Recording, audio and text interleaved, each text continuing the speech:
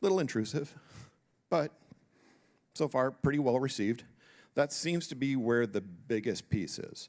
And the AI algorithms that are used to generate those are perfectly set up for anomaly detection because it can know exactly what format everything is going in, and if anything is out of sequence, it automatically flags it, spits it out, it goes through a routine, notifies somebody. Cool, that's what we needed. That's where it is. Where we're starting to see it is on the risk assessment and credit scoring. So everything in banking revolves around risk assessments. You as a customer are assigned a risk level to a bank.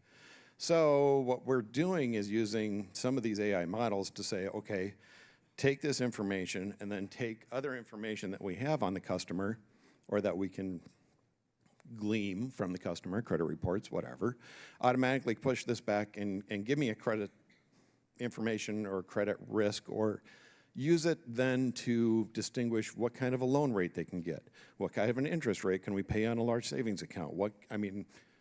All right, cool, this has been around for a little while, but this is really nothing more than predictive analytics.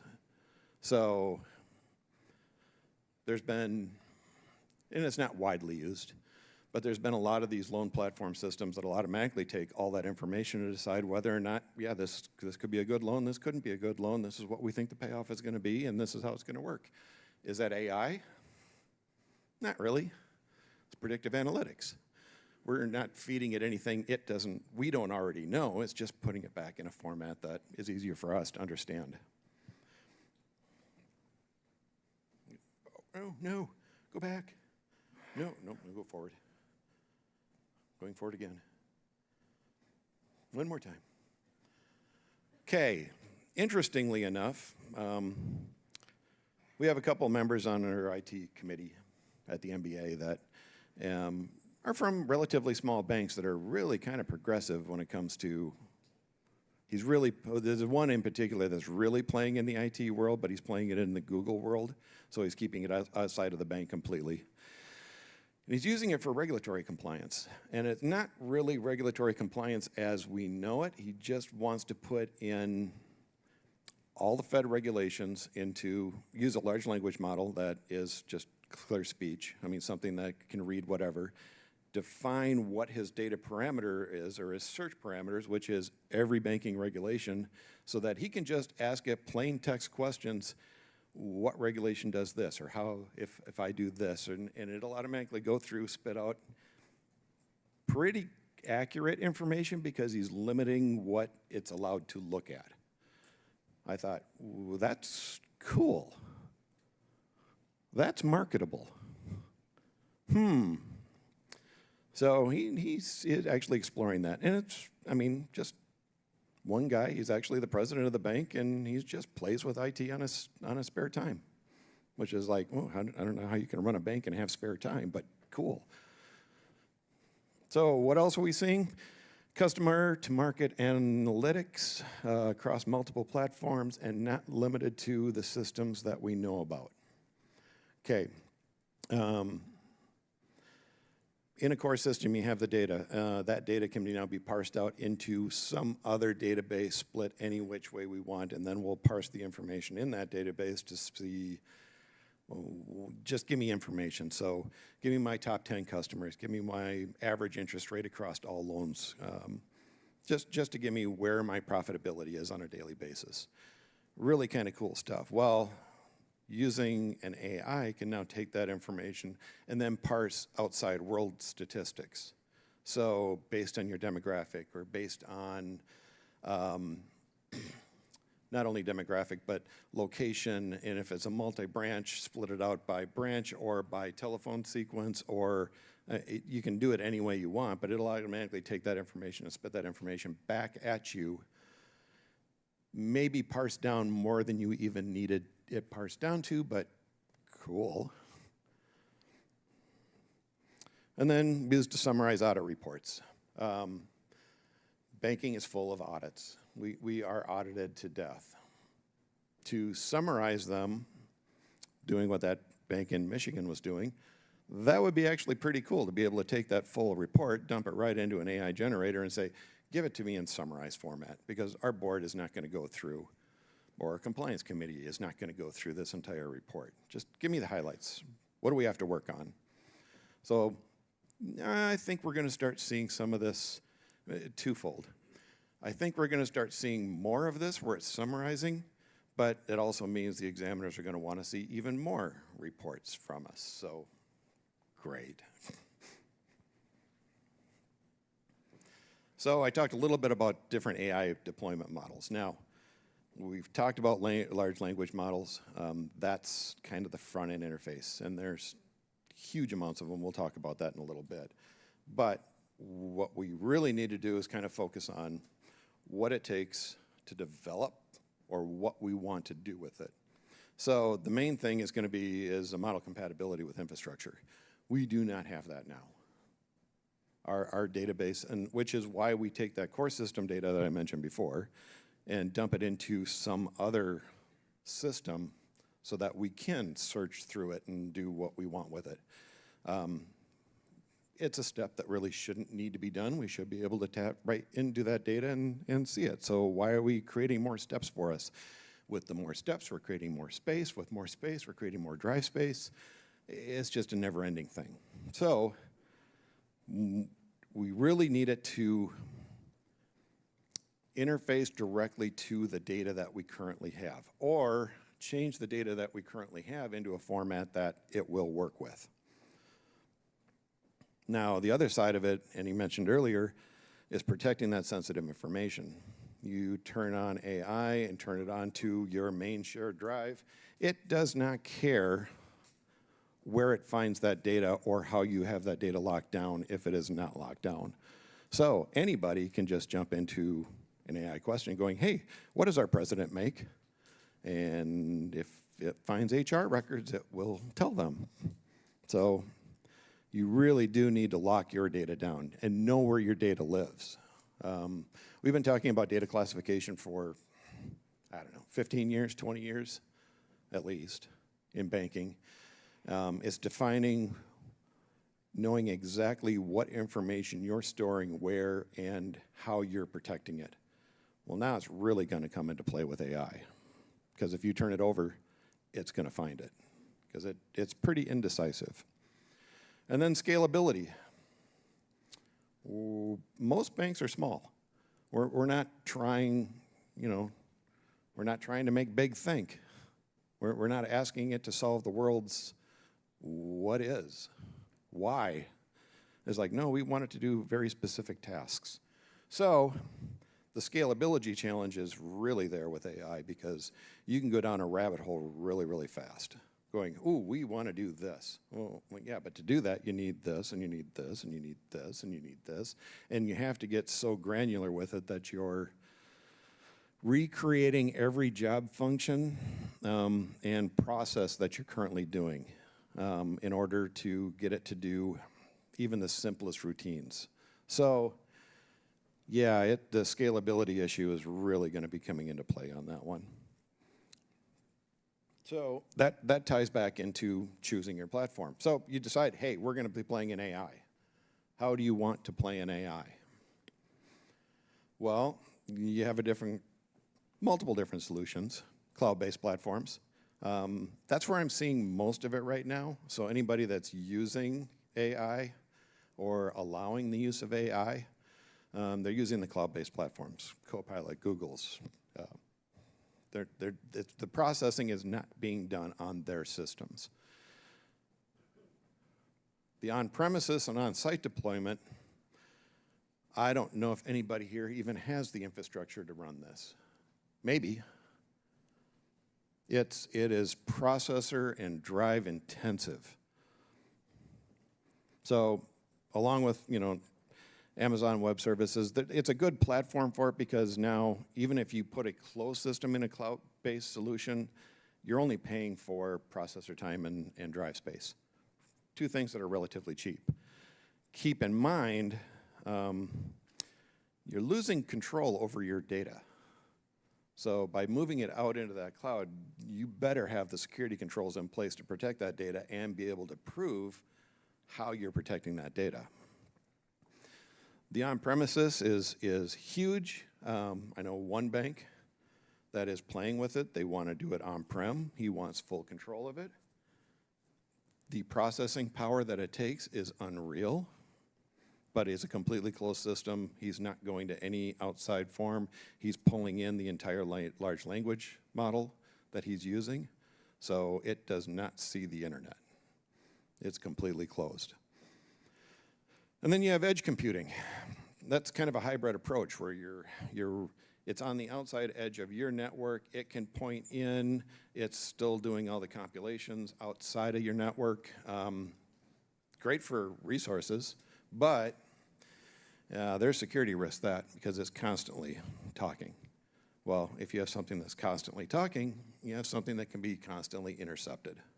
So, yeah, I at this point in the game, I really like the on-premises side of it.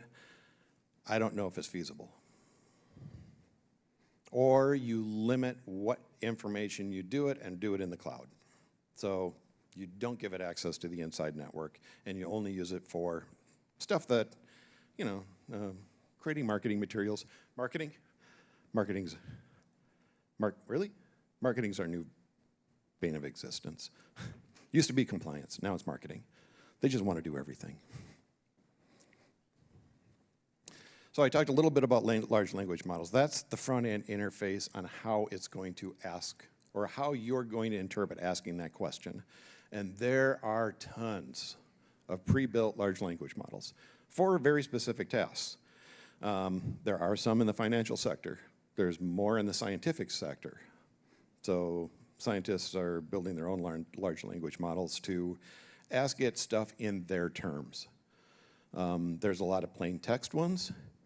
There's some specifically designed just for teachers. There's some just designed for students to get around the ones that the teachers are using. Those are kind of interesting because they're coming out faster than the teacher ones are, so you got to keep up on them. But the large language models is really nothing more than interpretive. How to ask it a question in plain English or in the English that you're used to using. So it doesn't have to be, especially for the scientific models, you can ask it, what color is the sky today? And it's going to go, well, you need to be more specific with your color scheme. So choosing your right large language model is kind of going to set the tone for what you're going to use the application for. When you're setting it up, you're going to have different large language models based on who's using it, what's using it, what information it has access to, and what you're going to be asking it. So you might not only be looking at one AI system, you might be looking at multiple AI systems to get the same information or to get the information that you're looking for.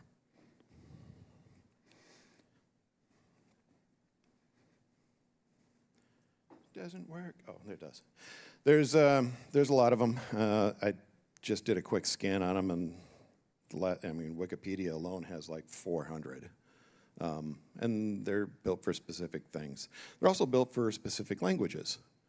So if you want a translatable one, say you have a large Hispanic population in your bank, and you don't have somebody on the bank that does speak Spanish, you can throw a large language model in that does translation and have it auto-generate the talk, which is pretty cool.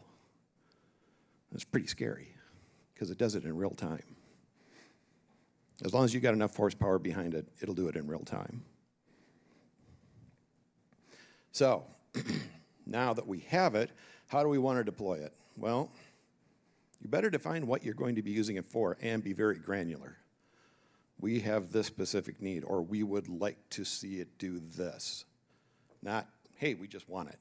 Well, that's not going to give you anywhere. You need to have a specific task. And building that specific task is way more in depth than you think it's going to be.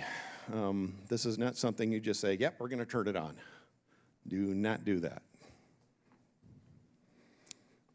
You want to define what it's going to be used for, what data it's going to have access to. Is it just going to be out on the net and let it search whatever it wants? Because we've done that. We did that about last October, NBA News, we publish a magazine at the NBA. Send it out to all the banks. If you go into a bank, you might see it sitting on the coffee table or something. Sometimes it's really fascinating reading. Other times it's like, no, this doesn't apply to anybody but a bank. Well, I got a little upset because our director of communications at the NBA wrote an article all on the use of AI and what banks were going to be using it for. And I got there the day the magazine was released, and I grabbed it off of my little shelf, and I walked in, slapped it down on her desk, and went, I did not write this. And she's like, did you read it? And I was like, I'm not going to read it. I didn't write it. She's like, just read it. Well, she used an AI generator to generate the article. She just said, hey, give me 700 words on how AI is used in a banking setting. It spit it out. She took that, dumped it back in, put it into, just told it to go to a cleaner language or as it was written by somebody else. And they published it. So I thought, well, okay, two can play at this game. Give me a reason why banks shouldn't go. A 700-word paragraph on why banks shouldn't use AI. And AI came back and said, no, banks should. And I'm going, oh, AI is self-preserving. This is scary. So yeah, for quick articles and stuff like that, works great. You mentioned before for cover letters. I was giving an AI talk at a Bankers Consortium meeting in western Minnesota. And she's like, well, give me your bio. And they kind of read my bio while I was up here, and it's just like, well, I'm going to be funny. It's like, I'm going to have AI generate a bio for me. And it was the most ludicrous, corny thing that I've ever written in my life, and she gave it.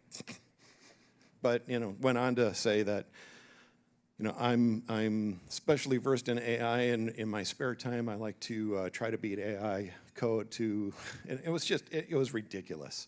But I thought, that's actually funny. AI is funnier than I am. That's not fair. So that's what we're using it for.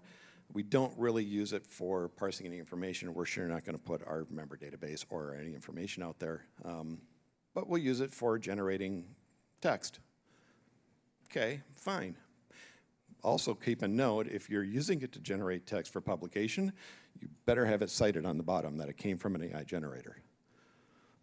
On that same note, since most of you aren't banks, but the banks that are here, you better have an AI statement in your policies, whether you're going to use it, not use it, how it's going to be used. Like I said before, we're so overregulated, it's not funny. But you have to have that stuff. So the other pieces to look out for, especially from a bank standpoint, you better have full logging. Everything that anybody asks an AI generator and everything that AI generator spits back better be logged someplace, because you have to have that audit trail of everything that it's done and everything it's said. Now, does two things. A, is retaining it for our records in case anybody publishes something that we didn't know about, but it's also learning. Most of the AI generators, as you're building them, the more questions that it asks, the more things it retains, and it retains that information and spits more information back. MBA is full of lawyers. Lawyers? Good. Tess is our lead counsel at the MBA. She's been playing with AI for about a year because A, she doesn't trust it. So she keeps throwing it questions and seeing how it responds back with case log. It will start making up case log. So yeah, phantom information coming from AI is a real thing, and unless you do the back-end research of everything that it spits out, it may be not saving you any time. So it's coming. When you're thinking about deploy it, think small. And you have to think small before you can think big. Give it a specific thing. What are we going to use it for? Is it going to be statement stuffers? Banks, we're good for that. We have to mail out statements. I see a lot of banks that'll say, all right, give me a 35-word sentence just on IT security that I can put in every statement. They'll use it for that. Common threats that are out there right now, what's What are we seeing out there for check fraud? Big check fraud right now. So that's what they're using it for, which is fine. I don't have a big issue with that, but you better have the policies, if you're a bank, you better have your policies in place of saying, hey, this is what we're going to use it for. And you're retaining anything that it's asking.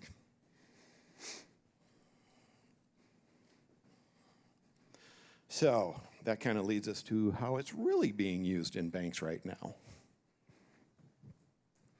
We have seen a massive uptick in fraud. Banks have been fighting fraud since the beginning of time. Somebody's been trying to defraud a bank.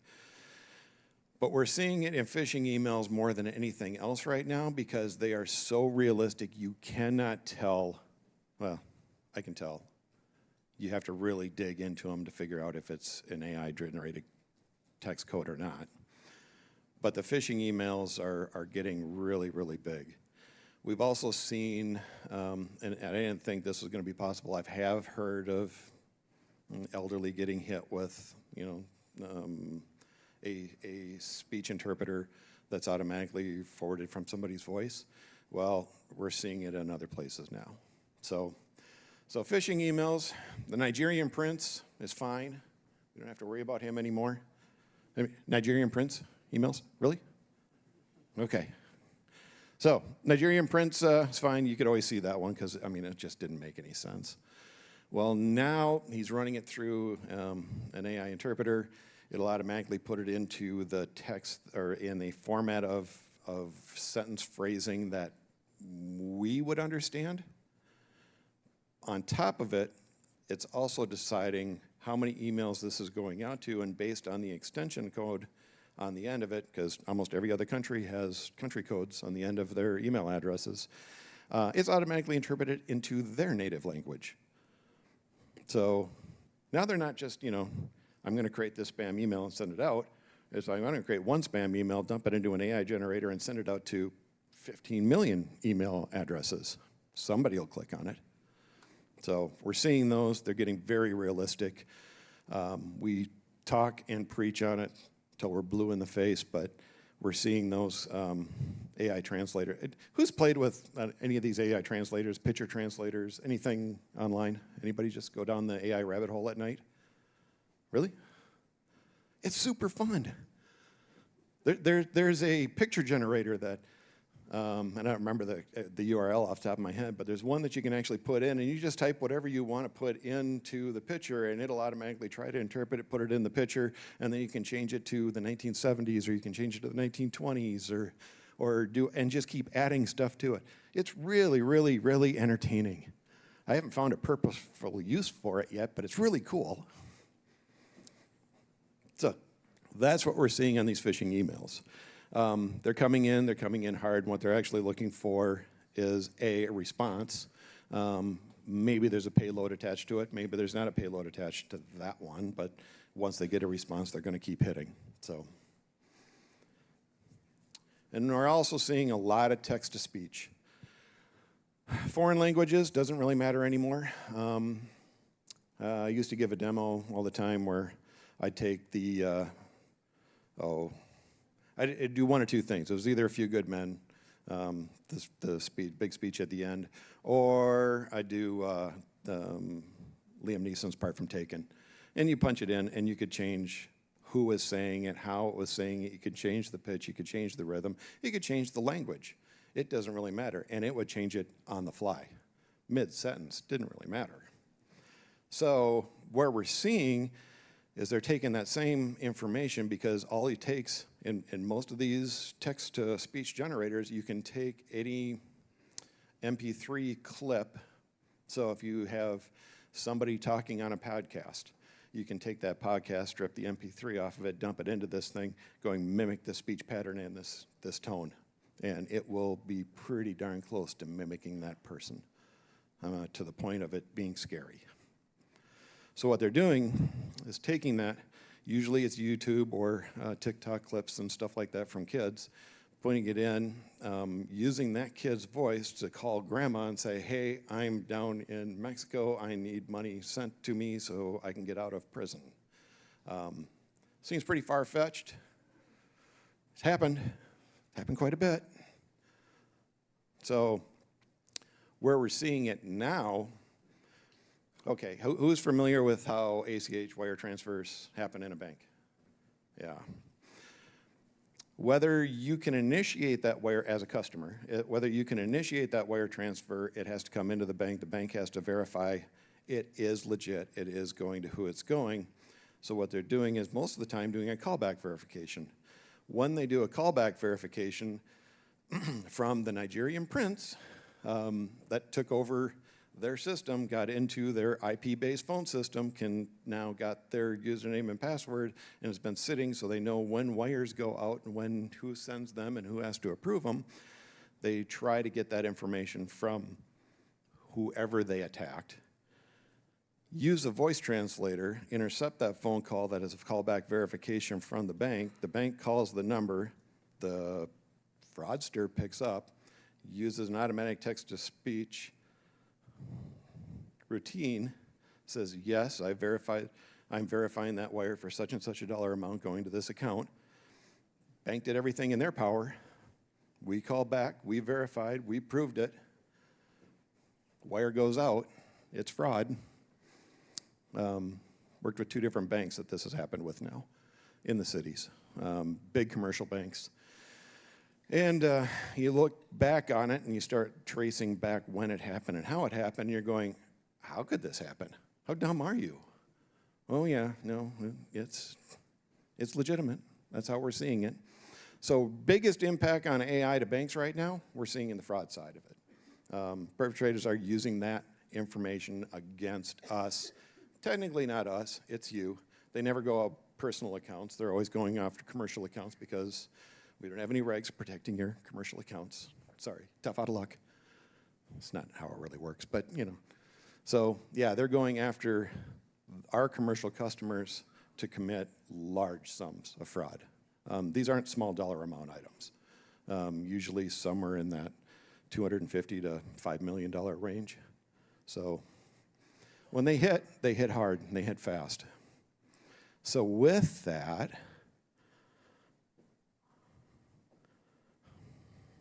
I don't really have anything else. Questions? Whoa, come on, really? Not one question? Okay. We don't have to have questions. Appreciate your time. Thank you. Thanks, Jay. Thanks again, Jay Tambernino. Okay, we have about 12 minutes before our 10 o'clock sessions will begin.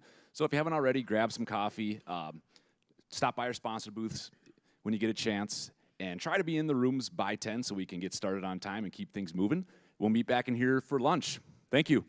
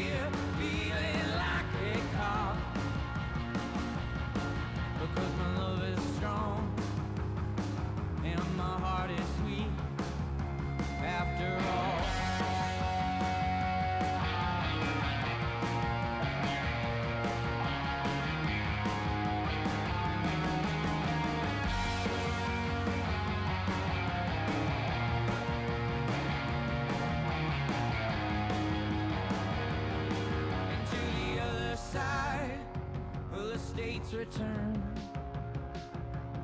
I met a young girl, well, I couldn't manage her, because I think of you in every girl I meet. It's no relief, it sounds to me just as sweet.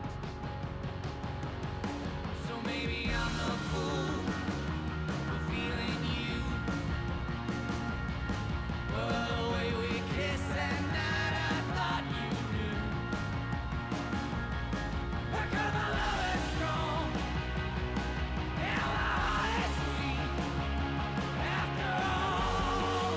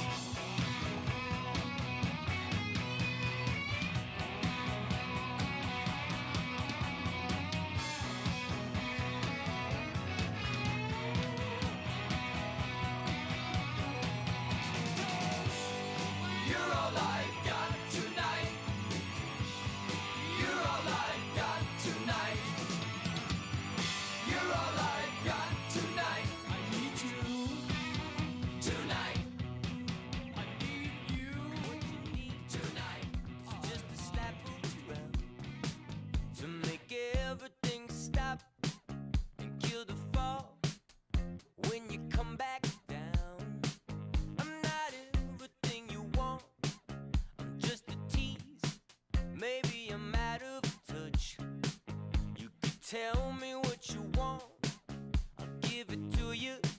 Maybe you think too much, 'cause you're Hollywood, you never should.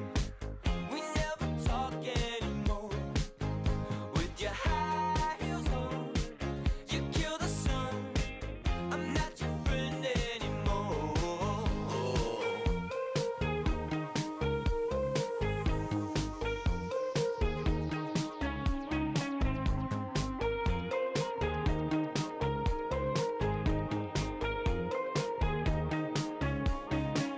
I'm so sick and tired of everyone telling you what you want. I can never keep track of who's gonna come when you start waving your magic wand. And you seem to forget everything that you said before you had it written for you. There's too much going on that you need to belong to. It's the only thing you know how to do. 'Cause you're Hollywood, another one. You made it all on your own. With your high heels on, you kill the sun. I'm not your friend anymore.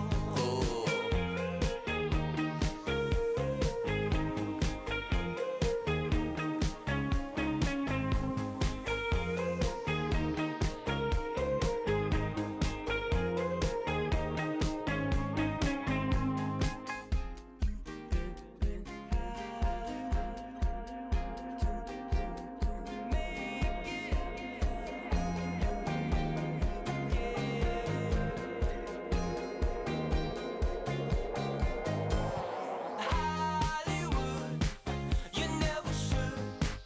We never talk anymore. With your high heels on, you kill the sun. I'm not your friend anymore. Not your friend anymore. Not your friend anymore. Not your friend anymore. Not your friend anymore. Not your friend anymore. Not your friend anymore.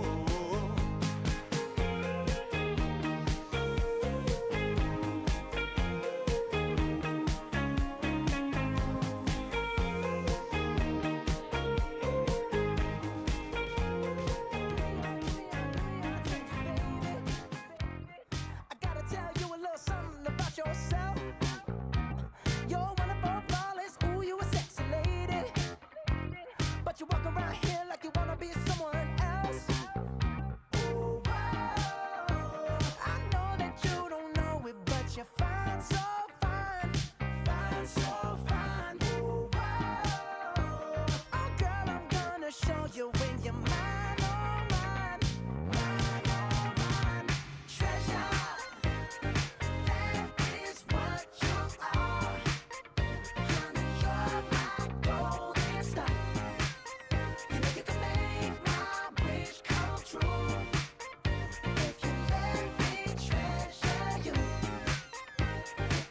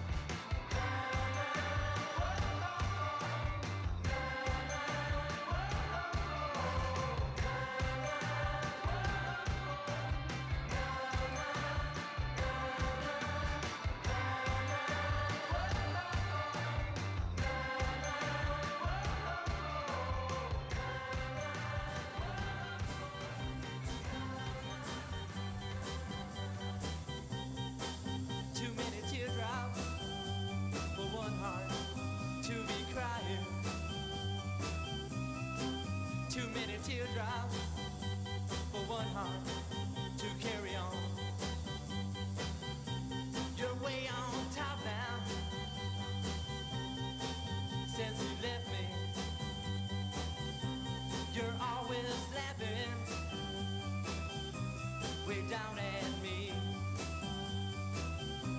But watch out now, I'm gonna get there. We'll be together for just a little while, and then I'm gonna put you way down here, and you'll start crying. 96 tears. Cry. Cry. And when the sun comes up, I'll be on top. You'll be right down there, looking up. And I might wave, come up here, but I don't see you waving now. I'm way down here, wondering how I'm gonna get you, but I know now I'll just cry, cry, I'll just cry. Too many teardrops for one heart to be crying. Too many teardrops for one heart to carry on. You're gonna cry 96 tears. You're gonna cry 96 tears. You're gonna cry, cry, cry, cry now. You're gonna cry, cry, cry, cry 96 tears. Come on, let me hear you cry now. 96 tears. Woo! I wanna hear you cry night and day, yeah, all night long. 96 tears. Cry, cry, cry. Come on, baby, let me hear you cry now. All night long. 96 tears. Yeah, come on now. 96 tears.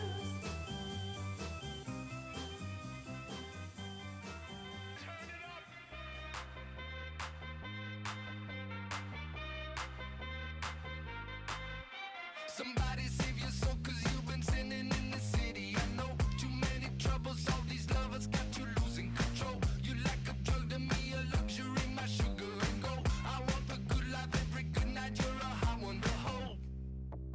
'Cause you don't even know I can make your hands clap.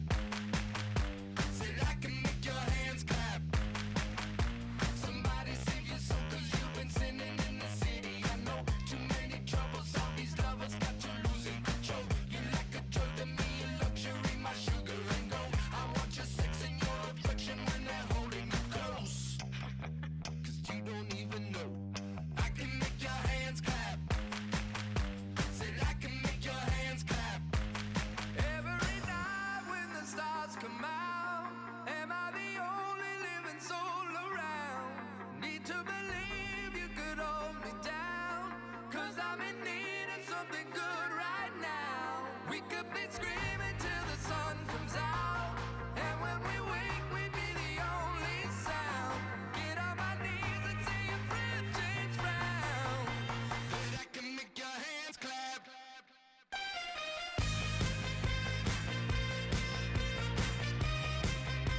And I can make your hands clap.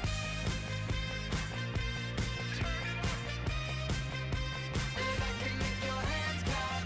My flesh is searching for your worst and best, don't ever deny. I'm like a stranger, give me danger, all you're wrong and you're right. Secrets on my way to the freeway, you're a keeper of crimes. Feel no conviction, grapes of wrath can only sweeten your wine. But you don't even know I can make your hands clap. Said I can make your hands clap. Every night when the stars come out, am I the only living soul around? Need to believe you could hold me down, 'cause I'm in need of something good right now. We could be screaming till the sun comes out, and when we wake we'd be the only sound. Get on my knees and say your friend change round. But I can make your hands clap.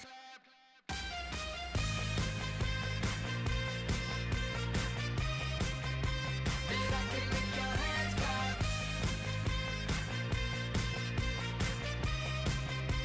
And I can make your hands clap.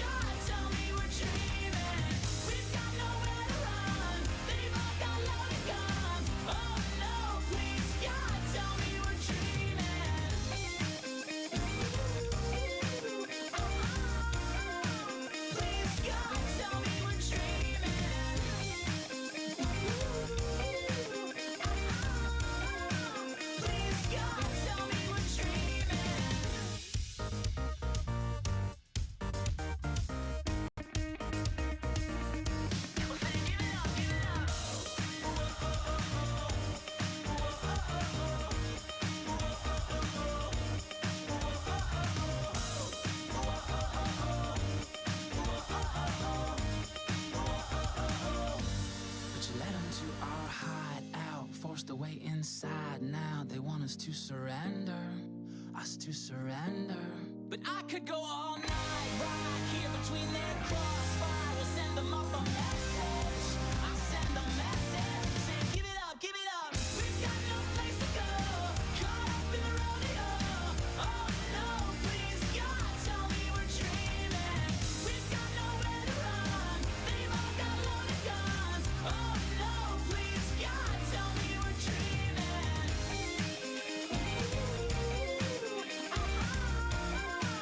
Please God, tell me we're dreaming.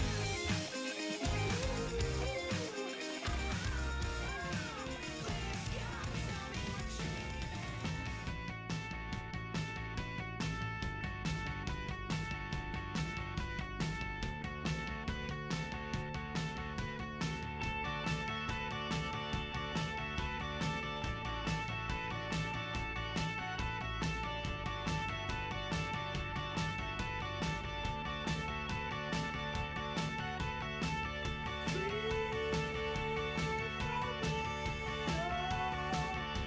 I'm not gonna change till I want to, and I'm free from it all.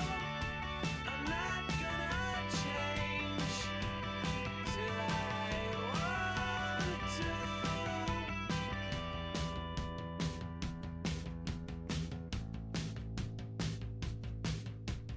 By the way she looked, I should have calmed down. I went too far. Oh, that's all I've got to say. By the way she looked, I should have calmed down. I went too far. Oh, that's all I've got to say.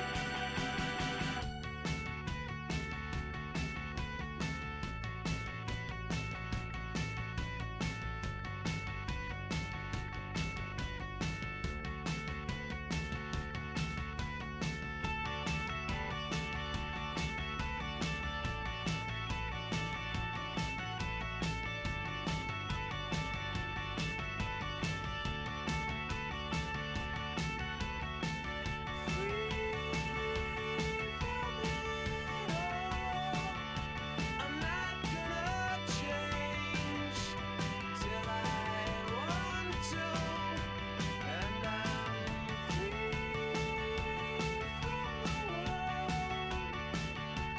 where I've built too many walls.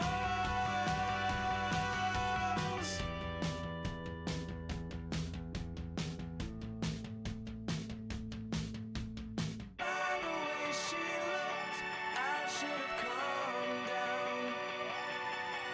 I went too far. Oh, that's all I've got to say. By the way she looked, I should have calmed down. I went too far.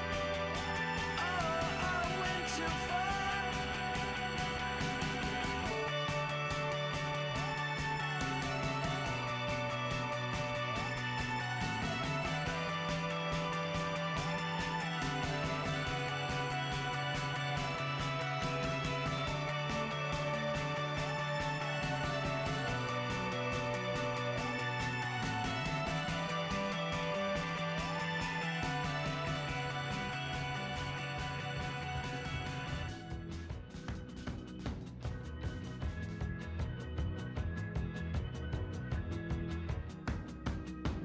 Got a little soul, the wood is a cold, cold place to be.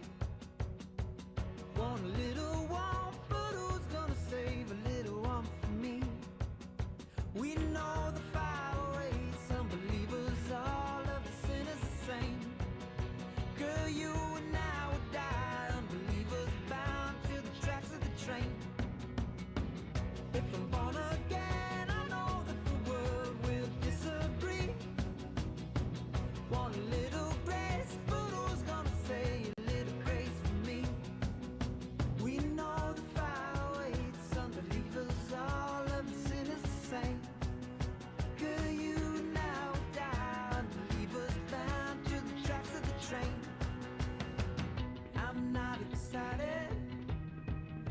but should I be? Is this the fate that half of the world is planned for me? I know I love you, and you love to see. But what only water contains a little drop for me.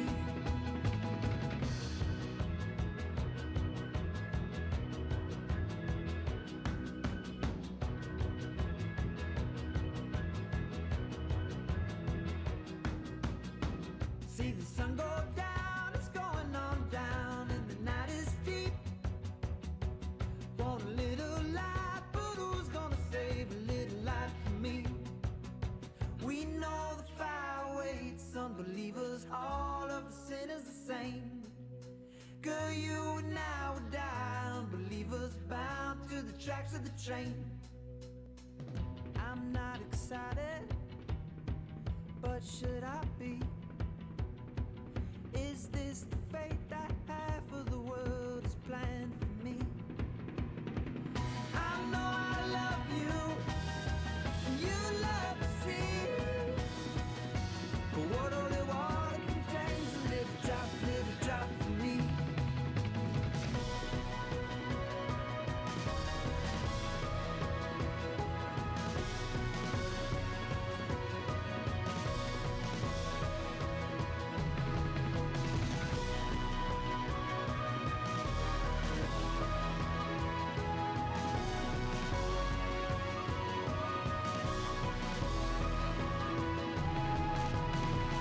I'm not excited, but should I be? Is this the fate that half of the world's planned for me? I know I love you, and you love to see. But what only water contains a little drop for me.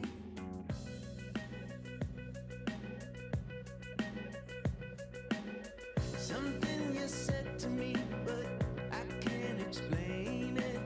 Something you said to me, I know you've asked it.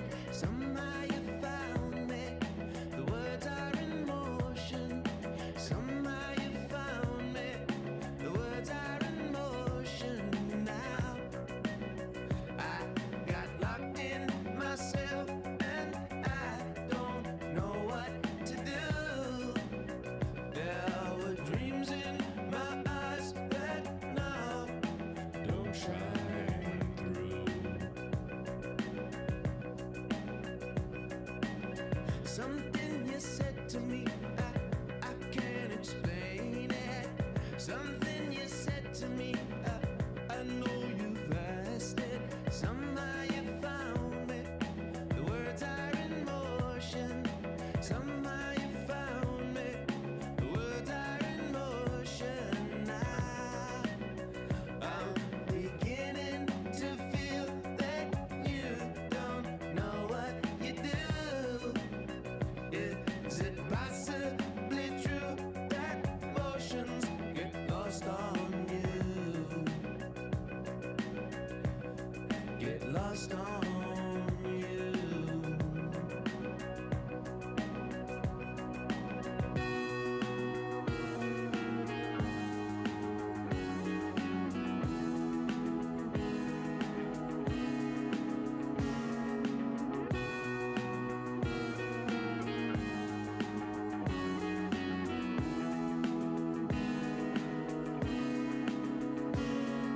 You never grow up and you never can see the world's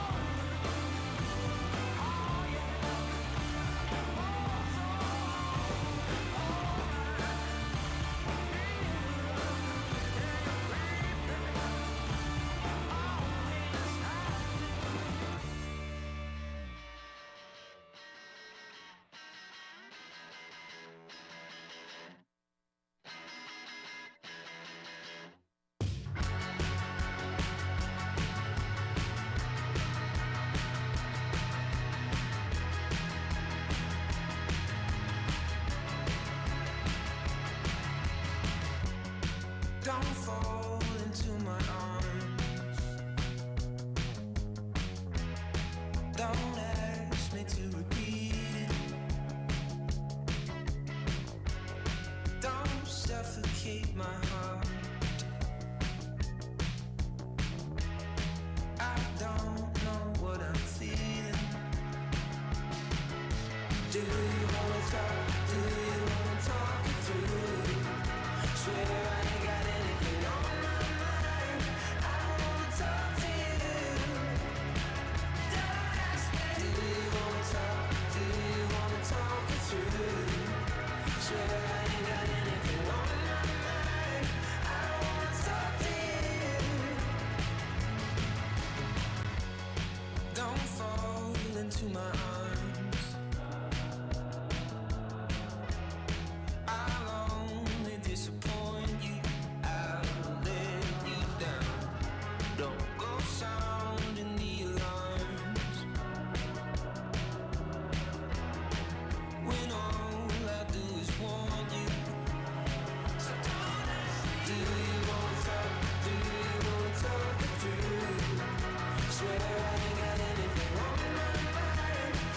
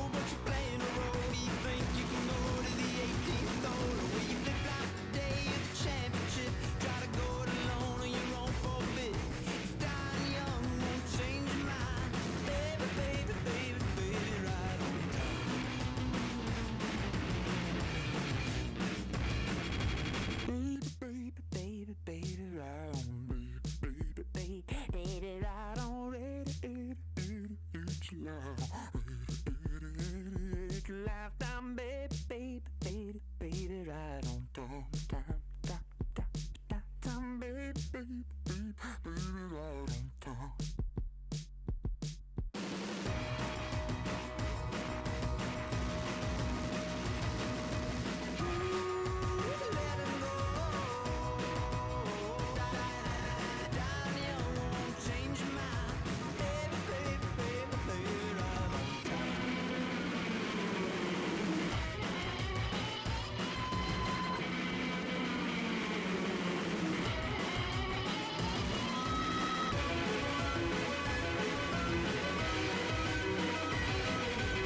Irish proud, baby, naturally, but you got the luck of a Kennedy. So grab the wheel, keep on holding it tight till you're tired of running over and that good night. Down young, won't change your mind, baby, baby,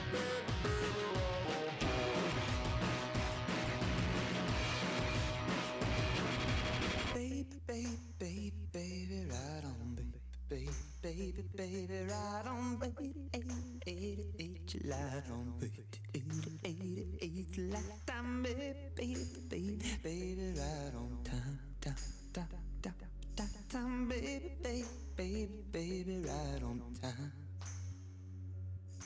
Nobody knows what the future holds, and it's bad enough just getting old. Live my life in safe and fast, you know I love the past 'cause I hate suspense. Down young, won't change your mind, baby, baby, baby, baby.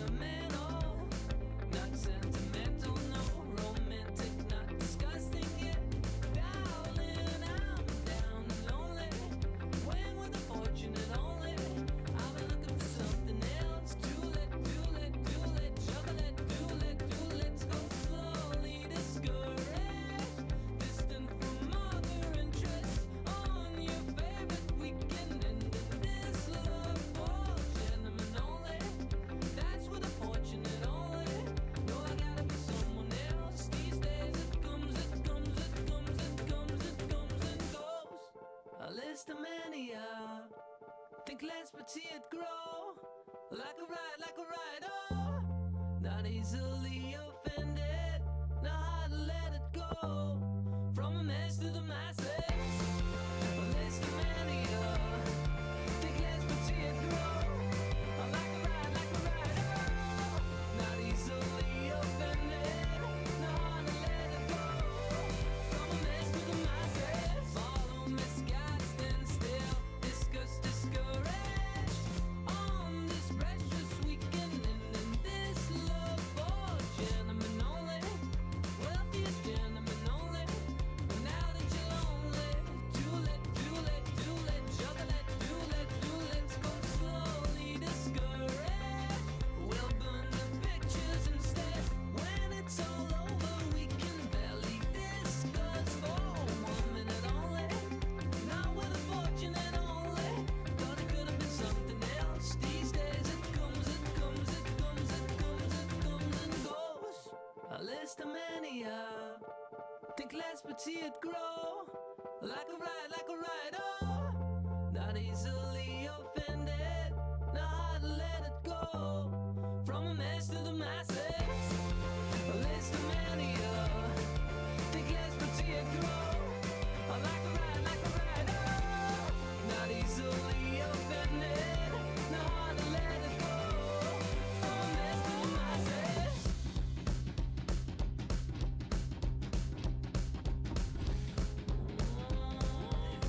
This is showtime, this is showtime, this is showtime. This is showtime, this is showtime, this is showtime. Time to show love, it's time to show love.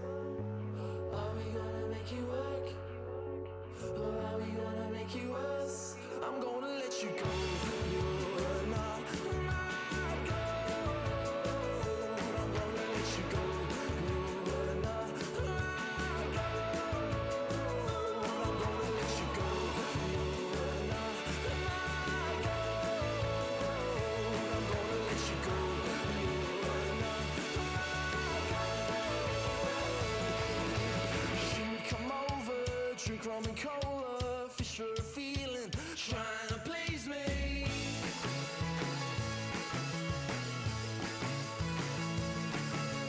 We get older, you get colder, wondering me why it's so easy.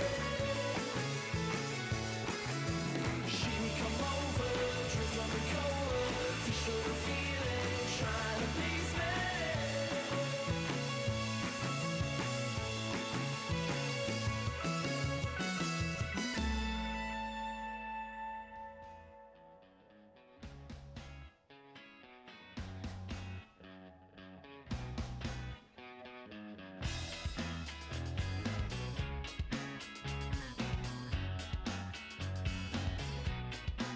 You used to get it in your fishnets, now you only get it in your night dress. Discarded all the naughty nights for niceness, landed in a very common crisis. Everything's in order in a black hole, nothing seems to pity is the past though. A Bloody Mary's like an El Tabasco. Remember when you used to be a rascal? Oh, the boys are slag. The best you ever had, the best you ever had is just a memory. And those dreams, when as daft as they seem, as daft as they seemed, my love, when you dream them up. Flicking through a little book of sex tips. Remember when the bars were all electric? And now when she told she's gonna get it, I'm guessing that she'd rather just forget it. Clinging to not getting sentimental. Said she wasn't going but she went still. Like a gentleman had to be gentle. Was it a mechadobber or a betting pencil? Oh, the boys are slag. The best you ever had, the best you ever had is just a memory. And those dreams, when as daft as they seem, as daft as they seem, my love, when you dream them of overflow. Where did you go? Where did you go? Where did you go? Oh.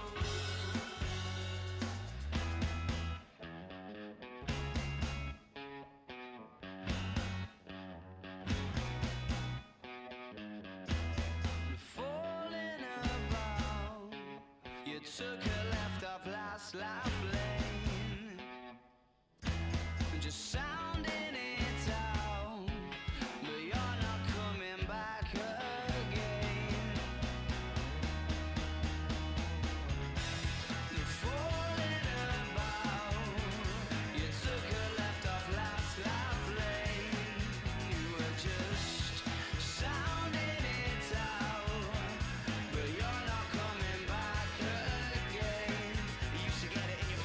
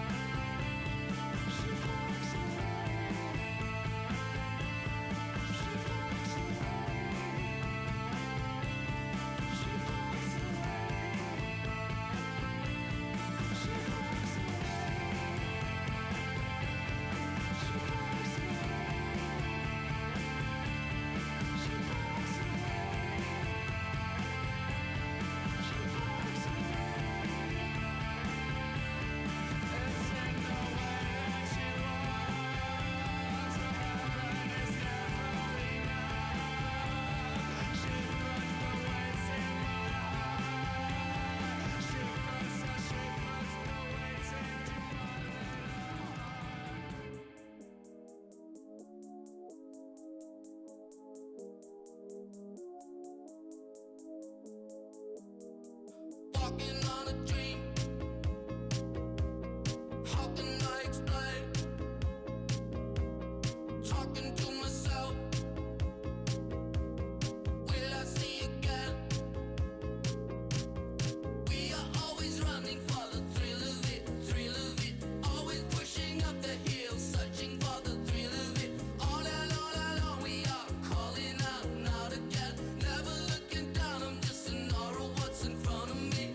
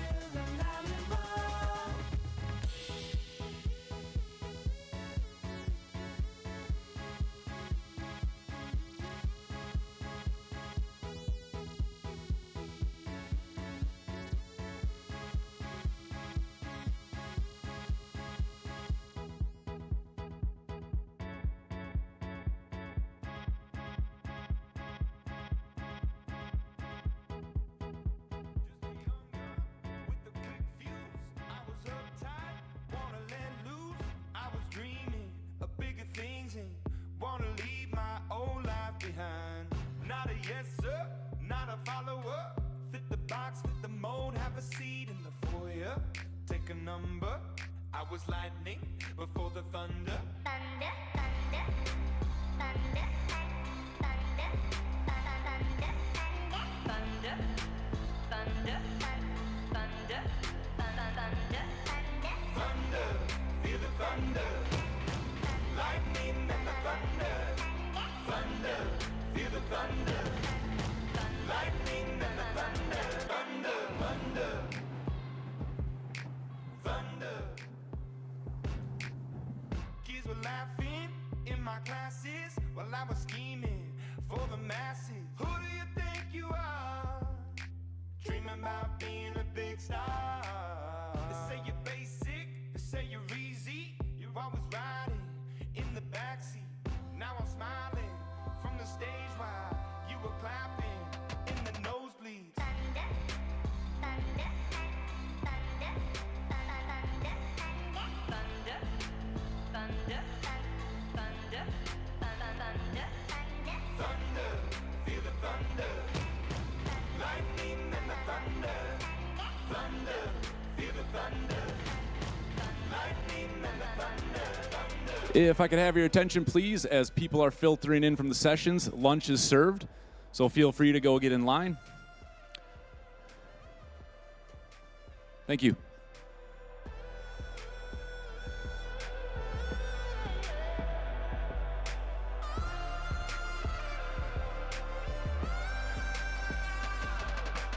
Thunder, feel the thunder. Lightning and the thunder. Thunder, thunder, feel the thunder. Lightning and the thunder. Thunder, thunder, feel the thunder. Lightning and the thunder. Thunder, thunder, feel the thunder. Lightning and the thunder. Thunder, thunder, feel the thunder. Lightning and the thunder.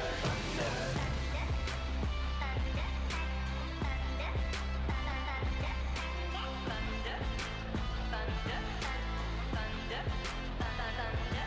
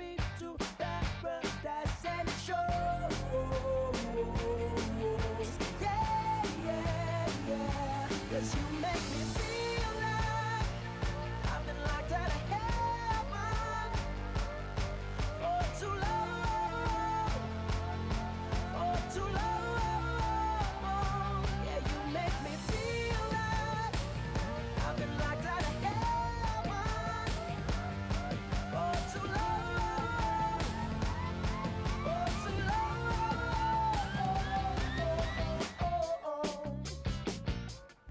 Oh yeah, yeah, yeah, yeah. Ooh. Oh yeah, yeah. Oh yeah, yeah, yeah. Ooh. You bring me to my knees. You make me testify. Ooh. You can make a sinner change his ways. Open up your gates, 'cause I can't wait to see the light. And where there is where I wanna stay. 'Cause your sex takes me to paradise. Yeah, your sex takes me to paradise and it shows. Yeah, yeah, yeah. 'Cause you make me feel like I've been locked out of heaven for too long, for too long. Yeah, you make me feel like I've been locked out of heaven for too long, for too long.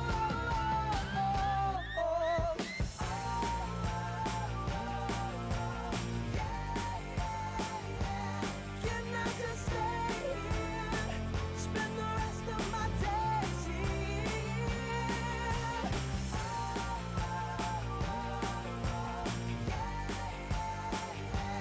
Can I just stay here, spend the rest of my days here? 'Cause you make me feel like I've been locked out of heaven for too long, for too long. Yeah, you make me feel like I've been locked out of heaven for too long, for too long.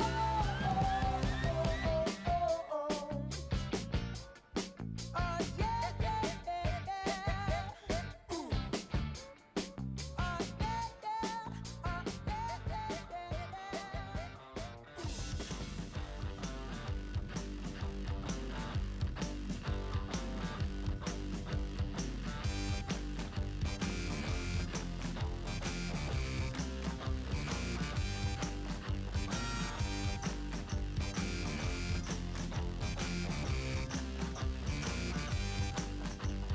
Down in the waves, she screams again. Roar at the door, my mind can't take much more. I could never drown.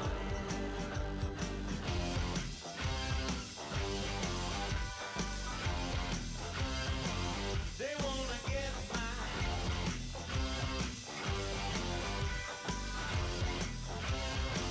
They wanna get mine. Gold on the ceiling. I ain't blind. Just a matter of time before you steal it. It's alright. Ain't no God in my heart.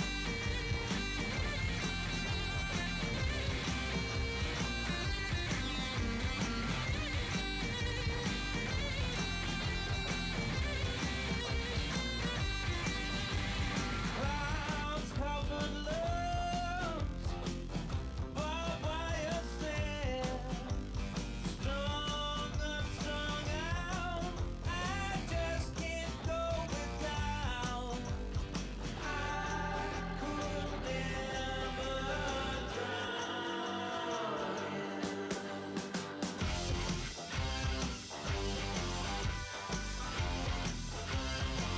They wanna get mine.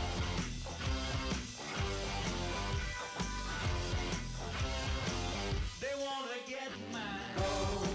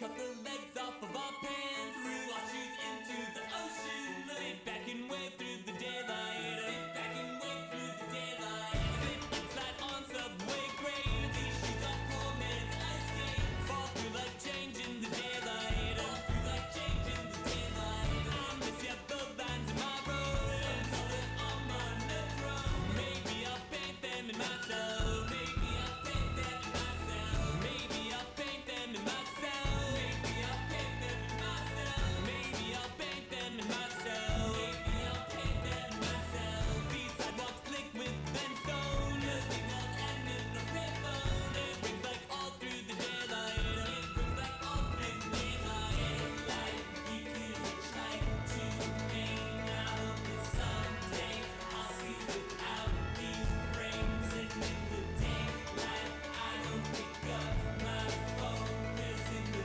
daylight, anywhere feels like home. I have my plots in my life, and only one has the top right. I'll just unplug it for today. I'll just unplug it for today.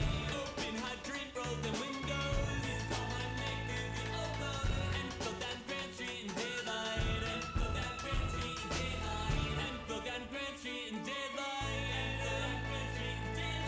And flow down Grand Street in daylight. And flow down Grand Street in daylight. And with just half of the sunburn, new yellow line that iron. Step back and here comes the nighttime. Step back and here comes the nighttime. Daylight, we could hitchhike to Maine. I hope that someday I'll see without these frames. And in the daylight, I don't pick up my phone. 'Cause in the daylight, anywhere feels like home.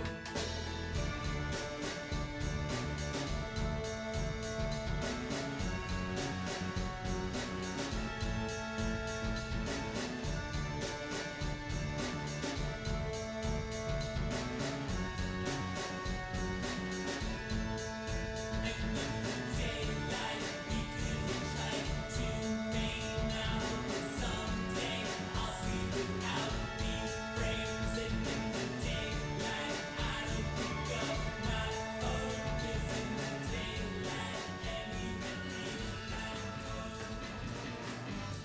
I'm not content to be with you in the daytime. Girl, I want to be with you all of the time. The only time I feel alright is by your side. Girl, I want to be with you all of the time, all day and all of the night. All day and all of the night. All day and all of the night. I believe that you and me last forever. Oh yeah, all day and night I'm yours, leave me never. The only time I feel alright is by your side. Girl, I want to be with you all of the time, all day and all of the night. All day and all of the night.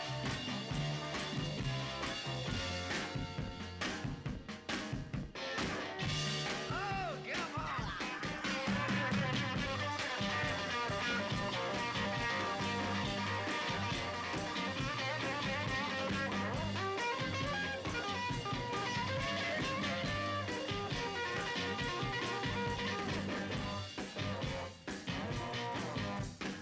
I believe that you and me last forever. Alrighty, if I could have your attention, please.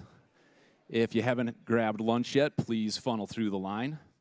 I need to make one quick announcement for our afternoon sessions. Due to some flight complications or travel complications, our 2 o'clock session with Lenovo has been canceled. So if you were planning on attending that one, please try to find one of the other sessions.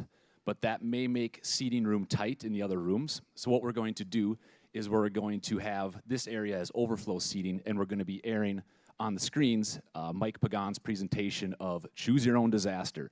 So if you're planning on joining that session, please fill up the room first, and overflow seating will be in here.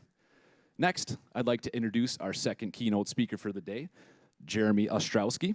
Jeremy serves as the Director of Change Management for Border States, where he helps lead the development and execution of change management strategies that enable successful transformation. In this role, his bucket is filled with connection and collaboration throughout the organization. He also has been a musician for over 30 years, with the past 15 years being the drummer for the band Unleashed, where he's also gained experience negotiating, managing schedules and financing, and making new connections and being change ready. Please welcome Jeremy Ostrowski.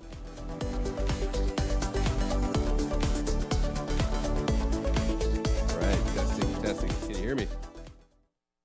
Can you guys hear me? All right, you ready to rock? Okay, slightly. Okay, that's okay. Thanks for being here. Honored to share the stage here with you for a little bit today. As I said, I've been a musician for a little over 30 years, last 15 years specifically as a drummer in the band Unleashed. Has anybody seen the band Unleashed? Well, thank you. Thank you. So definitely excited to be here. When Luann and Sarah had reached out about this, I couldn't say yes fast enough. So excited to share some stories today, and hopefully that resonates with some of you. So a few years ago, I started writing down some ideas around some of these kind of impactful, profound things that were happening in the music with Unleashed, and I started noticing some of those things were bleeding into the professional life. So I started writing them down with the guidance of my wife, Heather, so appreciative of that.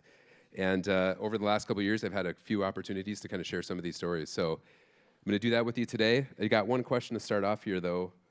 How many musicians do we have in the room today? Got one, two? Or have you played an instrument before? There we go. All right, so we got some rockers in the house. All right, so my goal today is simple. I'm going to hopefully help you feel like a rock star and give you some things to think about to feel like a rock star.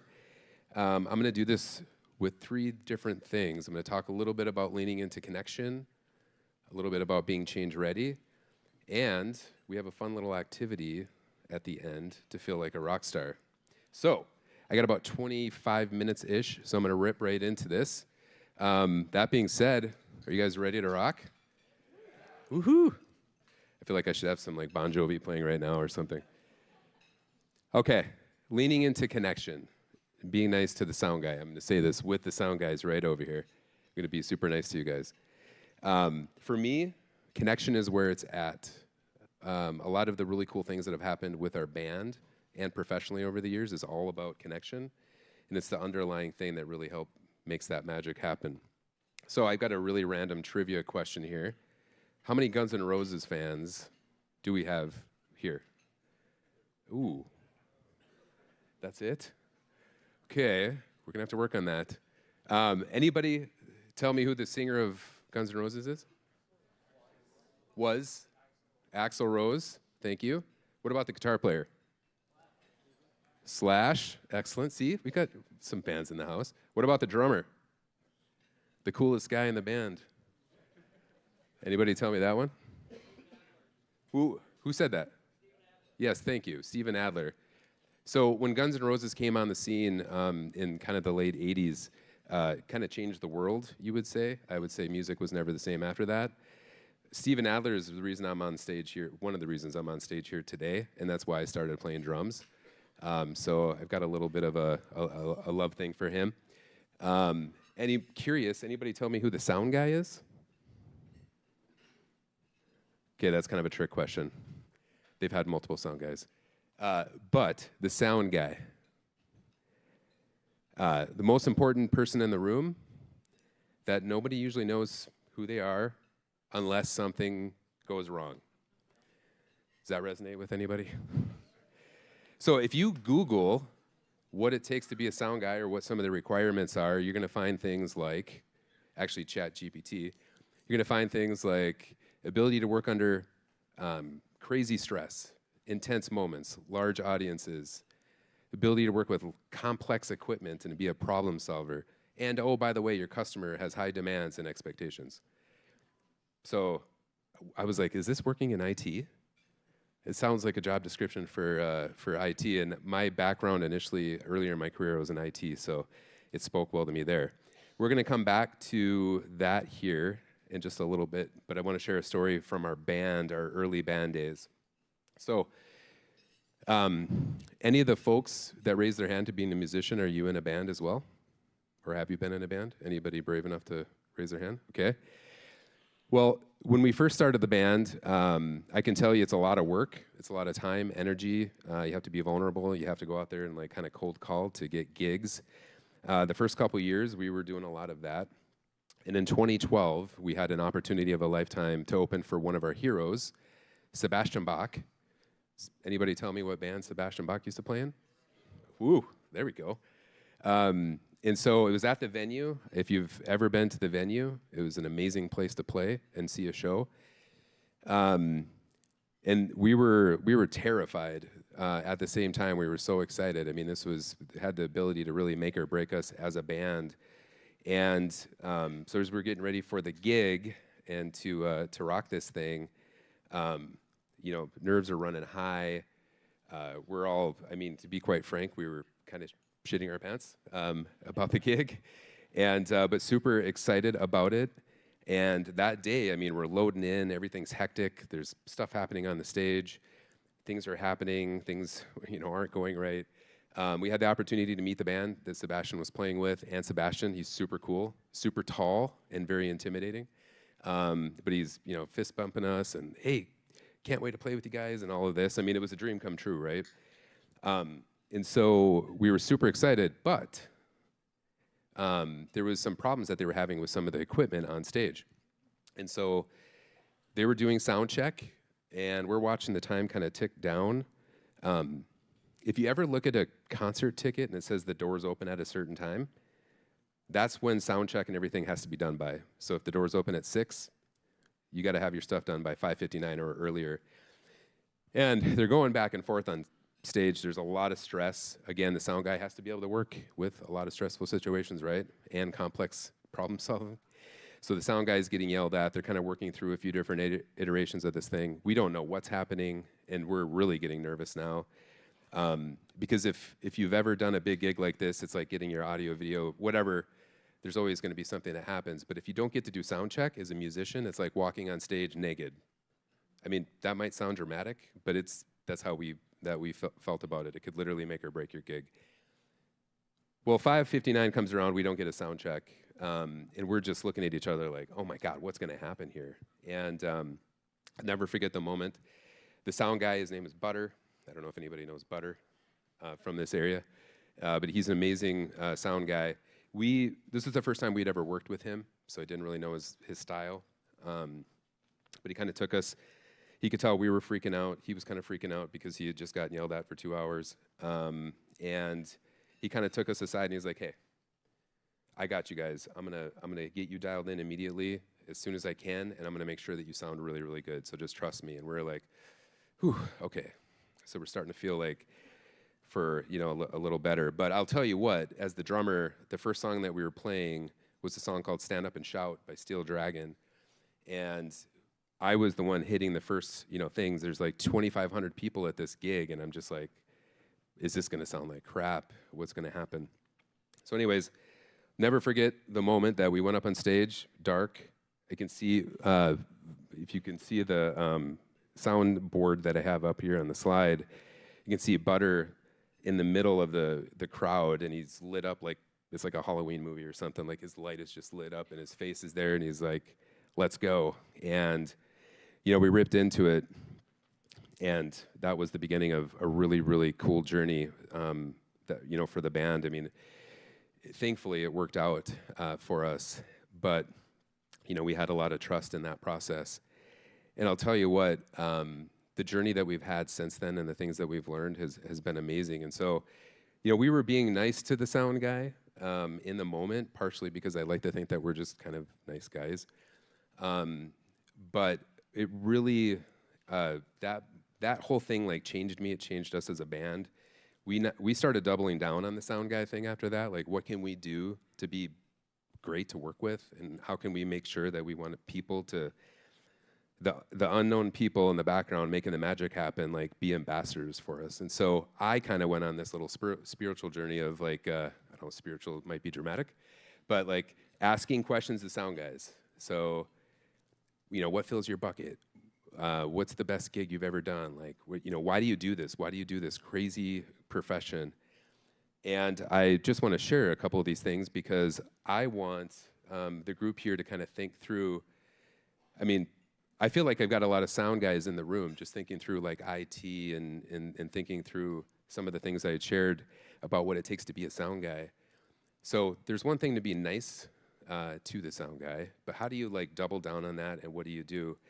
And so in my quest to find this out, there's two key things that I've found throughout all these conversations with sound guys over the past 12 years. And one of them is public praise. So anybody know, pardon my awesome PowerPoint skills here, but you can barely see the singer. Does anybody know who that singer is? You know, it kind of looks like the Puddle of Mud guy. It kind of looks like him. It's Dierks Bentley. Any Dierks fans? So anyways, I mean, I've interviewed like 40 sound guys at this point. So some of these sound guys are like, stop asking me questions about what we're doing. But one particular sound guy had shared the story of he was on tour with Dierks for 3 weeks. And he said he had this ability he was great to work with, but during a show he would stop and he would do public praise for, you know, and give them recognition for the work that they were doing. And I'll tell you what, this guy lit up like a Christmas tree when he talked about this story. And he just said he'd call him out by name. And I'm pretty sure that guy's going to tell his kids about that story, the kids' the story. It's going to be a generational type thing. But I've had similar conversations with other sound guys about similar stories.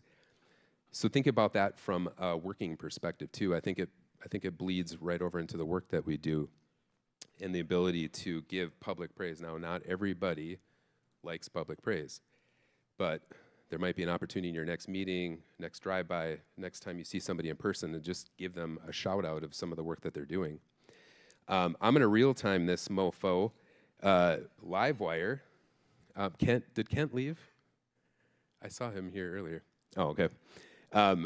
So Unleashed has had the opportunity to work with these guys multiple times, some of the bigger shows that we've been able to do, and I can tell you that they're absolutely fantastic. I assume that today has been going pretty good.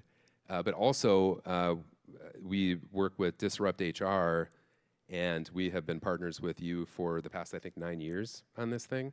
A lot of work. They're fantastic to work with. They always ask what they can do to be better. So thank you for kicking ass. Maybe give them a high. Let's do this. See, now, didn't that feel good? It felt good for me. The next thing is sitting with them. Anybody tell who this band is? Whitesnake? Nope. Ooh, who said that? REO? REO Speedwagon. REO Speedwagon is a great band. So one of the recent conversations, again, multiple sound guys have said something around something in the effect of sitting with them. But he said that they got done working with REO Speedwagon. I think it was at Moondance, which this picture is from, but it's not the same, I don't think the same time. But they got done. The sound guys and the production crew went in the back to do their dinner thing. And Kevin Cronin, the singer, and the band actually came into their room and sat down with them, ate with them, asked them questions, talked to them about their families. And this guy was like, nobody's ever done that before. And he lit up like a Christmas tree, and he was super excited about that. So think about that. So for leaders in the room, you don't even have to have a leader in your title. We're all leaders in some way, shape, or form. But think about being intentional about going and making time to be with people and ask them questions and listening. All right, so I feel like that got a little heavy. I'm going to switch gears here a little bit. Talk about being change ready and learning Scotty Doesn't Know. Does anybody know the song Scotty Doesn't Know? Raise your hand.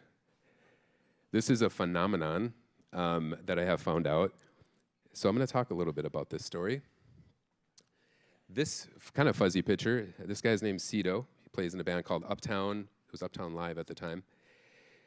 And 10 years ago, this guy and me, our paths crossed. He called me on a Wednesday night, got my number from a friend, needed a fill-in drummer for that weekend at the Pickled Parrot.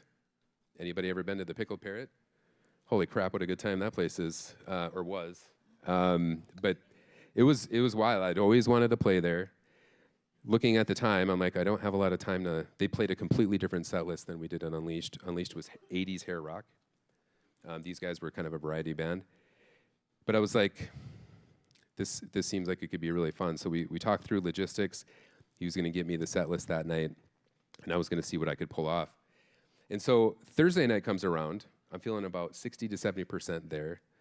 I call Cito, and I'm like, tell him where I'm at. And we're talking through cues and stuff that we can do. Because I knew there was no way I could learn all these songs. And I'm just like, do this when we're going to end and blah, blah, blah. And I'm like, and oh, by the way, there's this one song on here. It's called Scotty. I'm like, I don't know what that's all about. Is that a typo? And he's like, that's Scotty Doesn't Know. And I'm like, okay. He goes, you don't know Scotty Doesn't Know? And I'm like, no, I don't know Scotty Doesn't Know. And it's like, dude, where's my car? We're just going back and forth like, dude, no, I don't know this. But he goes, dude, if we don't play Scotty Doesn't Know, sometime between the second and third set, at the Pickled Parrot, there's going to be a riot. I'm like, okay, are you messing with me right now? And he's like, no, I'm not messing with you. So please learn it. He literally sent me the file, which was a video. And the reason he sent me the video is because the song is actually from a movie called Euro Trip. And so the video, I would say go watch this. Don't watch it with your kids. It's maybe a little inappropriate. But the song is super catchy. So that Thursday night, I had to listen to this thing like 10 times. Our youngest son, Adam, happened to be around me. Probably shouldn't have been letting him listen to it. He was like 6 at the time. But he's even jumping around the room going, don't tell Scotty, because Scotty doesn't know. If you know the song, you know what I'm talking about. Anyways, so I was feeling fired up with this. Friday comes around. Sure enough, the Pickle Parrot at like 11 o'clock went from 5 to like 11 in terms of like intensity levels and the partiness factor. Super fun place to play. And we're doing like a beverage break between songs, and all of a sudden I start hearing, Scotty doesn't know. Scotty doesn't know. And people are like chanting this and clapping. Has anybody ever experienced that anywhere with this song? So you know what I'm talking about, right? Like, I'm like, what the hell is going on here? Like, this is crazy. And so we go into the song, and it was one of the most, I mean, that is a good word for the word spiritual. That was a spiritual moment. Sharing this thing with a couple hundred people who are screaming at the top of their lungs, jumping around like lunatics, for Scotty Doesn't Know. And so I know this story on some levels might seem a little silly, but I will tell you that changed me. And think about that at work. I mean, I know that this had an impact on me when thinking work projects. When's the last time you were asked to do something that maybe was outside of your job description or whatever else? I mean, when Cito called me or when I talked to him on Thursday night, I had already spent all the expendable time I had learning what I could learn, and then he's here asking me to learn this other song.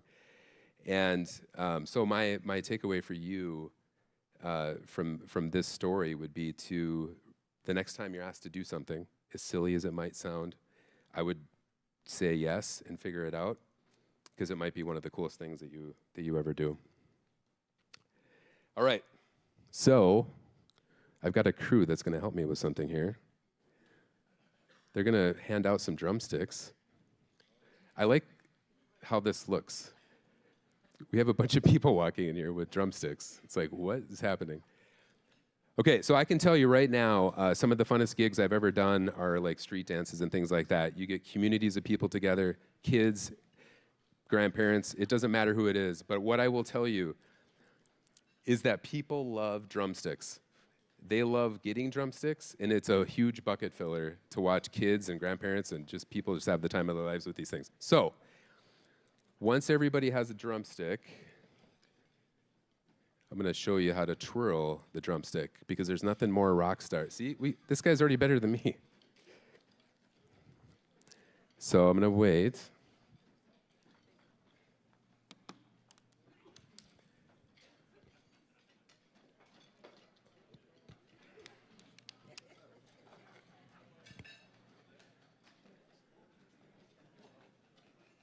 Okay, now don't start hitting people or doing anything crazy with these things. Nice.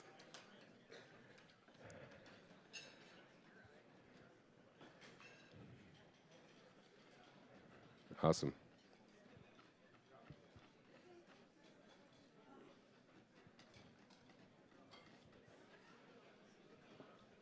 All right. Luann, I'm going to look to you. You give me a thumbs up when you think everybody's got one.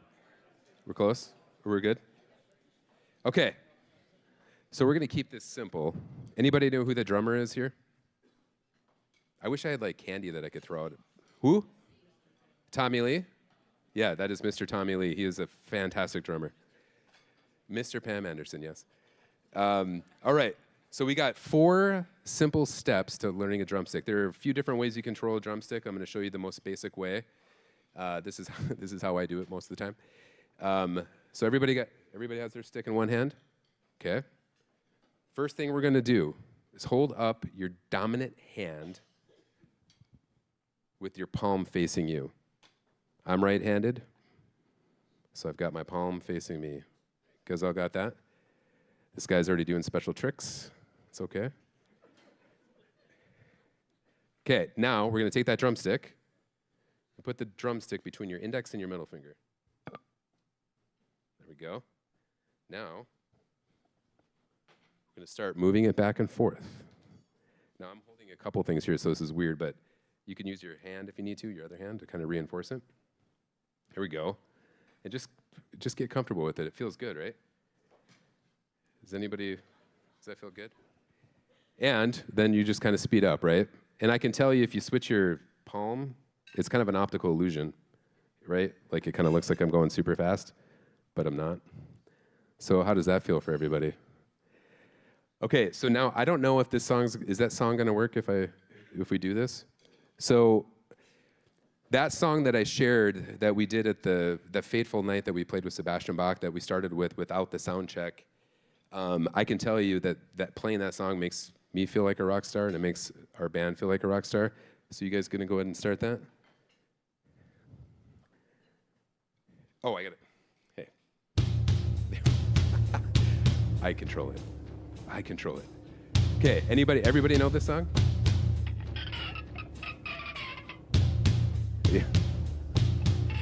Okay, maybe you'll recognize it in a second, but everybody twirl their sticks. Let's get them high up in the air. Does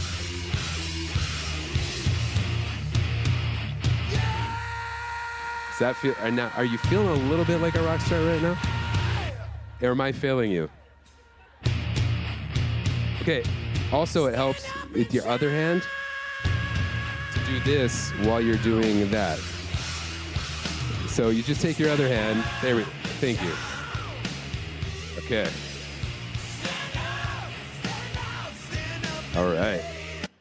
Ooh, I stop it too. That is really cool. Thank you. Okay, so thank you. Did that feel good? Okay, so what I would ask you to do is that when you go back to your office, your meeting maybe not this afternoon. Don't cause chaos with these drumsticks this afternoon. But the next time you're having kind of a rock star moment, have that stick with you and twirl it. I promise you it'll feel really good. So my call to action for you today is to lean into connection and to be nice to the sound guy. Be change ready and learn Scotty doesn't know. If you don't know Scotty doesn't know, go listen to it. And I hope you enjoy it. And when you want to feel like a rock star, twirl that stick. Does that make sense for everybody? Okay, now I'm wrapping up a couple minutes early here, so I'm happy to give a few minutes back for everyone. But I love connection. It's a bucket filler.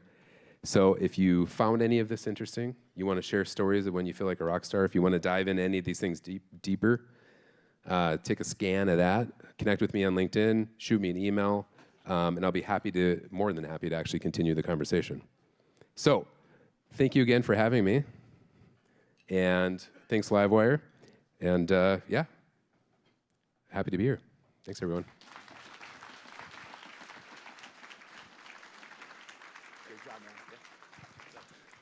Thank you again, Jeremy. Much appreciated. We all got a little souvenir to bring home. Awesome. Got a few minutes here before our afternoon sessions begin. at 1, 2, and 3 o'clock. So feel free to kill some time, mingle, move around, get some food if you haven't. Remember, the 2 o'clock Lenovo session is canceled, so just pick a different one or overflow into here.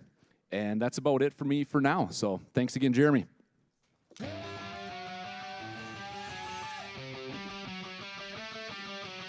Scotty doesn't know that Fiona and me do it in my van every Sunday. She tells him she's in church, but she doesn't go. Still, she's on her knees, and Scotty doesn't know. Oh, Scotty doesn't know. So don't tell Scotty. Scotty doesn't know. Scotty doesn't know. Fiona says she's out shopping, but she's under me and I'm not stopping. 'Cause Scotty doesn't know. Scotty doesn't know. Scotty doesn't know. Scotty doesn't know. So don't tell Scotty. Scotty doesn't know. I can't believe he's so trusting, while I'm right behind you thrusting. Fiona's got him on the phone, yeah, she's trying not to moan. It's a three-way call and he knows nothing, nothing. Scotty doesn't know. Scotty doesn't know. Scotty doesn't know. Don't tell Scotty, 'cause Scotty doesn't know. Scotty doesn't know. So don't tell Scotty, we'll put on a show. Everyone will go. Scotty doesn't know. Scotty doesn't know. Scotty doesn't know. The parking lot, why not? It's so cool when you're on top. His front lawn in the snow, laughing so hard 'cause Scotty doesn't know. Scotty doesn't know.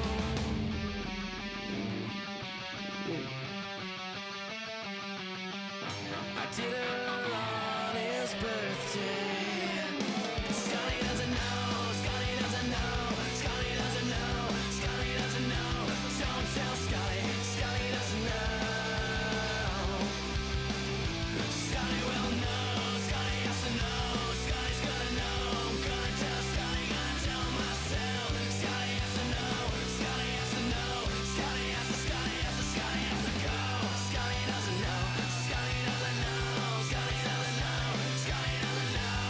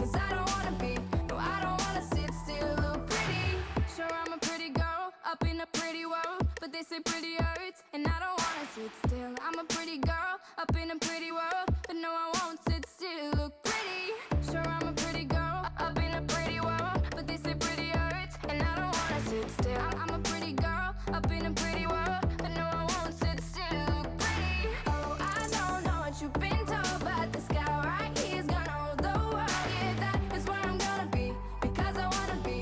No, I don't wanna sit still. Look pretty. You get up on a 9 to 5 dream of picket fences and trophy wives, but no, I'm never gonna be, cause I don't wanna be. No, I don't wanna sit still. Look pretty. Oh, I don't know what you've been told, but the sky right here is gonna hold the world. Yeah, that is where I'm gonna be, because I wanna be. No, I don't wanna sit still. Look pretty. You get up on a 9 to 5 dream of picket fences and trophy wives, but no, I'm never gonna be, cause I don't wanna be. No, I don't wanna sit still. Look pretty. Sit still. Look pretty. Sit still. Look pretty. Sit still. Look pretty. Sit still. Look pretty.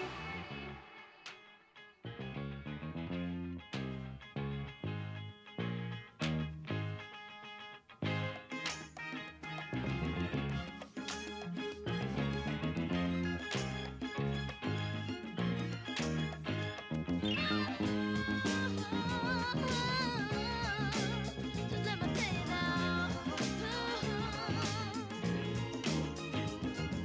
When I had you to myself, I didn't want you around. Those pretty faces always make you stand out in a crowd. But someone picked you from the bunch. One glance was all it took. Now it's much too late for me to take a second look. Oh, baby, give me one more chance. Won't you please let me back in your heart? Oh, darling, I was glad to let you go. But now since I see you in his arms, I do now. Ooh, ooh, baby. Yeah, yeah, yeah, yeah. Trying to live without your love is one long sleepless night. Let me show you, girl, that I know wrong from right. Every street you walk, an alley, just ain't on the ground. Following the girl, I didn't even want around. Let me see my own baby, all I need is one more chance. Won't you please let me back in your heart? Oh, darling, I was glad to let you go. But now since I see you in his arms,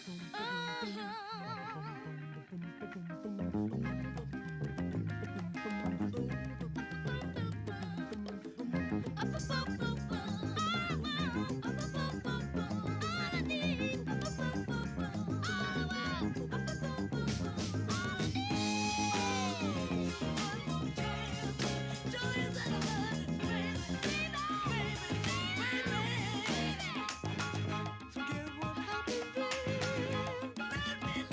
oh, baby, I was glad to let you go. But now since I see you in his arms, Spare me of the scars. you make me. Oh, baby, I need one more chance. I tell you that I love you.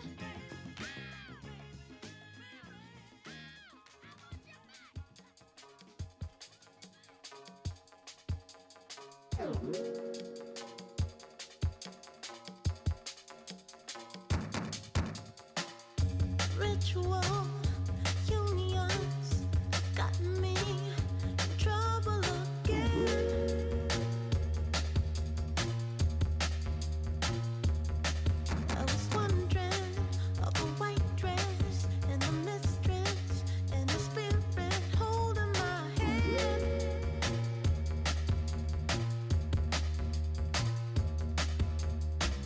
Love's sinking in the sand, petals falling on demand.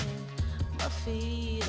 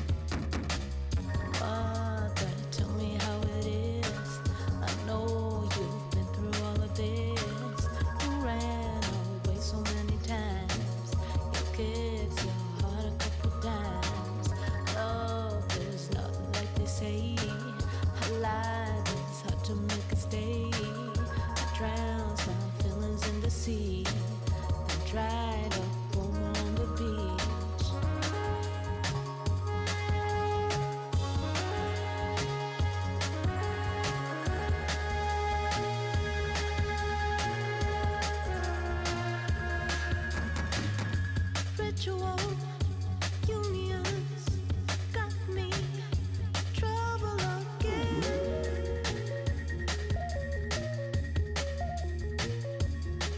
I was wondering of a white dress and a mistress and a spirit holding my hand.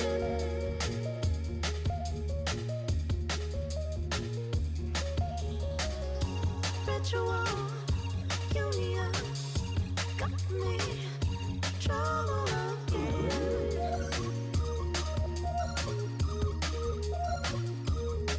Oh, wondering of a white dress and a mistress and a spirit holding my hand.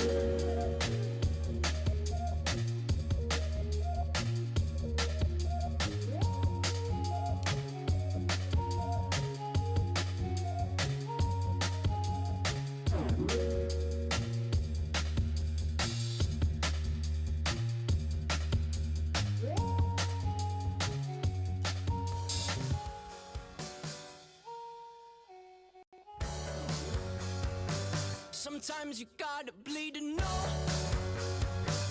that you're alive and have a soul. But it takes someone to come around to show you how. She's the tear in my heart. I'm alive. She's the tear in my heart. I'm on fire. She's the tear in my heart. Take me higher than I've ever been. The songs on the radio are okay, but my taste in music is your face. And it takes a song to come around to show you how. She's the tear in my heart. I'm alive. She's the tear in my heart. I'm on fire. She's the tear in my heart. Take me higher than I've ever been. Than I've ever been. Than I've ever been. Than I've ever been.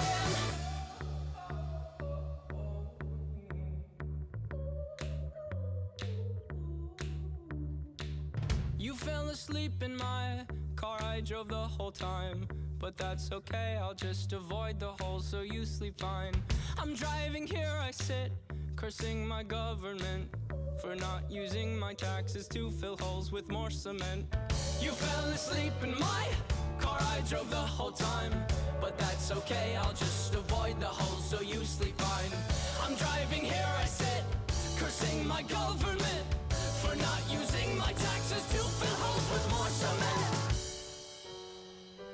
Sometimes you gotta bleed to know, that you're alive and have a soul, but it takes someone to come around to show you how. She's the tear in my heart. I'm alive. She's the tear in my heart. I'm on fire. She's the tear in my heart. Take me higher than I've ever been. My heart is my armor. She's a tear in my heart. She's a carver. She's a butcher with a smile. Cut me farther than I've ever been. Than I've ever been. Than I've ever been. Oh, than I've ever been. My heart is my armor. She's the tear in my heart. She's a carver. She's a butcher with a smile. Cut me farther than I've ever been.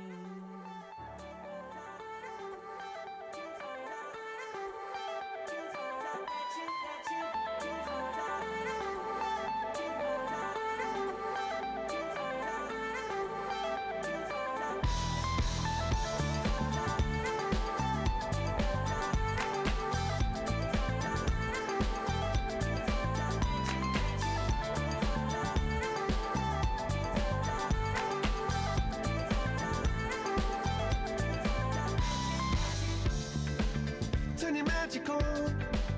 With me, she'd say everything you want to dream away. We are legends every day. That's what she told me. Turn your magic on.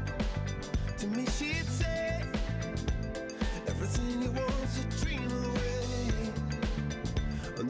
pressure, under this weight. We are diamonds, and I feel my heart beating. I feel my heart underneath my skin. I feel my heart beating. You make me feel like I'm alive again.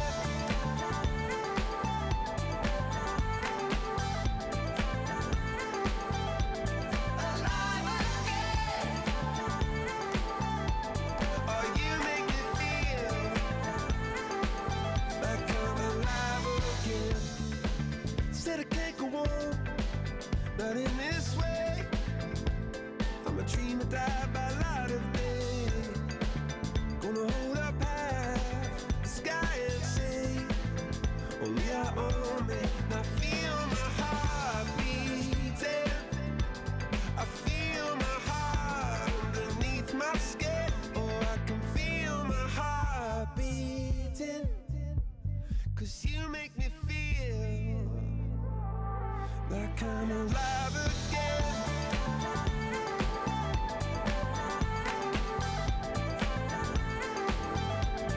Alive again. Oh, you make me feel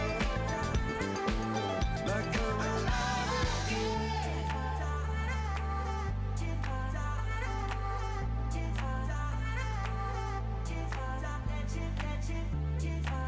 Turn your magic on, and you she'd say everything you want's a dream away. Under this pressure, under this weight, we are diamonds taking shape. We are diamonds taking shape.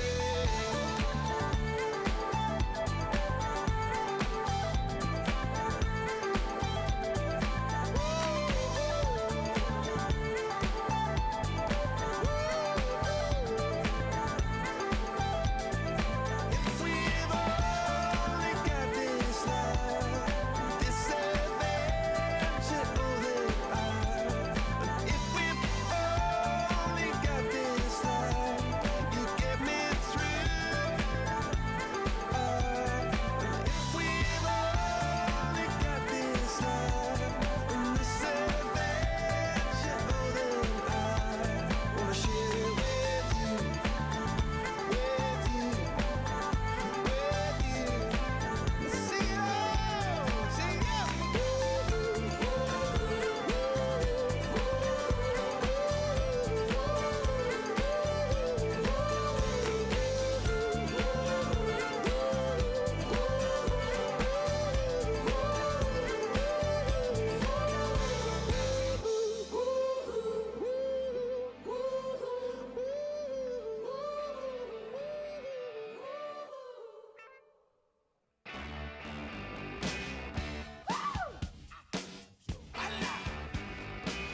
Darling, you got to let me know.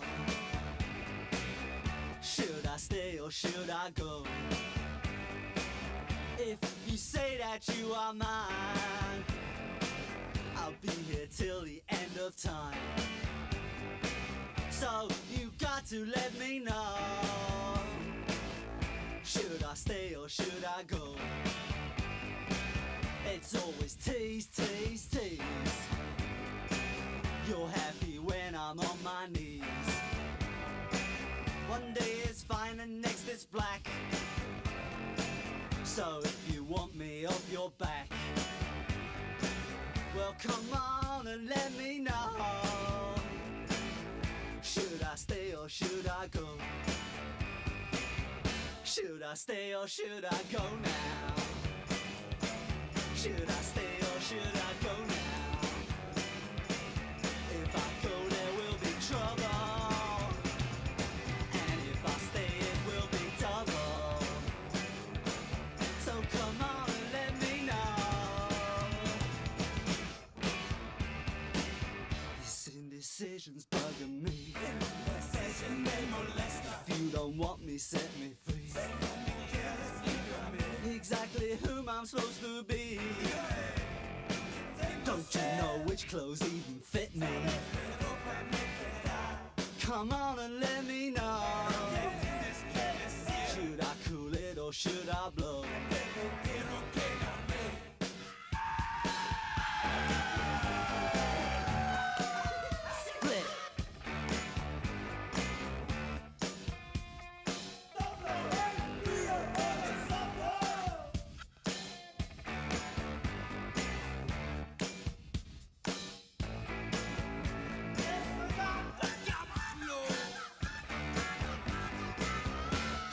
stay or should I go now?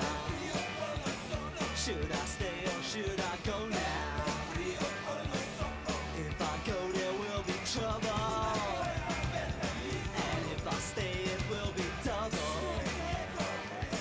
So you gotta let me know. Should I cool it or should I blow? Should I stay or should I go now? If I go there will be trouble, and if I stay it will be double. So you gotta let me know. Should I stay or should I go?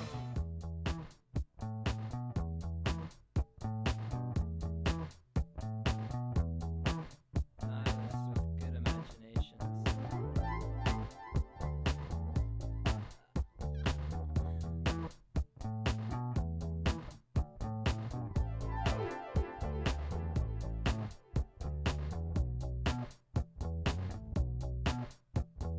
I am satisfied hiding in our friend's apartment, only leaving once a day to buy some groceries. Daylight, I'm so absent-minded. Nighttime, meeting new anxieties. So am I erasing myself? Hope I'm not erasing myself.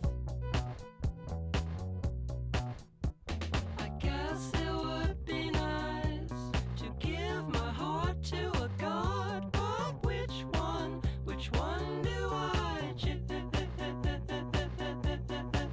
Ah, the church is filled with losers, psycho or confused. I just want to hold the divine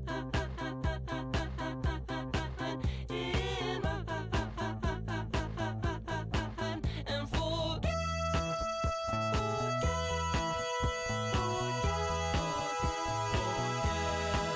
all of the beauties wasted.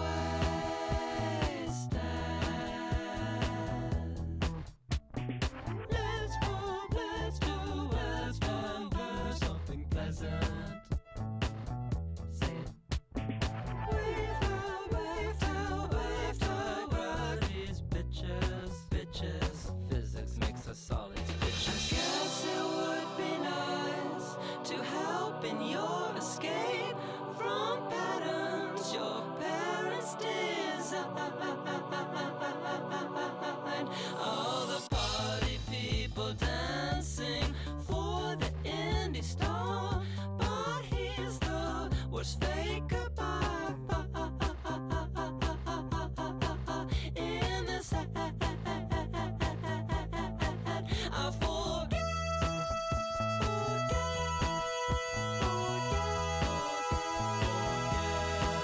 all of the beauties wasted.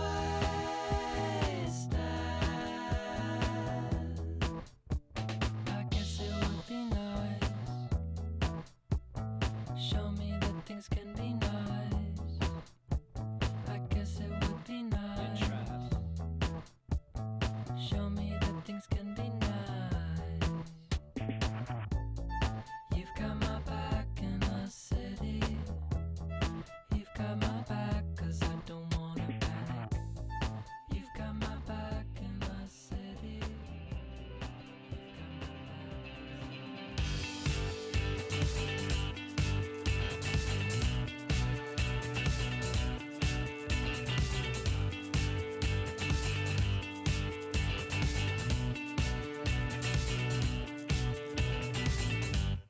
Everybody's taking what they can, but they can't decide. And they do what they want to, 'cause any kind of feeling's alright. And don't be talking, maybe your mama's flying high as a kite. And you're just like the next one, 'cause we'll be walking lonely tonight. Lonely tonight. If so, we know we'll be coming. If so, we we know we'll be coming. If so, we know we'll be coming. Everybody's faking like they can, it makes it alright. Tell me what you want to, 'cause I don't know the wrong from the right. Just don't be talking, maybe your mama's still high as a kite. And I'm just like the next one, 'cause we'll be walking lonely tonight. Lonely tonight. If so, we know we'll be coming. If so, we know we'll be coming. If so, we know we'll be coming.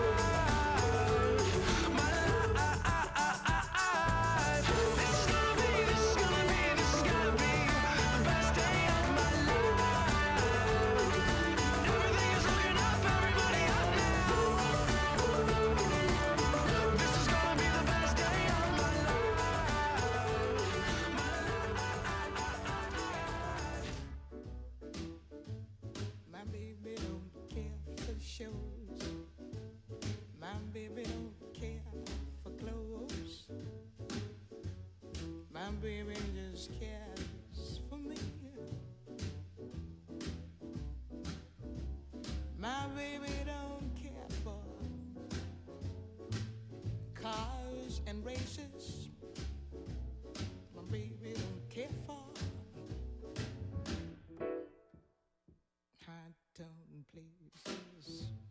Liz Taylor is not his style, and even Lana Turner's smile. Something he can't see. My baby don't care who knows. My baby just cares for me.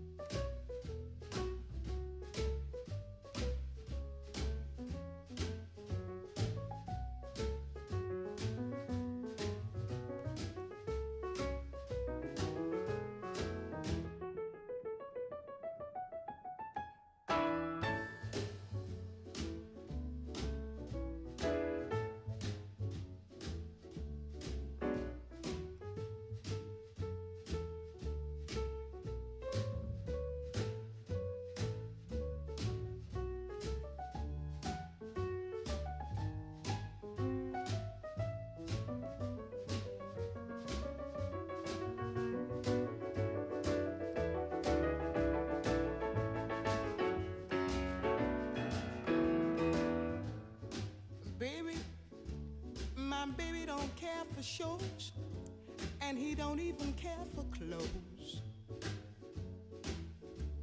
He cares for me. My baby don't care for cars and races. Baby don't care for.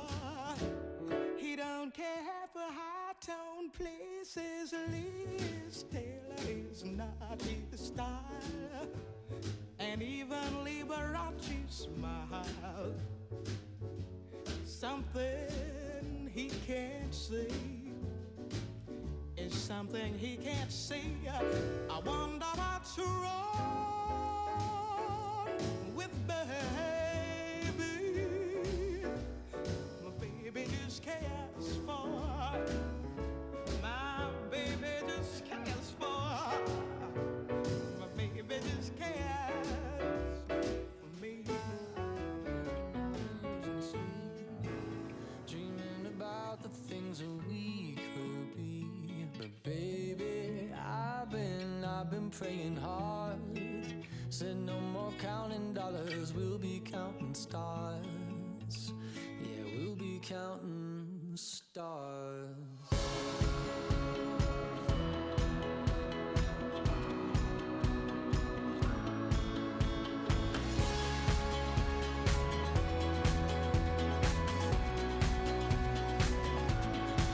I see this life like a swinging vine. Swing my heart across the line. In my face is flashing signs. Seek it out and ye shall find. Old, but I'm not that old. Young, but I'm not that bold. And I don't think the world is sold. I'm just doing what we're told. I feel something so right, doing the wrong thing. And I feel something so wrong, doing the right thing. I could lie, couldn't lie, could lie. Everything that kills me makes me feel alive. Lately, I've been losing sleep, dreaming about the things that we could be. Baby, I've been praying hard. Said no more counting dollars, we'll be counting stars. Lately, I've been losing sleep, dreaming about the things that we could be. Baby, I've been praying hard. Said no more counting dollars, we'll be counting stars. Hey.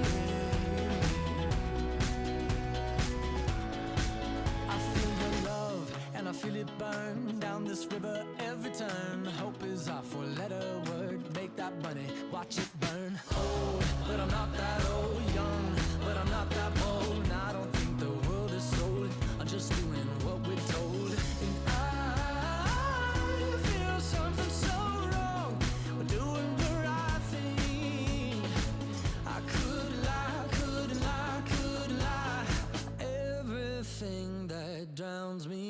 me wanna fly. Lately I've been losing sleep, dreaming about the things that we could be. But baby, I've been praying hard. Said no more counting dollars, we'll be counting stars. Lately I've been losing sleep, dreaming about the things that we could be. But baby, I've been praying hard. Said no more counting dollars, we'll be counting stars. Oh, take that money, watch it burn, sink in the river, the lessons I learned. Take that money, watch it burn, sink in the river, the lessons I learned. Take that money, watch it burn, sink in the river, the lessons I learned. Take that money, watch it burn, sink in the river, the lessons I learned. Everything that kills me makes me feel alive. I've been losing sleep, dreaming about the things that we could be. Baby, I've been praying hard. Said no more counting dollars, we'll be counting stars. Lately, I've been losing sleep, dreaming about the things that we could be. But baby, I've been praying hard.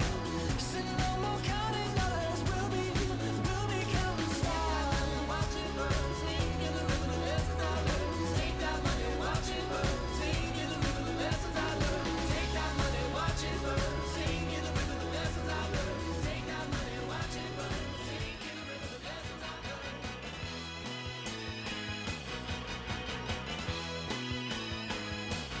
I was tuning in the shine and the light night dial, doing anything my radio advised. With every one of those late night stations playing songs, bringing tears to my eyes. I was seriously thinking about hiding the receiver when the switch broke, 'cause it's old. They're saying things that I can hardly believe. They really think we're getting out of control. Radio is a sound salvation. Radio is cleaning up the nation. They say you better listen to the voice of reason. But they don't give you any choice, 'cause they think that it's treason. So you had better do as you were told. You better listen to the radio.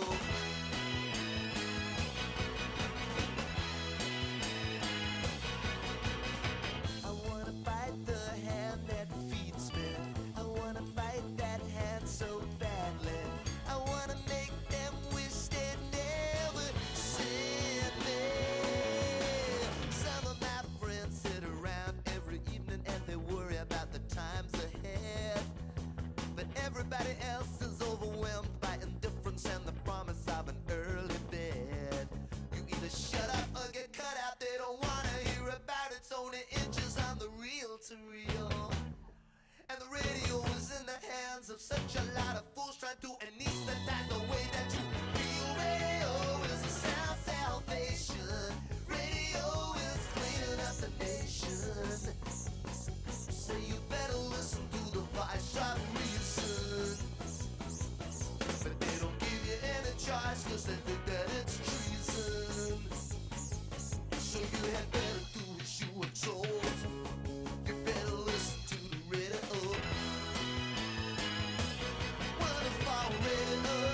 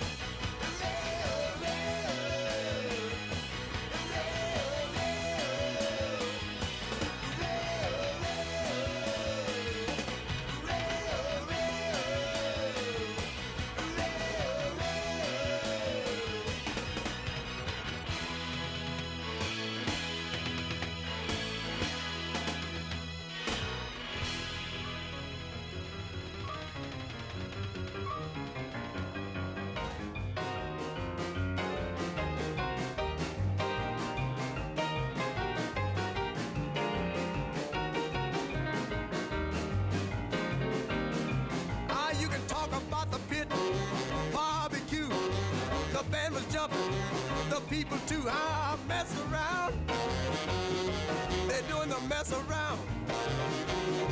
They're doing the mess around. Everybody doing the mess around. Ah, everybody was juice, you can bet your soul. They did the boogie woogie with a steady roll. They mess around. They're doing the mess around. They're doing the mess around. Everybody doing the mess around.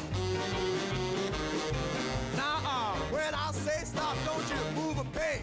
When I say go, just shake your leg and do the mess around. I declare, doing the mess around. Yeah, do the mess around. Everybody's doing the mess around. Now let me have it, there, boy.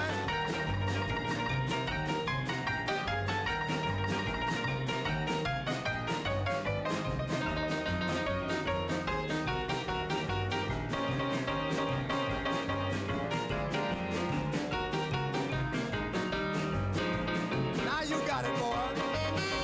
Yeah. Oh, mess around.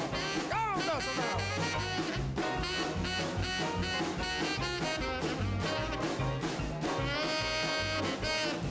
Mess around, boy. Now this band's gonna play from 9 to 1. Everybody here's gonna have some fun doing the mess around. Ah, doing the mess around. They're doing the mess around. Everybody doing the mess around. Now you see that girl with that diamond ring. She knows how to shake that thing, mess around. I declare she can mess around. Ah, mess around. Everybody do the mess around.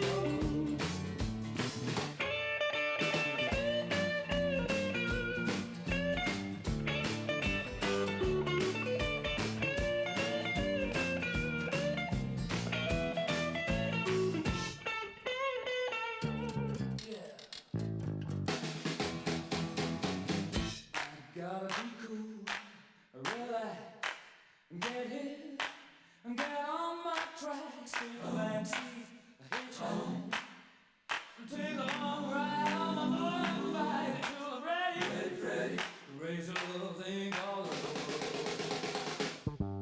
This thing called love, I just can't handle it. This thing called love, I'm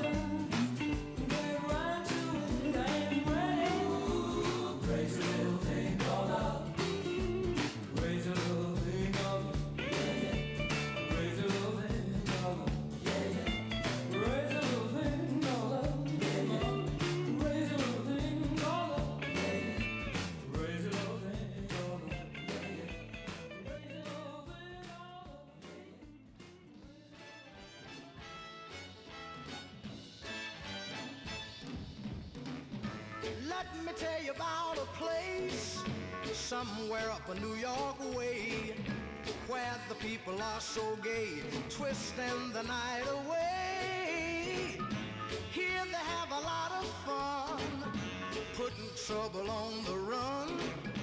Man, you find the old and young twisting the night away. They're twisting, twisting. Everybody's feeling great.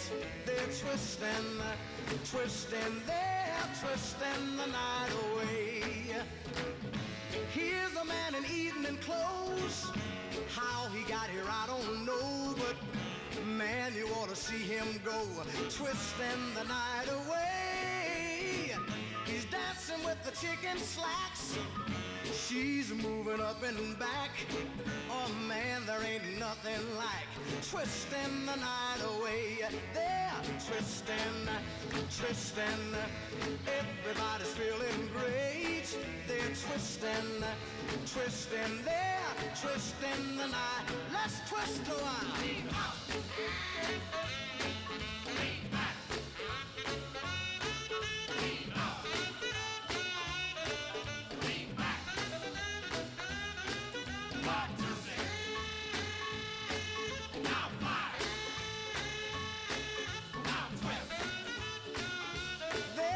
Twisting the night away. Here's a fella in blue jeans dancing with the older queen who's dolled up in a diamond rings and twisting the night away. Man, you ought to see her go, twisting to the rock and roll. Here you find the young and old twisting the night away. They're twisting, twisting, man. Everybody's feeling great. They're twisting, twisting. They're twisting the night. One more time.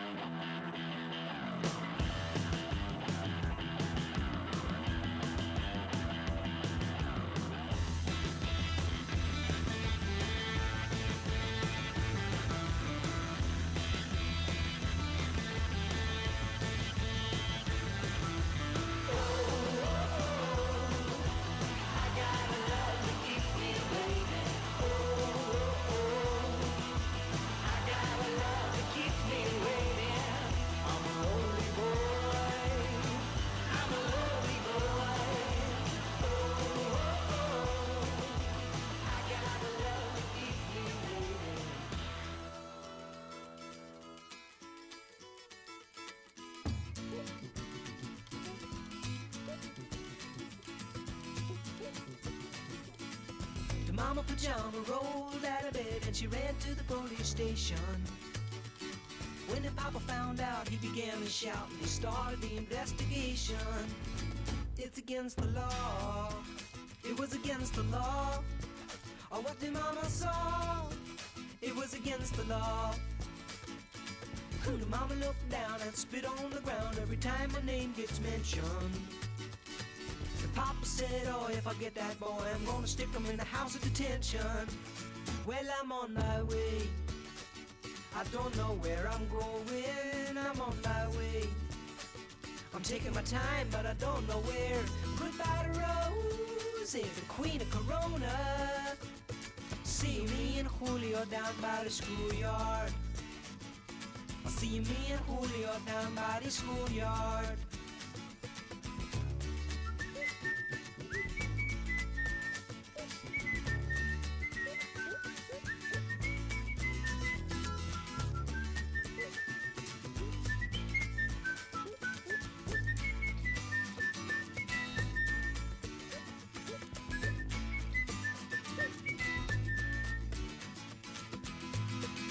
Whoa, in a couple of days they're gonna take me away, but the press let the story leak. Now when the radical priests come to get me released, we's all on the current news week. And I'm on my way. I don't know where I'm going. I'm on my way. I'm taking my time, but I don't know where. Goodbye to Rose, the queen of Corona. See me and Julio down by the schoolyard. See me and Julio down by the schoolyard. See me and Julio down by the schoolyard.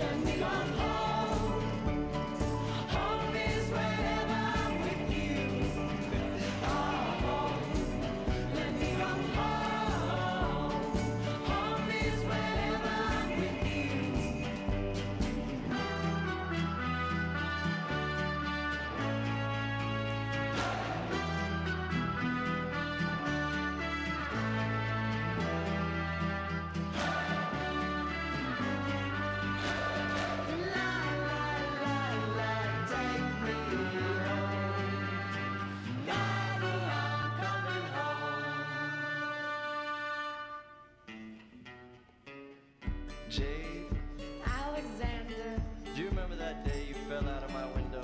I sure do. You came jumping out after me. Well, you fell on the concrete and nearly broke your ass, and you were bleeding all over the place, and I rushed you off to the hospital. You remember that? Yes, I do. Well, there's something I never told you about that night. What did you tell me? While you were sitting in the back seat smoking a cigarette you thought was going to be your last, I was falling deep, deeply in love with you. And I never told you till just now.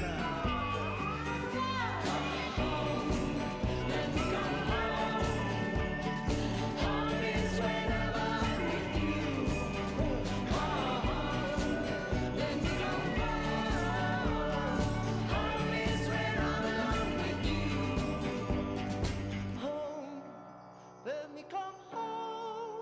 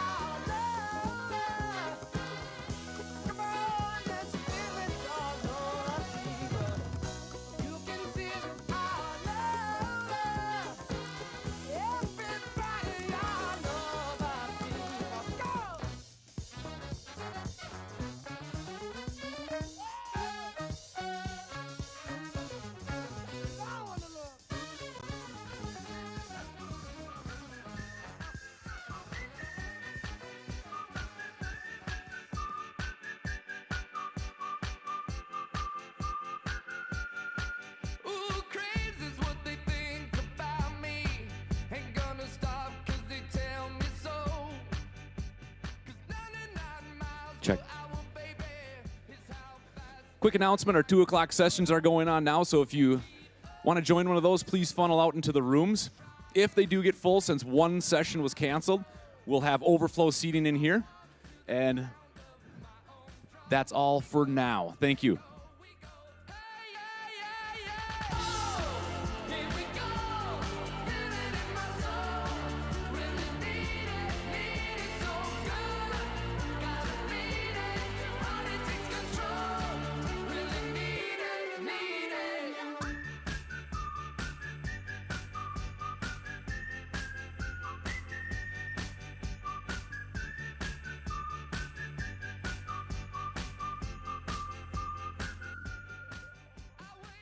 To the executive room. Mike Pagan's title, Senior Solution Architect / Azure Production Manager, Network Center. His session is titled, Choose Your Own Internet Adventure or Disaster. Before we get started, I want to share with you a FlexCare fact. FlexCare is Network Center's brand of managed services agreements. Everybody asks us, how do we use the M365 stack in greater detail? Clip training perhaps is your answer.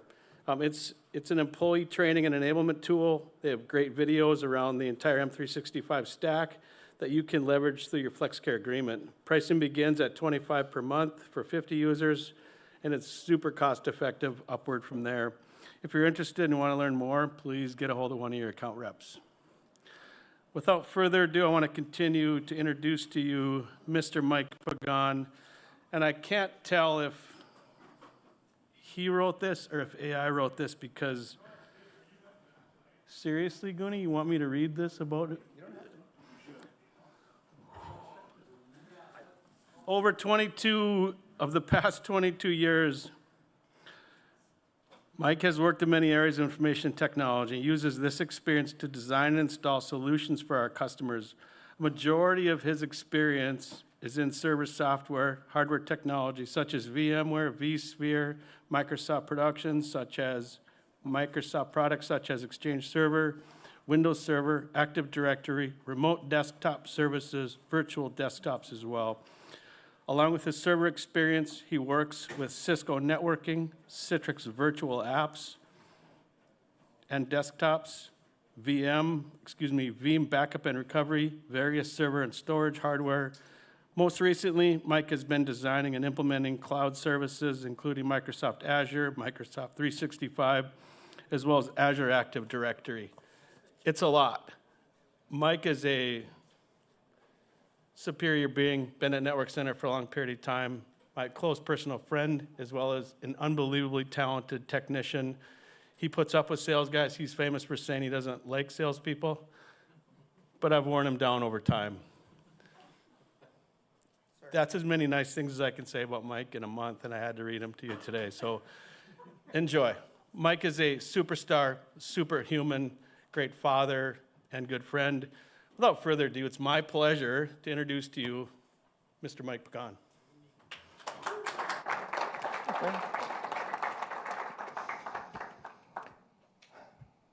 I think everybody should get a hype man like Brad. So if everybody's in the right spot, we're going to do choose your own adventure or disaster. Internet, this is similar to a presentation from last year. I stole it from Cisco, so I believe in recycling. Let's get the boring stuff over first. I'm, like Brad said, I'm senior solution architect, got a couple of kids, cats and a tortoise. Don't ask. I'll tell you more in a second. When building this slide, I put up some logos, because if you haven't worked with me before, you might want to know some of my bona fides. Just because I've got a gray beard doesn't mean I know anything. So that's some of the stuff that proves that I like to learn. I'm good at taking tests, or I'm stubborn, I'll just keep taking the test if I fail it. So that's recently, I've gotten really interested in security.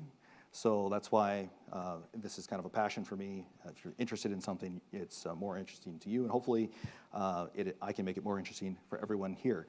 But when I was looking at this, I've been in scouting for a number of years. I thought it looked like merit badges, so I didn't think there was enough stuff there. My son went to Merit Badge University and took the Reptile and Amphibian Studies Merit Badge, and a week later, I owned a $500 tortoise and a terrarium, so I gave myself that Merit Badge. And then the following year, we put him outside, and he escaped, and Russian tortoises can move way faster than you think they can. So he went walkabout for like 4 days in my neighborhood, and we eventually found him, so I gave myself Search and Rescue Merit Badge. And Gordon isn't helping me out with this comedic line here. He didn't do anything interesting this year, because tortoises don't do a lot. But I did end up, for like the third year in a row, put like 3,000 miles in my camper, so give myself a camping merit badge. Camper merit badge. There's a camping merit badge, and that's different. But let's get into it. Who remembers these types of books? Like anybody of a certain age has probably seen these books and gone through them. If you haven't had the experience, basically it's a book that starts telling a story and then gives you a choice. And then you choose what to do, and it says switch to page 34. And then you switch to page 34, and you go into the cave, and you explore the cave, and then you get eaten by the red dragon. And then you flip back and go, I didn't mean to do that. And you cheat, and you go back on, choose a different path. Don't lie, you all did it. So that's the basic of this talk. Cisco gave it as part of an XDR a tour they did, and I thought it was really fun and engaging. So I asked them if I could steal it, and they said yes. This is 2.0, so this scenario is completely different. We reworked it this year. So if you went to last year's, same premise, different scenario. But what we're going to do is we're going to talk a little bit about the scenario. We're going to talk about like the choices that we have, and then we're going to in groups. So I'm glad it filled out a little bit in here. Group up with a couple people. That's your team, and discuss the choices, and then as a group decide what you want to vote for. And then when we'll give a couple minutes to go through that exercise, and then we'll pick somebody to say who wants to do this and who wants to do this, and then we'll vote, and then we'll go on and continue on through it. So not all of these choices are real-world choices, and they're not the best choices. We have to boil it down and make it a little bit easier to go through this, because otherwise this thing would be take too many choices to go through in a short time. So they may seem like basic choices, but I think still a good exercise. So before we begin, and you don't have to raise your hand, but who has a cybersecurity incident response plan? If you're a bank, you should have one. I know you have to have one. If you're not, this is talk is about thinking in that mindset, because you will need to have one at some point. If you don't have one, you're going to have an uncomfortable situation, and it's made worse. So who has gone through a tabletop exercise other than last year's session? Cool. So you have an idea of what this can be, and there's all sorts of these. There's incredibly technical ones. There's just high-level, like who's going to do what kind of thing. It's good to do them in any case. They don't have to be technical. If you want to talk to the owner of the company or the management team, like, hey, what happens if we do this? Will you even consider paying the ransom? No, we'll never consider it. Okay, now you know something that if you're provided some options, that is not something that your business is willing to do. You have limited choices. It makes it easier to go through and select what's available. And the last is a warning. I will ask questions. Like, you do need to talk to each other. That's what makes this more fun, is to talk to each other, and then call on people. If you chose one way or another, it doesn't matter. None of these choices are right or wrong. Just explain why your table decided to go with a thing. Choose a choice. So, story begins. All of this is fictional and or stolen from other things. So, our company is Dunder Mifflin. 60 employees, paper product distributor, about $300 million in annual revenue, based in Scranton. There's one IT support person, you. There is no team. It's just you. So there's no IN team, it's just you. But you do partner with a company for help desk services. So keep that in mind. There's nobody else to rely on. So Dunder Mifflin has recently been having closing branches. They're having a tough financial year. stopped all new IT projects, deployment of security services, and a conscious choice not to have cybersecurity insurance. That's important. And the last day of the quarter, of course, the busiest time, you're trying to get your numbers in, pump those numbers up.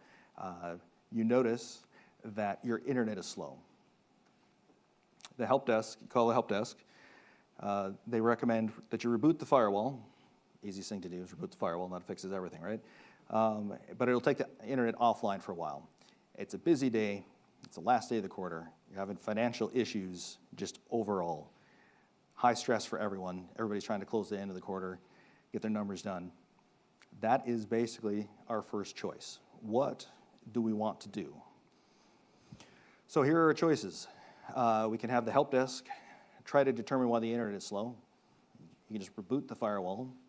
Or don't do anything, I'll take care of it later. Those are our three choices to go through. So now I'll put some minutes on the clock here, and then talk amongst yourselves. So if you're not at a table with other people, maybe turn around and work with the group next behind you. Probably 2 or 3 minutes, and then we'll ask for who wants to do what, and then we'll vote, and we'll carry on. Late afternoon. Late afternoon.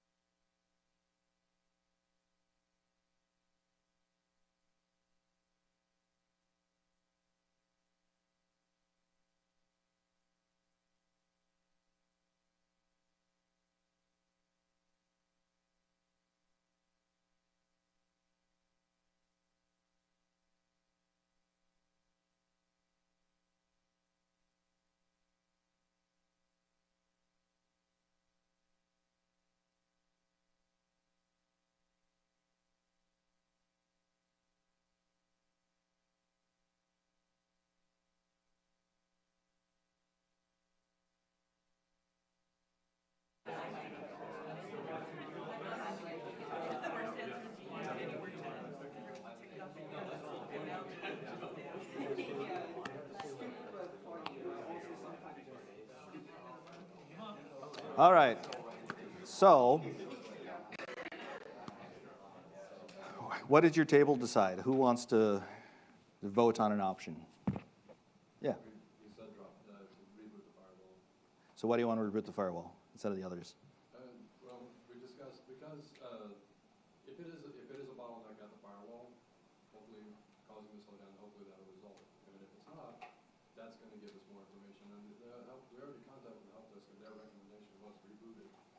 yeah, we can tell them, go back and just keep looking, but I doubt they're gonna come back with anything more than reboot the firewall, 'cause that's, in IT, that's what I always tell people. You gotta reboot it 3 times before you call the help desk, right? No, I didn't, I forgot to do that. Exactly. They do it in fixes at 90% of the time. Okay? If it's an intrusion, that's gonna disconnect them, so they're gonna have to fight to get back through the firewall again. So you're disconnecting intruders if that's what the problem is. So doing nothing to me is the worst option. Anybody have a different opinion? Yep. I convinced my partner to be a little bit on the paranoid side and say that a reboot of the firewall could be the very thing that a hacker wants you to do, because they've already injected a payload and they're just waiting for something to happen. Oh, like a right erase and waiting for you to reload? Yeah. Yeah. That'd be evil. We're choosing to ask the help desk to do some investigation. Okay. It's worth a limited amount of time to take to see if we can glean more information. Okay. Anybody want? Yeah. We also chose the light blue option because we figure it's better to have people doing stuff on slow internet than doing nothing because they don't have internet. And if we can find other solutions in other ways that saves people other time, that's a better option to me. Sure. Does anybody want to wait? Okay. So we have those 2 choices. So show of hands, who wants to choose, have the help desk determine whether the internet's slow? Okay. And who wants to have the help desk reboot the firewall now? Good, I don't have to count. So we're going to go with have the help desk try to determine whether the internet is slow.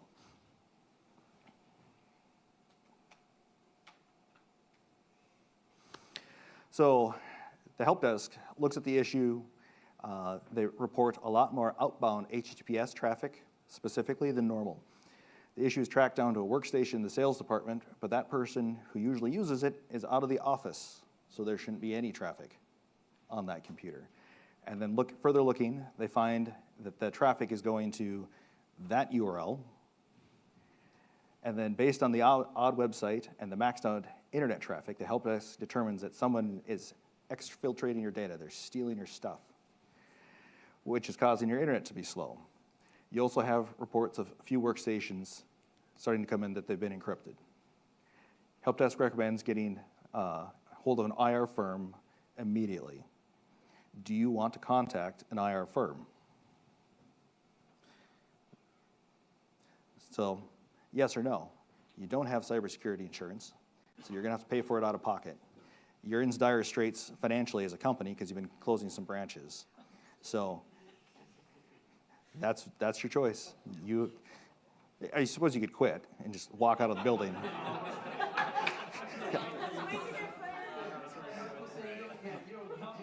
You don't give us an eject button. Yeah.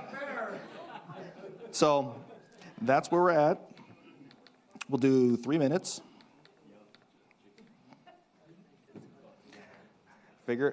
Decide as a table what you want to do. Not in this scenario.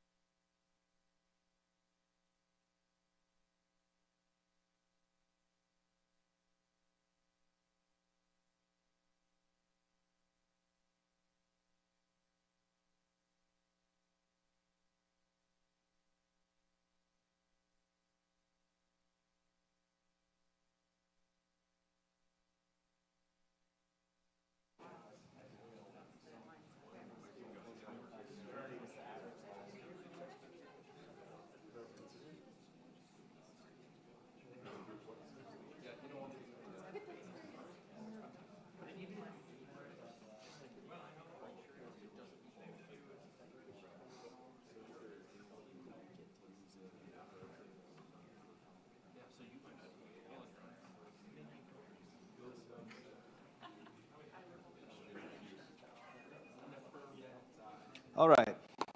So, who wants to answer for their table? I'm saying no. You don't want to call an IR firm? Well, I mean, everybody would want to, but in this scenario, why would you choose not to? in this scenario, having previous experience with this, if there's already a couple computers out there that are encrypted, that means they're already in and they're working on jumping around machine to machine to machine. You know, they might be in servers, they might not be in servers. We don't know where they're at right now. If we have to call an IR firm and talk them through what's going on, that's giving the intruders more time to be on our network. I want to see what our options are if we don't call the IR firm. Can we reboot? Can we disconnect? Can we do something else? Calling the IR firm is wasting more valuable time that the intruders have inside of our network. All very fair. Does anybody want to call an IR firm? Why do you want to call a firm? Because I want to get them in there as quick as possible to help mitigate what's actually happening. At the same time, I would be calling them, I would be unplugging the affected workstations that I know of from the network right away. That's also fair. You didn't, there's not a ton of detail, because otherwise we could be here all day. So ultimately, do we want to call them or not? Do we know how far away the IR firm is? We have to assume that they're not able to remote in because their internet's already slow. They have to roll a vehicle to get to us to do their mitigation. Unknown. An unknown at this point, because you don't have cybersecurity insurance and you've never talked to an IR firm before, so you have no idea. So, yeah, I would assume that IR firm, after they talk to their people and they spread around the information, go through their channels, we're looking at minimum half hour till they get a vehicle there if they're in the same city as you, maybe an hour. Okay. Until they can do something to help us. We kind of looked at self-preservation too, since we're shop of one. You know, calling an iFirm is the best option your side, because then at least you can say, hey, I tried to get help, we're trying to figure this out versus I didn't think you guys would spend money, so I just trying to handle it myself. Yep.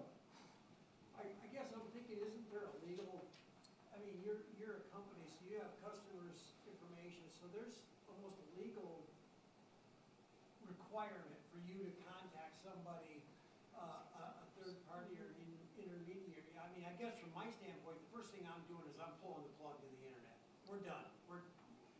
I'm stopping that. That's before this question.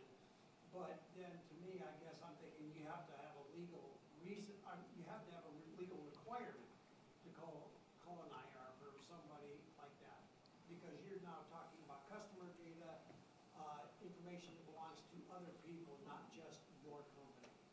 Yep, depending on your business, there are different rules, regulations about who you have to notify.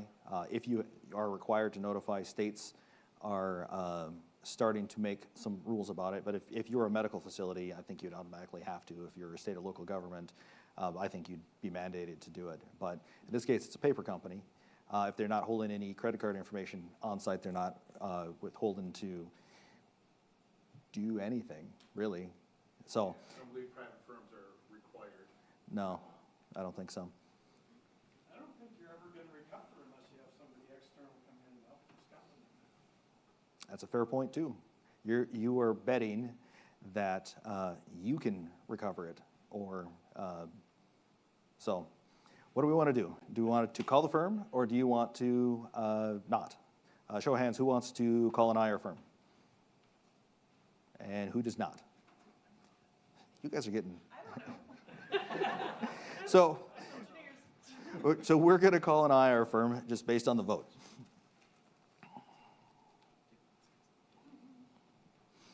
So the initial incident response firm, initial block of labor is $36,000.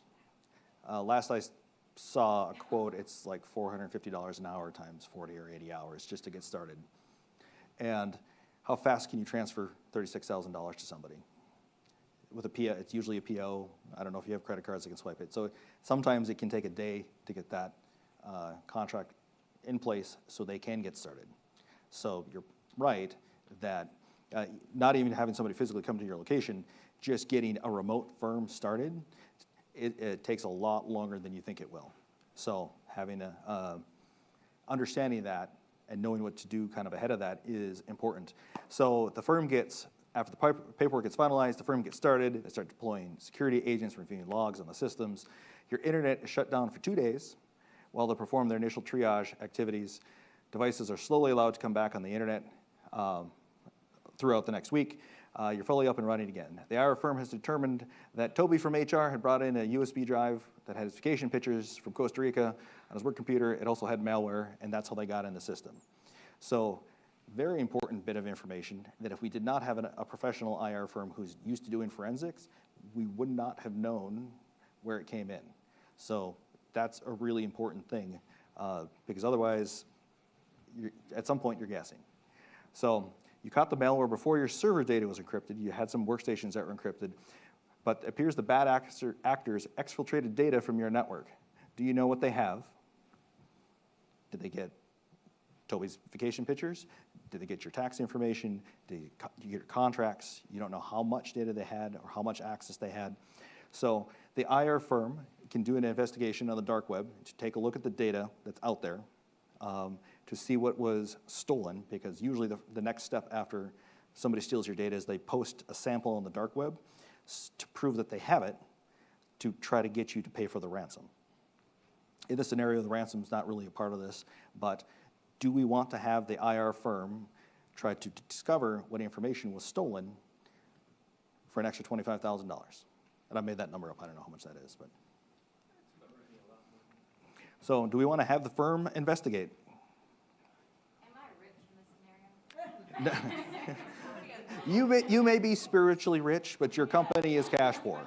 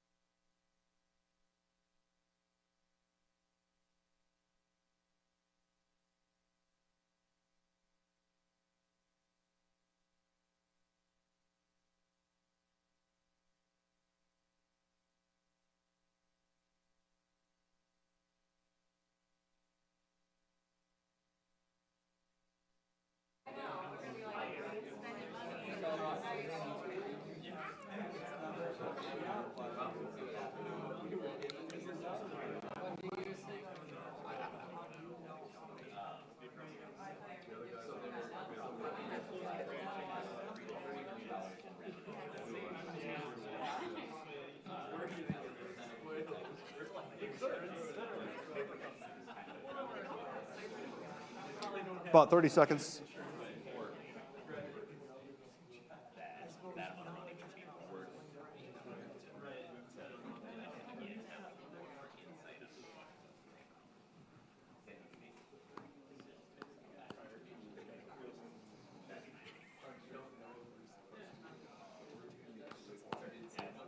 All right, so who wants to talk? Who wants to provide their table's answer? Yeah. I would say yes, because with the investigation, I found out that it was Toby from HR's computer that was infected. and knowing that it's an HR computer, what data is on there. And you're gonna have personal records, most likely social security numbers, you're gonna have, insurance information and other information about those employees. Where you could go into a lawsuit knowing that data was exfiltrated and needed to get to see what data it was. Yep, so the idea is, it's Toby's computer, HR, it's probably HR information, we want to find out what they have. Everybody gets free credit reporting forever, just like all the other breaches. Does anybody not want to spend the money and investigate? You are just a negative Nelly. Why do you not want to? Because being an IT person, we have a lot of the same resources to be able to go on the dark web and do the same kind of research and have probably as good an idea as an IR firm as far as what was sent out. The IR firm's going to have no more resources to be able to get all that data back if it's encrypted, or to bring all the data back. You know, they're not going to have any clue beyond what we have as far as exact information that's out there.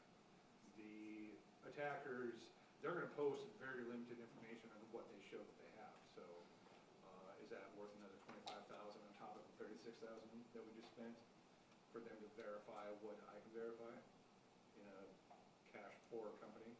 I'm going to say no. Okay, and that's a valid point. Like, you likely can find out some of this information on your own, because they're not going to, it's unlikely they're just going to dump it out on the internet.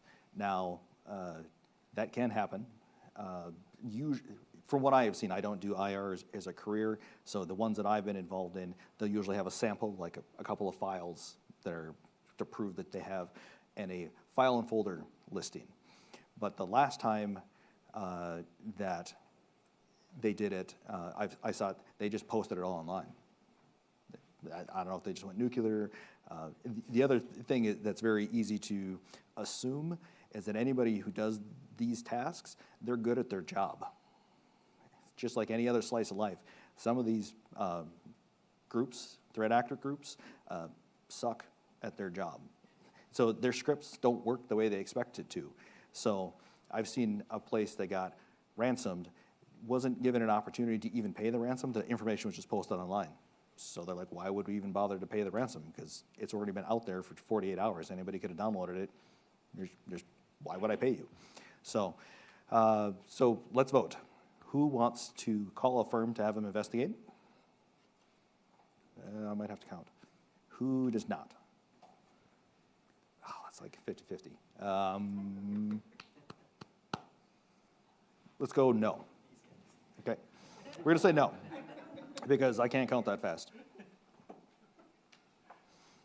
So you decide against having the IR firm attempt to discover the files that are exfiltrated. You save the $25,000, but you do not know what was taken. You can try to do your own investigation. Some of these IR firms, it's a weird business. They have contacts out there that will help them find the information. It's a weird deal. By not deciding to attempt to review the information that was stolen, your company is blind to potential ramifications of the stolen data. Your branch manager, Michael, thinks you're in the clear, but then you start getting contacted by your business partners about the breach. It turns out the bad actors started contacting your business partners and offering to sell them your information and not to release theirs. That is double extortion. So not only did they steal your information and try to, in this case, we're not having them pay, but they are going to extort the people whose data that you had on them. And in the medical field, they'll do it three ways. They'll ransom the hospital, they'll ransom the other companies, and they'll ransom the people whose records they have. It is despicable, is the word I'll use. So, because you don't know what information was stolen, you have no control if your customers or your competitors will buy the data. You may be at a disadvantage in future contract negotiations, and you've already started losing contracts. Additionally, you're not able, this got mixed up. We were able to determine where it came from at least. So that last line, don't worry about that. But this is not the worst ending that I wrote. So ultimately, we're out $36,000. We didn't pay the extra $25,000. There are ramifications for the data being stolen. That's That's the end of the scenario. How do you think we did? Are you happy with the results? I mean, anyone in this situation, there is no good way to be through this. But what do you think we could have done differently?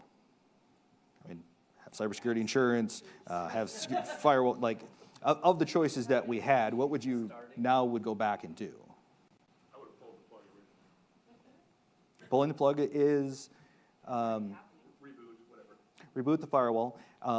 In the scenario, if they have control of a workstation, it just kicks back up again. So as soon as the internet comes back up, they start, this starts exfiltrating again because they have access to a system. And if it's something that somebody's actually monitoring, they may get an indication that something is going on and trigger something else. So I'm not saying any of these answers are wrong or right. Like I said, all of this stuff is different, but it's just, the scenario is built to give you an idea to think about. Last year was about ransomware and how to, what do you do with those scenarios? This year was talking about somebody stealing your stuff. What do you want to do if somebody grabs your things? So we didn't have to deal with a ransom, but kind of as we talked about, like there's requirements to report if you're getting ransomed, but is it even legal to pay a ransom? It depends. So this is an open source map of people who look for different regulations and will have, it's an eye chart. But red is illegal to pay, green is legal to pay, yellow is it's complicated, and orange is legislation's in progress to prevent payment. So those are state regulations. Not every state has one. And it's different for business, banks, financial, state and local governments. On top of that, your bad actor might be associated to a nation state or a terrorist group. You can't pay them money. It's against the law. So you may get yourself in federal problems if you pay and you get caught. But So what was the best solution? the best solution is always money's no object. IR firm, the whole thing, right? Like, And how do we Yeah. come out if we pay the IR firm all this money that they want? Do we, like in this scenario, what's our best possible, what's the best outcome? the best possible outcome is that you know the information's out there, that you can get ahead of it, and you can talk to your business partners, and you can internally, because this is a PR thing, like marketing and communications needs to be involved to start reaching out and give everybody free credit monitoring service proactively, because it's better to control the narrative than getting flooded with help desk calls. I mean, you should do that anyway, no matter if it goes to pay. Correct. Pay the 25, we should assume that information was breached, and at that point, we're kind of hosed anyway, so you're better, like you said, then at that point, you're better off getting ahead of it. Yep. But in either case, you should always assume the worst. Yeah, so of the scenarios that I wrote, that's like the best one. So what can we do to be prepared? So understand your environment and your data and then document it. I've been involved in an IR for a customer who's like, oh, the only thing we need to recover is this server. We'll recover that server, and then it was, where's all the rest of my files? Because the other stuff was stored on a share of a archive server, and that server wasn't backed up, and it wasn't available. We couldn't get it back. So know where your data is and be able to have that documentation. Because if a firm like Network Center comes in, or the IR firm is like, where are your crown jewels? What do we have to focus on first? Store your incident response plan off network. I was sitting in a tabletop for a bank at one point, and they're like, does everybody have your incident response plan? If the building burns down, that kind of stuff? Yeah. Where's it at? In my desk. So what happens if the building burns down? Crap, was I think the answer. So, but until you go through like a tabletop, you don't get asked these questions. You don't think, oh, duh, I should probably print it out. And then it was like, oh, I have one printed out at home. When's the last time you printed it out? 3 years ago. Cool, that's worthless. Oh, we can't really do much with that. So have a communications plan, internal and an external plan. Because if you are worried about being compromised, you don't know if they have your email or your phones. So you probably shouldn't use your corporate email to send emails like, hey, this is how much ransom we can pay, or this is the software we're going to install on all the agents, or all the clients, or because they could just be listening to all of that. I was on an IR where a bunch of people were on a phone call, and there was somebody had called in with a cell phone, and nobody knew what that number was. The meeting stopped until they identified who was on that call, because the IR firms, they will call in and listen to your plan if it's an open bridge. So paranoia is a good plan. And external. So if you do get compromised and you are customer facing, what are you going to tell your employees about what they should be saying, which is nothing. They should just not be talking, and all that information should come through a communication person at your company. So it's one message, but it's going to happen. Somebody's going to tell a cousin and uncle and aunt, or whatever, and you're going to be on the news in short order. But if you can try to limit that, that's a better idea. Know your security contacts. If, in this case, we didn't have cybersecurity insurance, but if you have one, know how to get a hold of them. If you go, yep, we have cybersecurity insurance, cool, we need to call them. Going to their webpage and looking for, dialing every phone number on there, it's not a great plan. I was in one, and we found the cybersecurity insurance page, we called it, and it was a number that wasn't monitored 24/7. They're like, oh, well, leave us a message, we'll call you in the morning. Luckily, the IR firm's like, no, that's not right, you didn't dial the right number, try this number, and we got through to somebody in like 20 minutes. But if you don't know these numbers ahead of time and store them someplace where you know how to get a hold of them, you're Googling a lot, and that's not a comfortable situation. If you have, your cybersecurity insurance company has a list of incident response vendors and you don't have one on contract, know what that list is and know how to get a hold of them. Same thing. Like know how to 1-800-FIX-ME, and because again, you don't want to get into a queue where nobody's listening. If you are in an industry where you have to report or you think that it is a nation-state threat actor, know how to get a hold of law enforcement. There are certain, the FBI will help in some situations.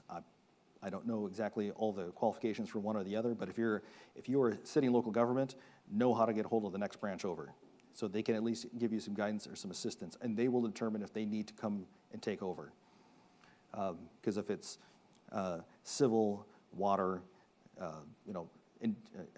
industrial things, and it might shut down water and sewage and that kind of stuff, that's a big deal. And I wouldn't want to do that, be responsible for that.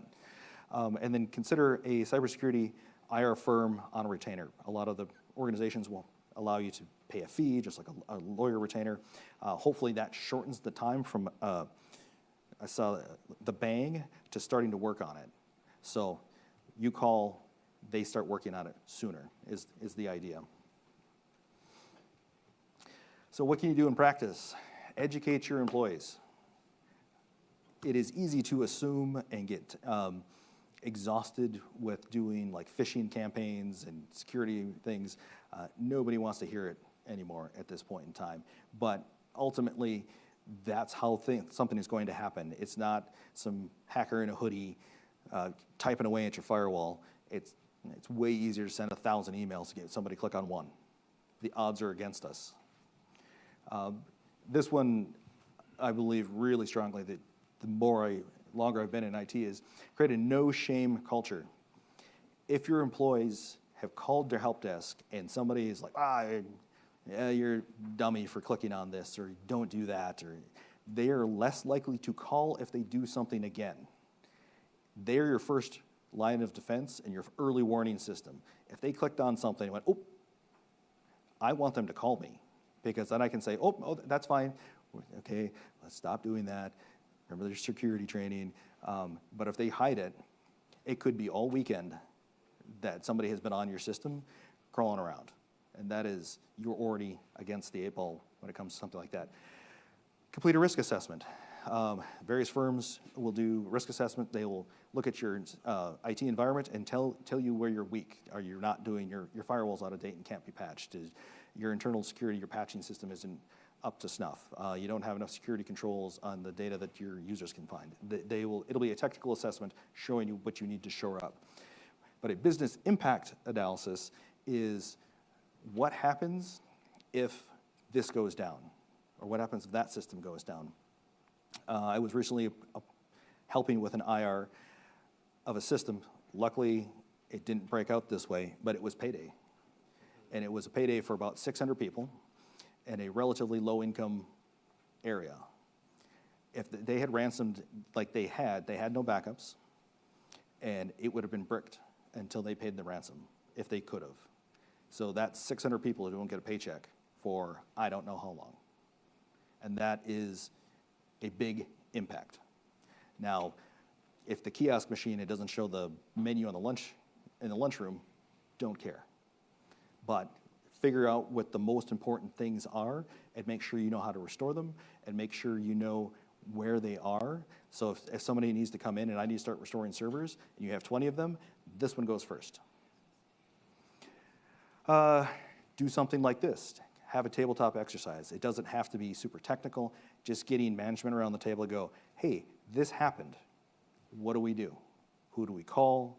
What do you want me to, like, if you're a sole IT, sole person in charge of IT, help give me some guidance, because we don't want to be figuring this out on the fly. What if you're not available? What if it's late at night? What, you know? So talking about it ahead of time can help you game plan. Do annual DR tests. It's not just restoring a file and folder. Make sure you know how to restore your systems. Make sure you can get them up and running and going in a timely fashion. And then understand normal. So in this case, the internet was slow. Sometimes that happens. But it was outbound internet HTTPS traffic, which most of the outbound stuff will be encrypted so you can't see what it is. Know that that is really weird to have a lot of outbound traffic on your firewall, or whatever the situation is. Into the easy ones. Implement multi-factor authentication. Everybody's been beaten about the head and neck about that for a long time. Follow good security guidelines. There's plenty of frameworks about how to build a secure system. Not super technical about install this patch, do this thing, but it's talking about asset management, all the boring stuff. Know what you have so you can secure it, things like that. Keep your systems up to date. Filter your egress traffic. Bob's computer in accounting doesn't need to do DNS checks out to the internet. It needs to do HTTPS. That's about it. So control what can go out. That frustrates everyone. It frustrates me when I'm at a place and I can't go and do a thing because I'm only supposed to do HTTPS out. But it helps limit the dumb, brainless things that are on your network that it might be trying to get out. Isolate your key assets. If you can put them in a separate network and start to restrict who can talk to those servers, it's a great plan. It's tough to do. It takes some effort, but it's good in the long run. Monitor vulnerability lists. If you know you have a certain type of firewall, CISA and a bunch of other organizations, you can get emails, pay attention to them and see that this that has a bug. Pay attention to it. If it's a high secure bug, patch the thing, preferably as soon as is reasonable. Don't need to take the business down, but if it's bad, you need to take the business down to patch it because stuff is crawling across the internet all the time. Follow a good backup strategy. 3 copies of your backup on 2 different storage devices, one of which is off-site, now one of which is immutable, and with 0 errors. The last one's pretty hard. Servers do weird things, but gives you more chances, because the first thing bad actors are going to do if they're hands-on keyboard on your network, they're going to delete your backups. Then you have, makes it more likely that you have to pay the ransom. So here's some links. You'll have a chance to get the slide deck later about different bits and pieces that came into this presentation. So I would say 3 things. Try to make a plan. It doesn't have to be a great plan. It doesn't have to be more than like 5 steps. But at least start thinking about that plan and make it better every time you go back and touch it. Know your environment. If you don't know how many devices you have, how can you accurately secure what you don't know you have? And then try to figure out who you're going to call. If you have a cybersecurity incident or an IR firm, an organization like Network Center, we can help deploy agents. We can help with like the first 24 hours or 12 hours or something like that. But an IR firm gets involved, we take orders from them. We help deploy their agents. They're the ones who are in charge. It's just not our cup of tea. So thanks for coming. Thanks for participating and playing along. That's how to get a hold of me. We don't have a lot of time. I talked for way too long. But anybody have any real quick questions before they kick us out?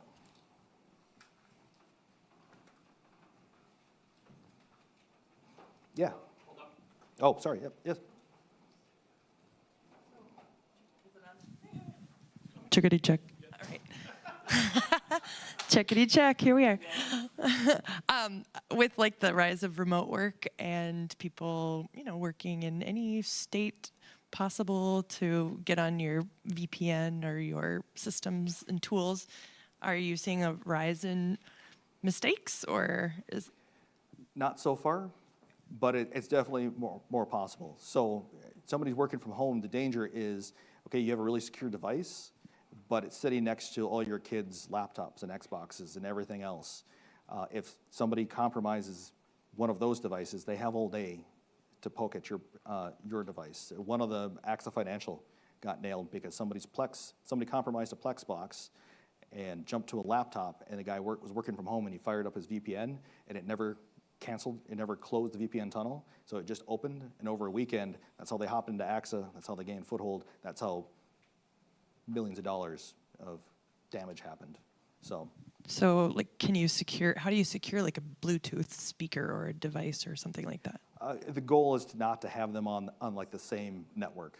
There's different things you can do, different technologies where you make the laptop kind of as dumb as possible and you connect into a secure thing.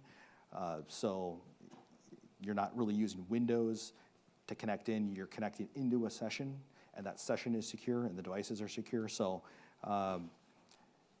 it's a little difficult because everybody's connecting to their Linksys AP at home, and it's difficult to make home users upgrade their gear or do an audit. The last thing I want to do is manage 65 people's home networks on top of the network that I have to do now. So it's interesting. It's definitely an odd thing. So I think we have to vacate the room, or whoever's presenting next is gonna get mad at me. So I can run out there. If anybody has any questions, let me know. I appreciate the coming and the interaction.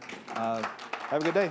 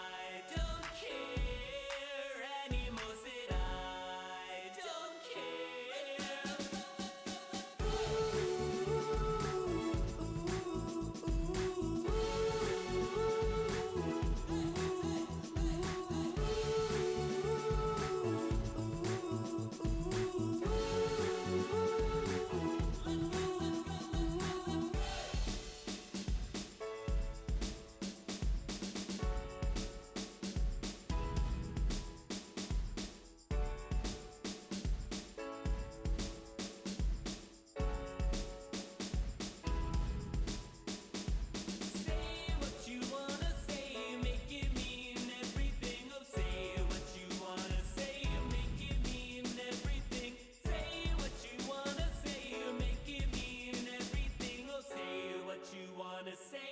Let's go, let's go, let's go, let's go.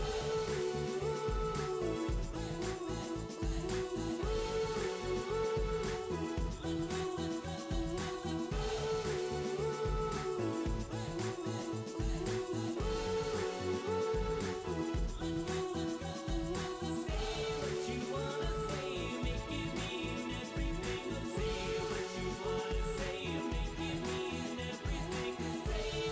wanna say,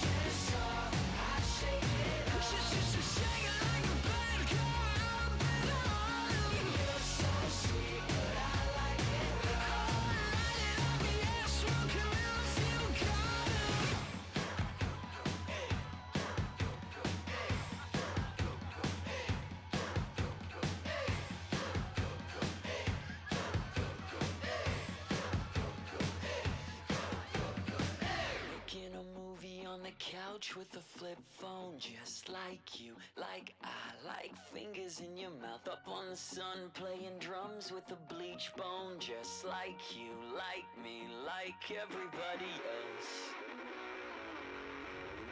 When it gets loud, I turn it up. Oh, shake it like a flame, come up and on. When it's too hot, I light it up. Oh, light it up, yeah, smoking it still gone. When it gets soft, I shake it up. Oh, like a kind, come up and on. You're so sweet, but I like it raw. Light it up, yeah, smoking it still gone. You know I'm bad at communication. It's the hardest thing for me to do, and it's the most important part that relationships will go through. And I give it all away just so I could say that. Well, I know that you're gonna be okay anyway. You know there's no rhyme or reason for the way it turned out to be. I didn't go and try to change my mind, not intentionally. I know it's hard to hear me say it, but I can't bear to stay. And I just know that you're gonna be okay anyway. Always keep your heart locked tight. Don't let your mind retire.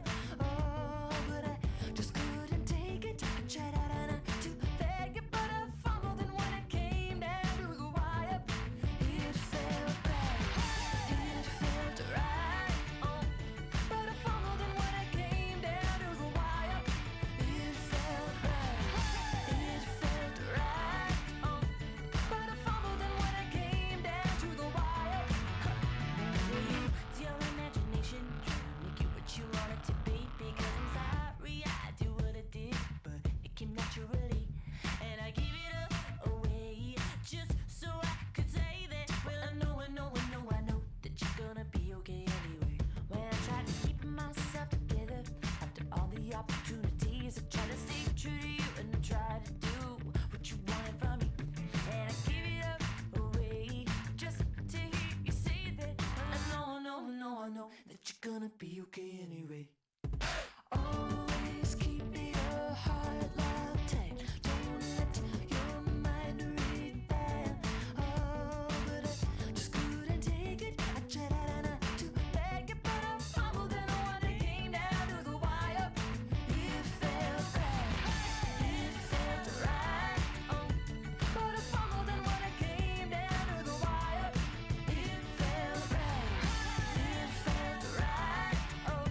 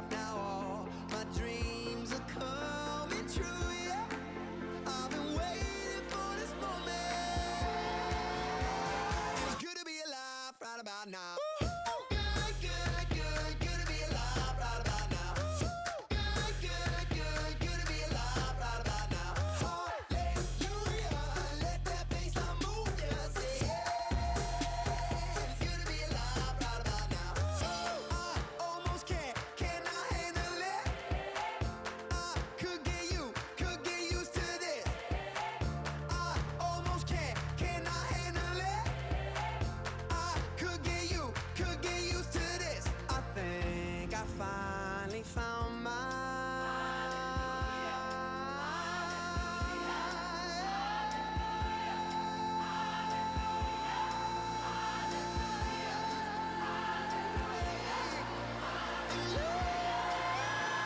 It's good to be alive right about now. Good, good, good, good to be alive right about now. Good, good, good, good to be alive right about now. Hallelujah, let that bassline move ya. Say yeah, it's good to be alive right about now.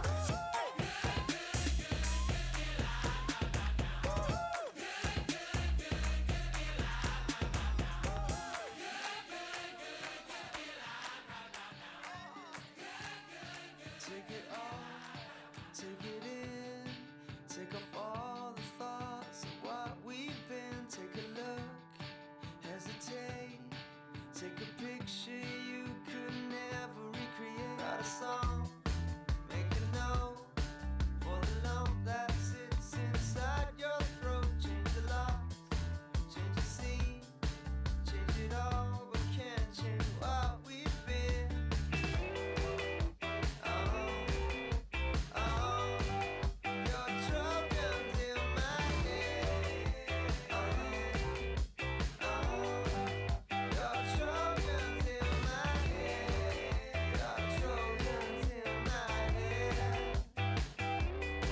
It's okay if it's gone.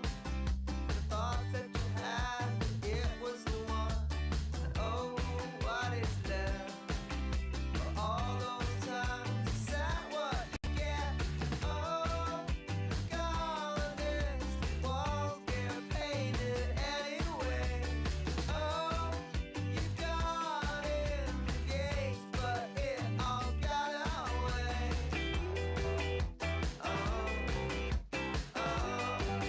Your Trojans in my head. Your Trojans in my head.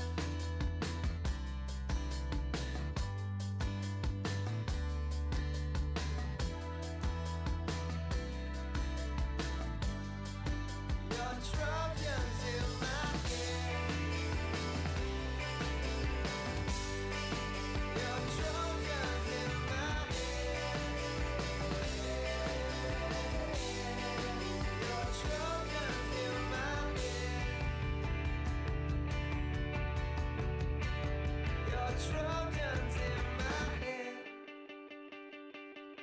Take it all, take it in, take off all the thoughts of what we've been. Take a look, hesitate, take a picture you could never recreate. Write a song, make a note for the lump that sits inside your throat. Change the locks, change the scene, change it all, but can't change what we've been.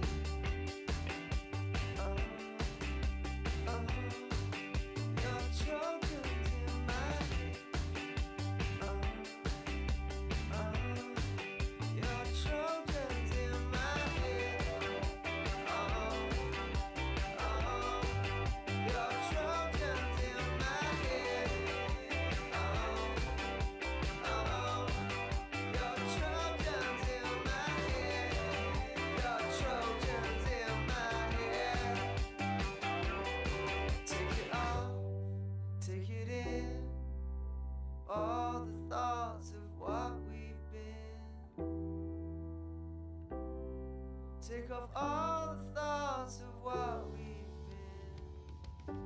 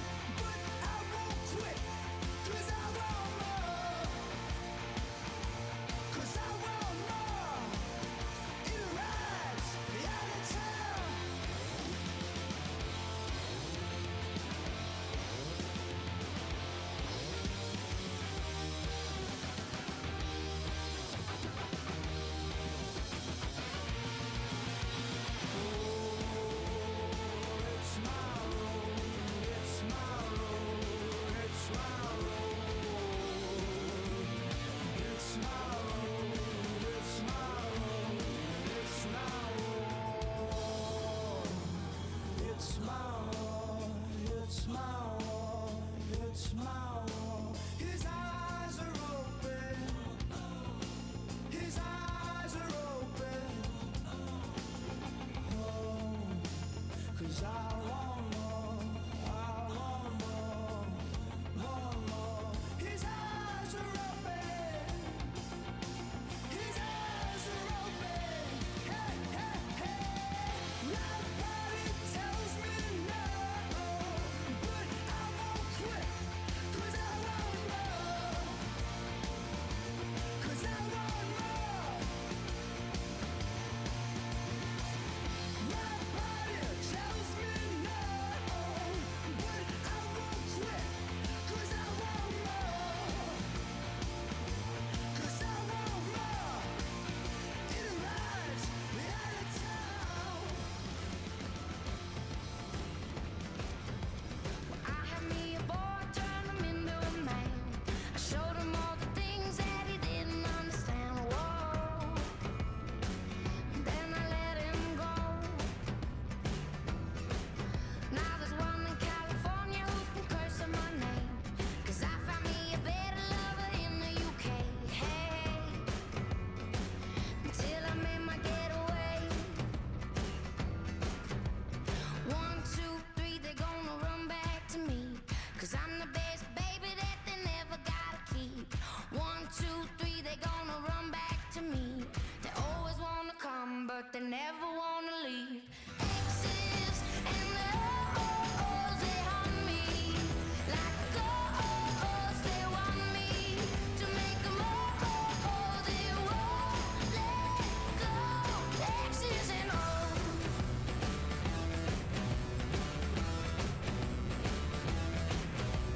I had a summer lover down in New Orleans. Kept him warm in the winter, left him frozen in the spring. My, how the seasons go by. I get high and I love to get low. So the hearts keep breaking and the heads just roll.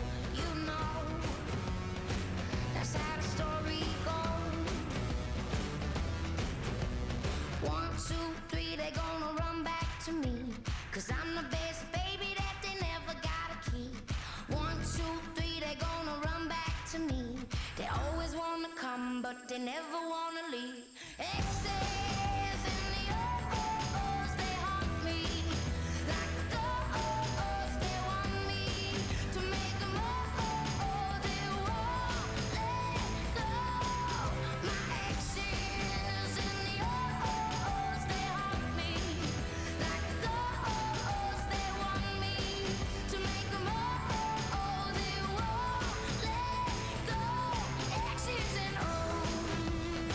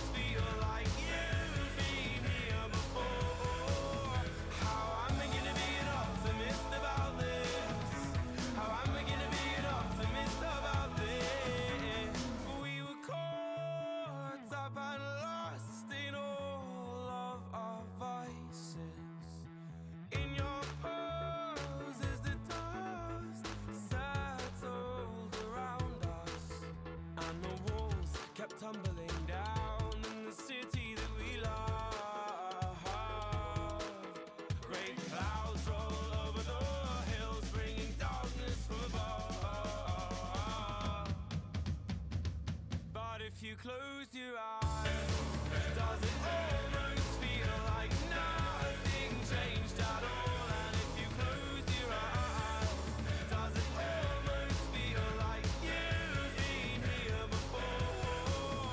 How am I gonna be an optimist about this? How am I gonna be an optimist about this?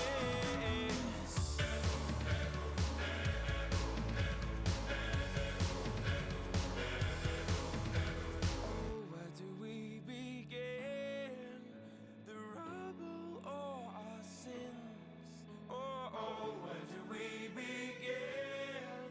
The rubble or our sins? And the walls kept tumbling down in the city that we love. Great clouds roll over the hills, bringing darkness from us.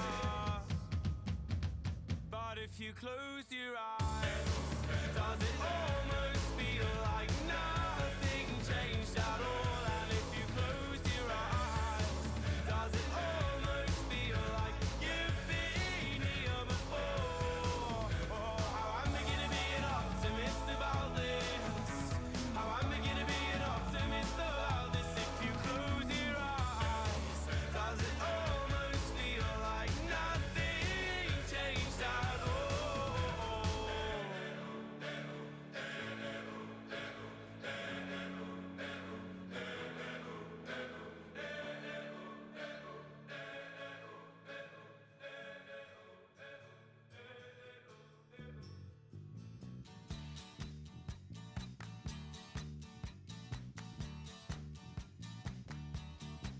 Well, I don't know why I came here tonight. I got the feeling that something ain't right. I'm so scared in case I fall off my chair. And I'm wondering how I'll get down the stairs. Clowns to the left of me, jokers to the right. Here I am, stuck in the middle with you. Yes, I'm stuck in the middle with you. And I'm wondering what it is I should do. It's so hard to keep the smile from my face. Losing control, yeah, I'm all over the place. Clowns to the left of me, jokers to the right. Here I am, stuck in the middle with you. When you started out with nothing and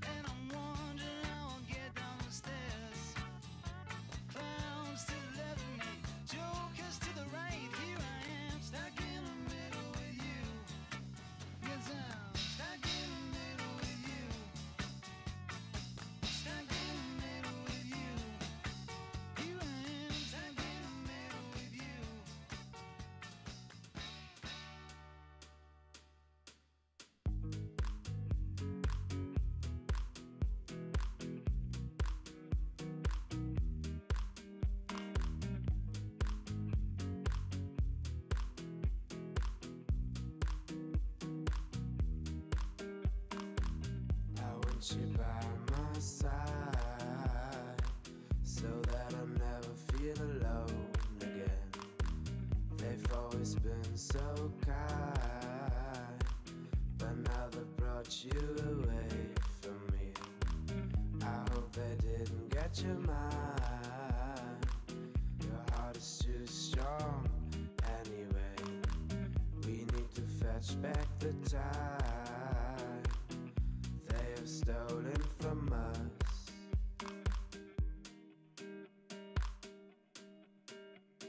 And I want you, we can bring it on the floor. We've never danced like this before. We don't talk about it, dancing on, do the boogie all night long. Stoned in paradise, shouldn't talk about it. And I want you, we can bring it on the floor. We've never danced like this before. We don't talk about it, dancing on, do the boogie all night long.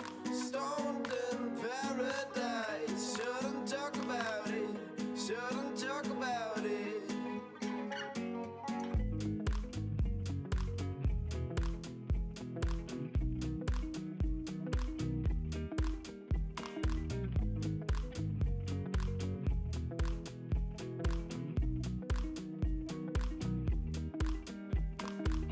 Coldest winter for me. No sun is shining anymore. The only thing I feel is pain, caused by absence of you. Suspense controlling my mind. I cannot find a way out of here. I want you by my side, so that I'll never feel alone again.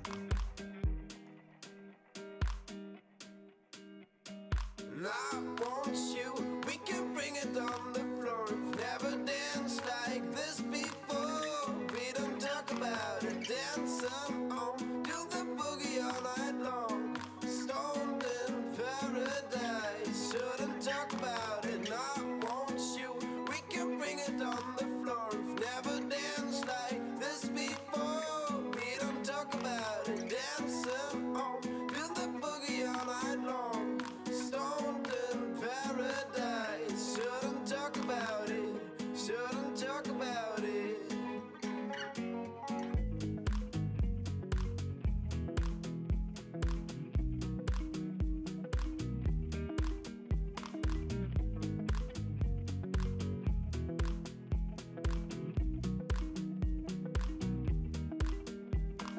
And I want you, we can bring it on the floor. We've never danced like this before. We don't talk about it, dancing on, do the boogie all night long. Stoned in paradise, shouldn't talk about it. And I want you, we can bring it on the floor. We've never danced like this before. We don't talk about it, dancing on, do the boogie all night long. Stoned in paradise, shouldn't talk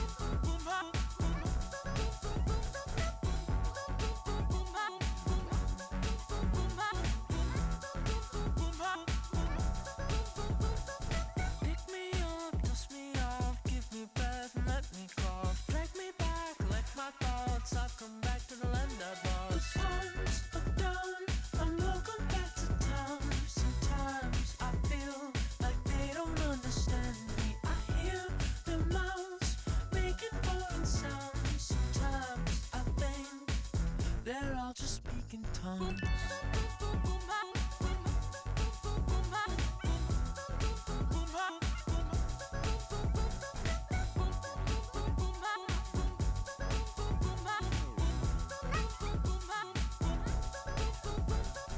Tell me all the things I've missed. Who's been killed and who's been kissed? I'll be gone when the drugs wear off.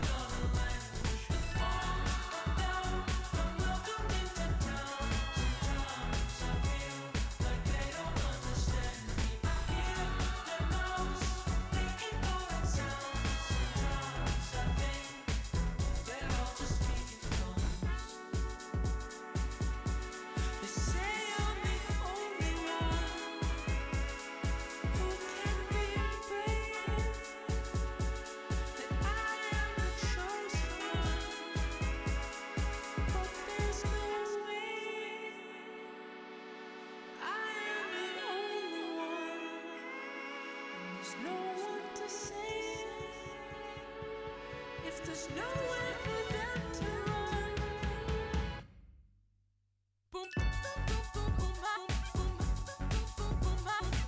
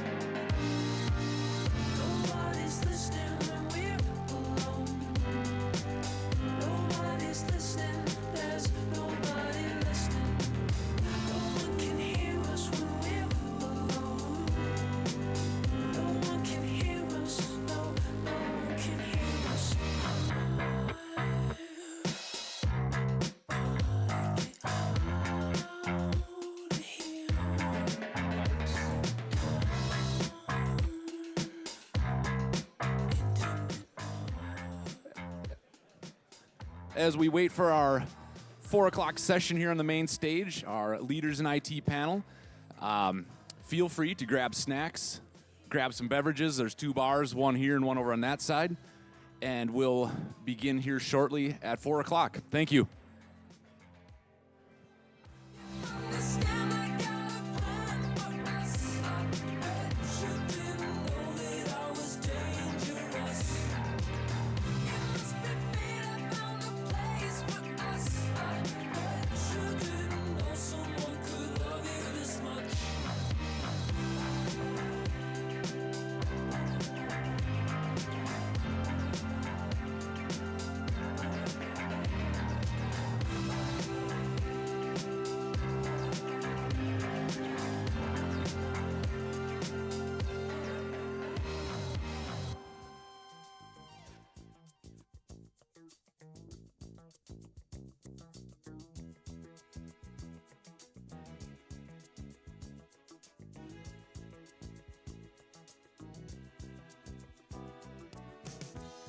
When I wake up in the morning, love,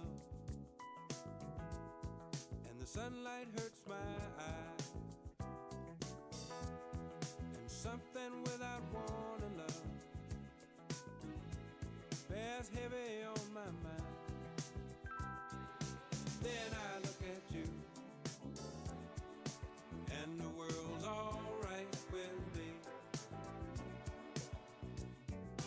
Just one look at you, and I know it's gonna be a lovely day.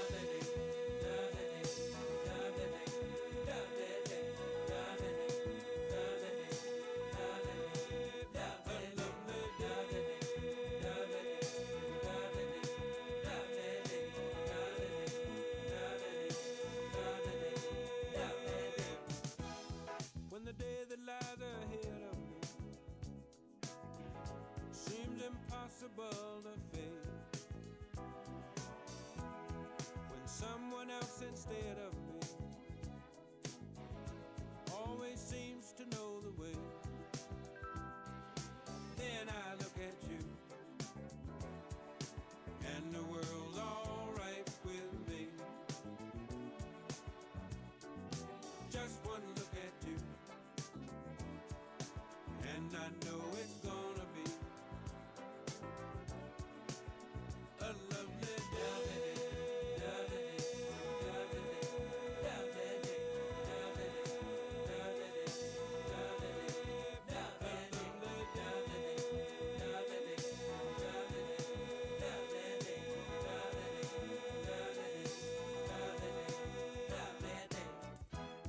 When the day that lies ahead of me seemed impossible to face, and when someone else instead of me always seems to know the way, then I look at you, and the world's alright with me. I just one look at you, and I know it's gonna be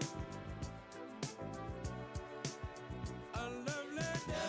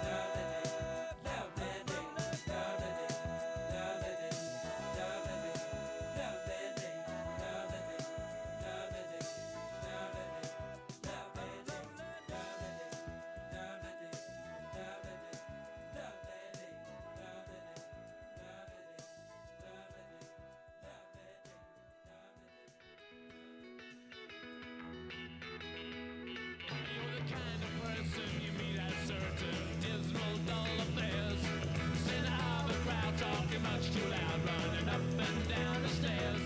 Well, it seems to me that you have said too much in too few years. And though you try, you just can't hide. Your eyes are edged with tears. You will stop, look around. Here it comes, here it comes, here it comes, here it comes. Here comes your 19th nervous breakdown. When you were a child, you were treated kind, but never brought up right. You were always spoiled with 1,000 toys, but still you cried all night. Your mother who neglected you owes $1 million tax, and your father still perfecting ways of making sealing wax. You better stop or look around. Here it comes, here it comes, here it comes, here it comes. Here comes your 19th nervous breakdown. Oh, who's to blame? That girl just insane. Well, nothing I do don't seem to work. The only thing that makes matters worse.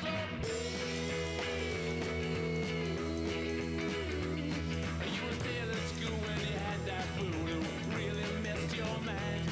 And after that you turned your back on treated people kind. On our first trip I tried so hard to rearrange your mind. But after a while I realized you were disarranging man. You will stop, look around. Here it comes, here it comes, here it comes, here it comes. Here comes your 19th nervous breakdown.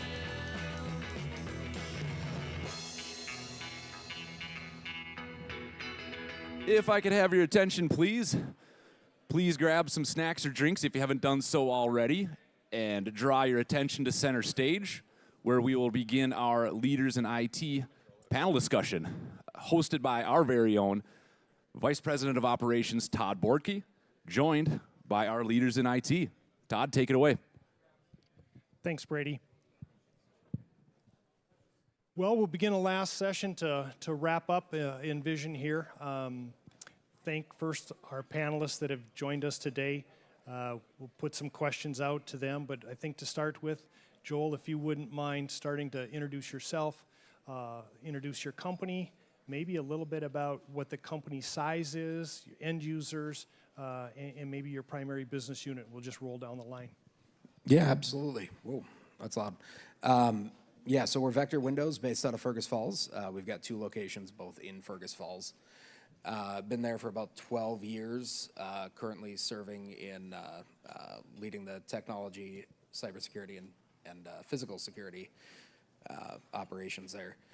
We've got about 100 and, it varies seasonally, but about 160 end users. Thanks, Joel. Jason? All right. Thanks, guys. This is pretty scary up here. Jay being a veteran, so he'll keep us in check.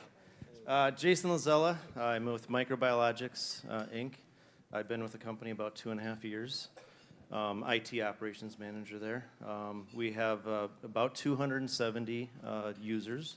However, about 500 computing devices based on the instrumentation and things that we have with the biomaterials and the life sciences equipment that we have. Thank you. Thanks. John? Yep, John Arts. I'm in the IT department with KLJ. We're a civil engineering company. Headcount is just about 600, spread across 26 different offices. Jay, do you want to introduce yourself again? Hi, whoever wasn't here this morning. My name is Jay Tamburino. I'm with the Minnesota Bankers Association. I'm going to shock you. We have 17 people in our office. But that's not why I'm here. I'm actually here kind of on behalf of all the banks in Minnesota because that's my main role is to help community banks across the state. Well, first off, thank you, gentlemen, for joining us this afternoon. we've received feedback from our customers and previous nVision conferences that the Q&A with peers is really important. You know, a technology conference is about networking, right? So introducing yourself to somebody that you don't know, talking to a colleague or another vertical about what they're doing. So we're going to try to continue that this afternoon. We want to kind of focus on two topics. Again, one of them is going to be around AI. The second area is going to be around security. And so kind of pre-plan a few questions here, let each one of you kind of respond based on your organization, your thoughts, your strategy, and we'll just go with that. So let's start, Joel, with you, if you don't mind, at the end there. Kind of thinking about scoring the organization today in a situation of like 1 to 100.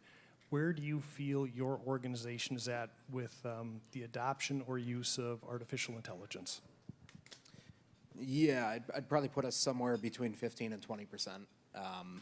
And that's kind of a comfortable area.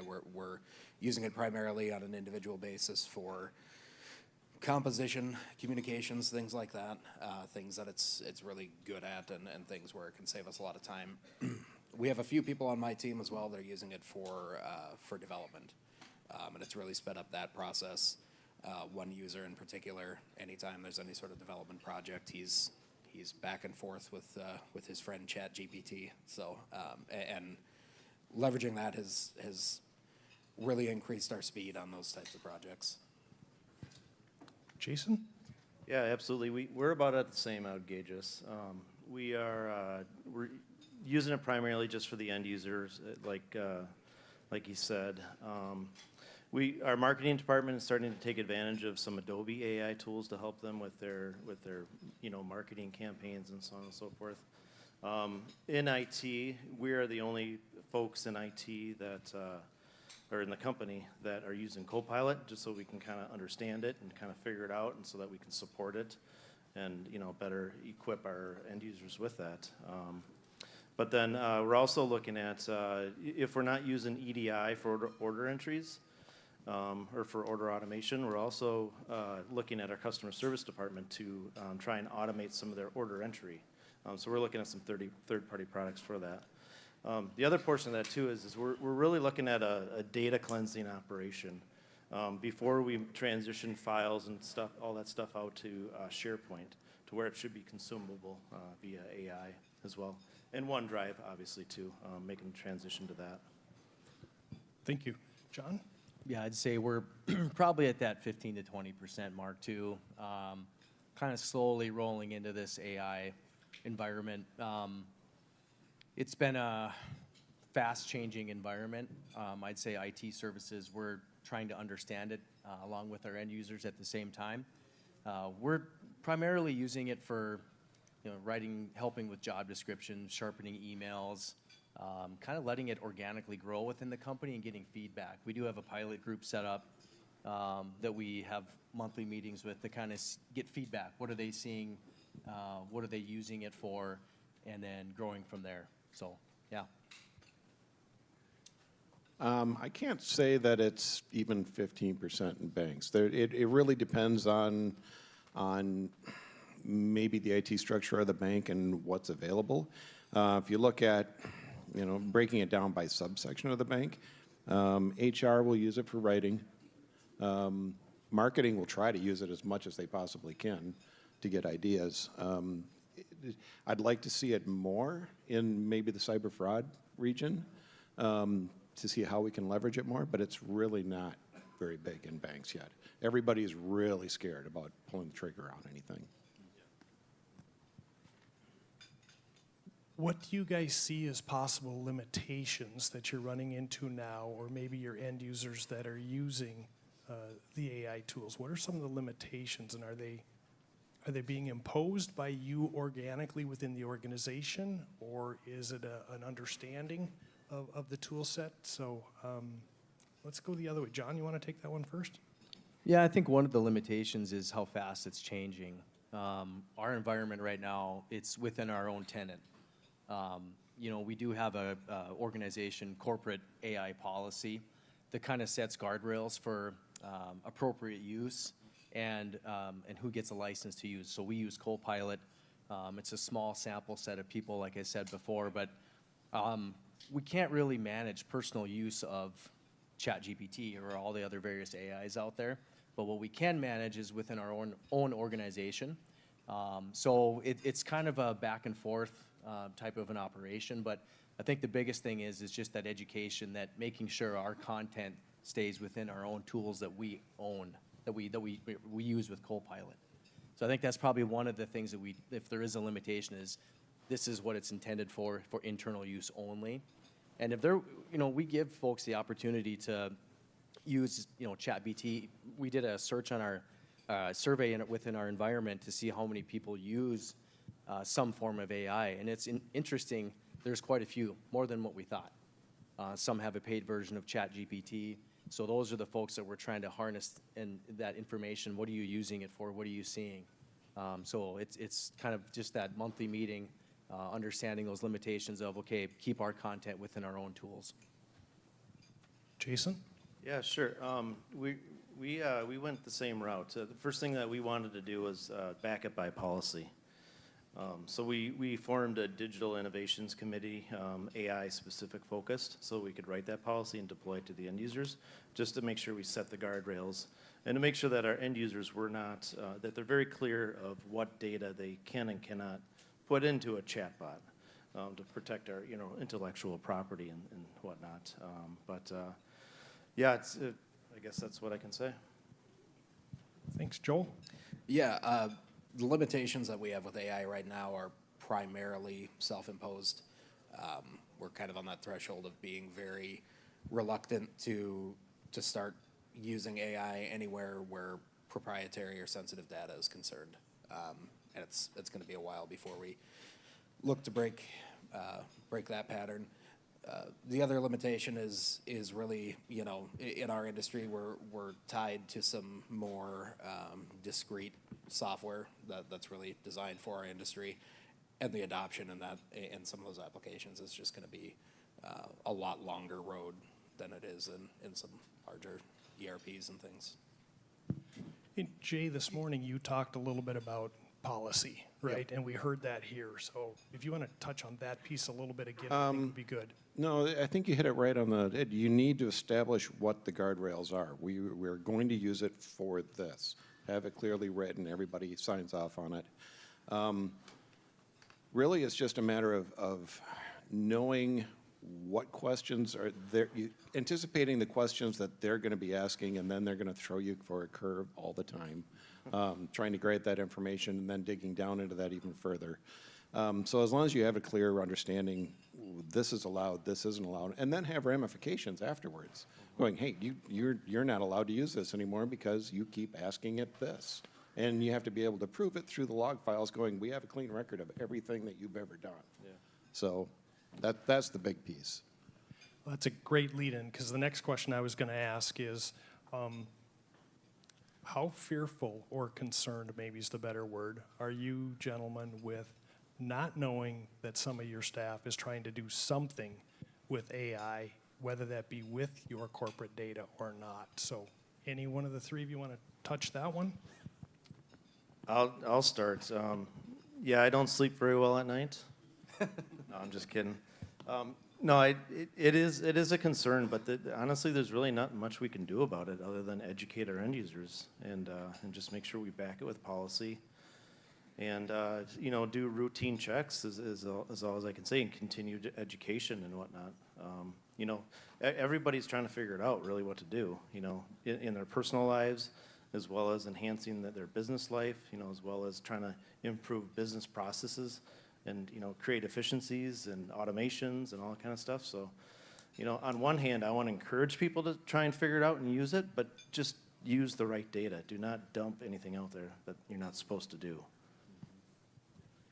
Jay, would you mind touching again? This morning you talked about knowing your data, knowing where it's at, knowing your data, and then the classifying of the data and information governance, data loss protection, Yep. big thing. But you want to touch on that a little more?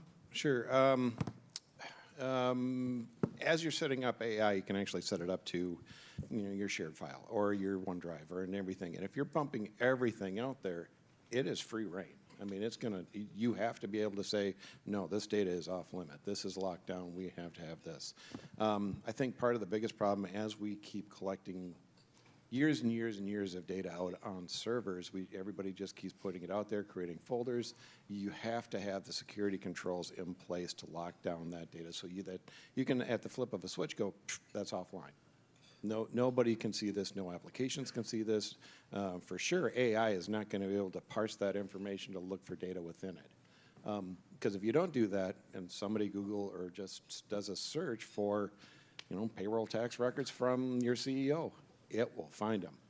So, yeah, the hard part is we've kind of preached about classifying your data from day one, from years and years, especially in the banking world, to know where your data is as it's sitting at rest in backup, making sure that you have all the security controls in place to protect it. This is why. And if you have all that in place, you're 3 steps closer to being able to actually deploy AI successfully. If you don't have it in place, do not even attempt to put AI in place until you know where that data lives. Thanks, Jay. Joel, John, anything to add in before we maybe move on? Yeah, I would just add to that, when you talk about, are you worried about employees? I would say AI is probably as good and healthy as the person behind the keyboard. I think we should probably trust all of our folks within the organization. Yeah, we don't do that. Yeah. Trust but verify, right? So I think that's just an understanding, and that continued communication and doing the prerequisites of understanding what data we have out there and what can be accessed with AI, and where is something going to be exposed. So just sharpening that and being transparent with those folks that are in that. We have a small group of people that are using it today, so it's a somewhat of a managed environment. So that's kind of our take on that.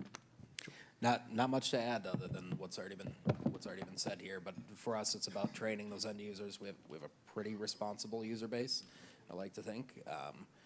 Training them, backing it up with policy. But there's obviously, if somebody's doing something on their phone or doing, there's only so much we can look after. So it's really about educating, just like with everything else. They're kind of our front lines, our users. So. I'd like to just add that data classification is a big thing. You really got to know your data, and that can be a very intensive operation.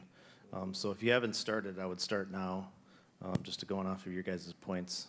That way you can classify and tag your data, and then you can put in automation and controls to prevent that data from getting outside the organization, as long as you go through that exercise too. Not an easy task, but a required task. I'm interested in hearing, do you have different user groups or departments that are really asking to use AI to where you're saying, not right now? So again, just open it up for anybody. Is there any groups that kind of surprised you that you thought, why are they asking about it? Yeah, actually our manufacturing operations are really kind of champing at the bit to it's primarily an understanding question at this point in time. They hear AI and they think, oh, well, we can use that for this and that, and there's kind of a lack of understanding what the application is. But there is a desire amongst our least savvy users to want to use it as quickly as possible for things like production scheduling and other large data sets that we have to parse on a regular basis that's critical to our operations. And the answer thus far has just been, well we'll see. we'll see what's available in the future, and we'll see where we can kind of integrate this. But I'm kind of a horrible technology leader, because I say, we're going to use technology to enhance our processes. We are not interested in being in the bleeding edge of technology. We're interested in being in the bleeding edge of manufacturing quality windows and doors, and we're going to use technology to enhance that where we can. But let's take things where we have good processes today, and let's see if we can use AI or other technologies to help bolster that. Anybody else have any unique user groups that have asked? We made it a requirement to go through the committee if they had any AI requests, and we have not received any to date. Meaning using AI with company data, per se. Kind of a vetting process then. Correct. Jay, you were going to respond? Well, I was just going to add, I have departments and banks that I would like to see use it more, and they just kind of won't. Compliance is the main one. I think it's going to make life a whole lot easier for compliance if we can figure out how to make it work. The other areas of the bank, not so much. I mean, marketing always is going to try to do it. I mean, that's just marketing. So you kind of let marketing do whatever marketing wants to do, and then you pull the reins back on them when they try to do it. So. One last question for all of you in AI. Spin time forward a year from now when you're all back at nVision next year. Let's go in reverse order. Let's start, John, with you, if you don't mind. Where do you think your organization will be on a scale of 1 to 100, or where would you hope they would be? Well, that's a tough question. It's hard to, I would say the most exposure we have with AI with our group that currently has it today is Teams meetings. So the folks that have Copilot within Teams meetings, and then they're sharing that content with the folks that were in the meeting, that's where a lot of that requests come, is, hey, that's really cool. I don't have to take notes in a meeting, or I don't have to do this. It's just going to send it to me. There's probably going to be a lot more growth from that avenue. I think with our marketing team assisting with proposals, there'll be probably more of an uptick there. And then also in our IT department, we leverage it for script assistance, I'll say. We ask Copilot to write a script for XYZ, but then always verify, right?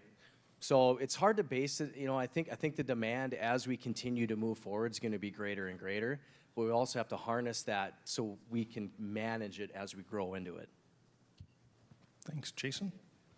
Yeah, I don't have much to add to that other than probably the fact that I would like to see an uptick in it, because it's, if you're doing good with it, it's meant to improve your life and make you work smarter, not harder, and then do the things that you want to concentrate on and be more creative. For example, in our department, we have Copilots. We do the same thing with Teams.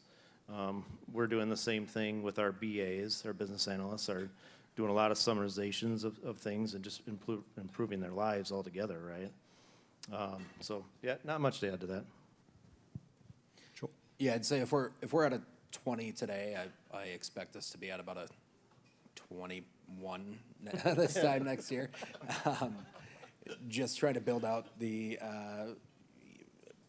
really spending a lot of time engaging with users who maybe could benefit more from it, who just haven't really engaged with it. That's probably where I see the primary application in the coming year. Data classification is something we're still pretty immature on, so that's something that's going to have to take place before that. And again, we're not really interested in being on the bleeding edge. We're interested in using it where it's really gonna make a benefit to our employees and our product. So I don't see us investing a ton in the next year. If you would say 5 years, I would say, maybe somewhere in the 35 to 50 range. But yeah, it's gonna be a slower uptake for us, no doubt. I think it's even going to be slower for banks. Banks are not known to jump on the newest technology when it arrives. So we kind of stay slow, steady behind the scenes. We'll try to track through. We have to find a real business case for it. So where we are now, I'm guessing we're probably going to be in about the same spot next year.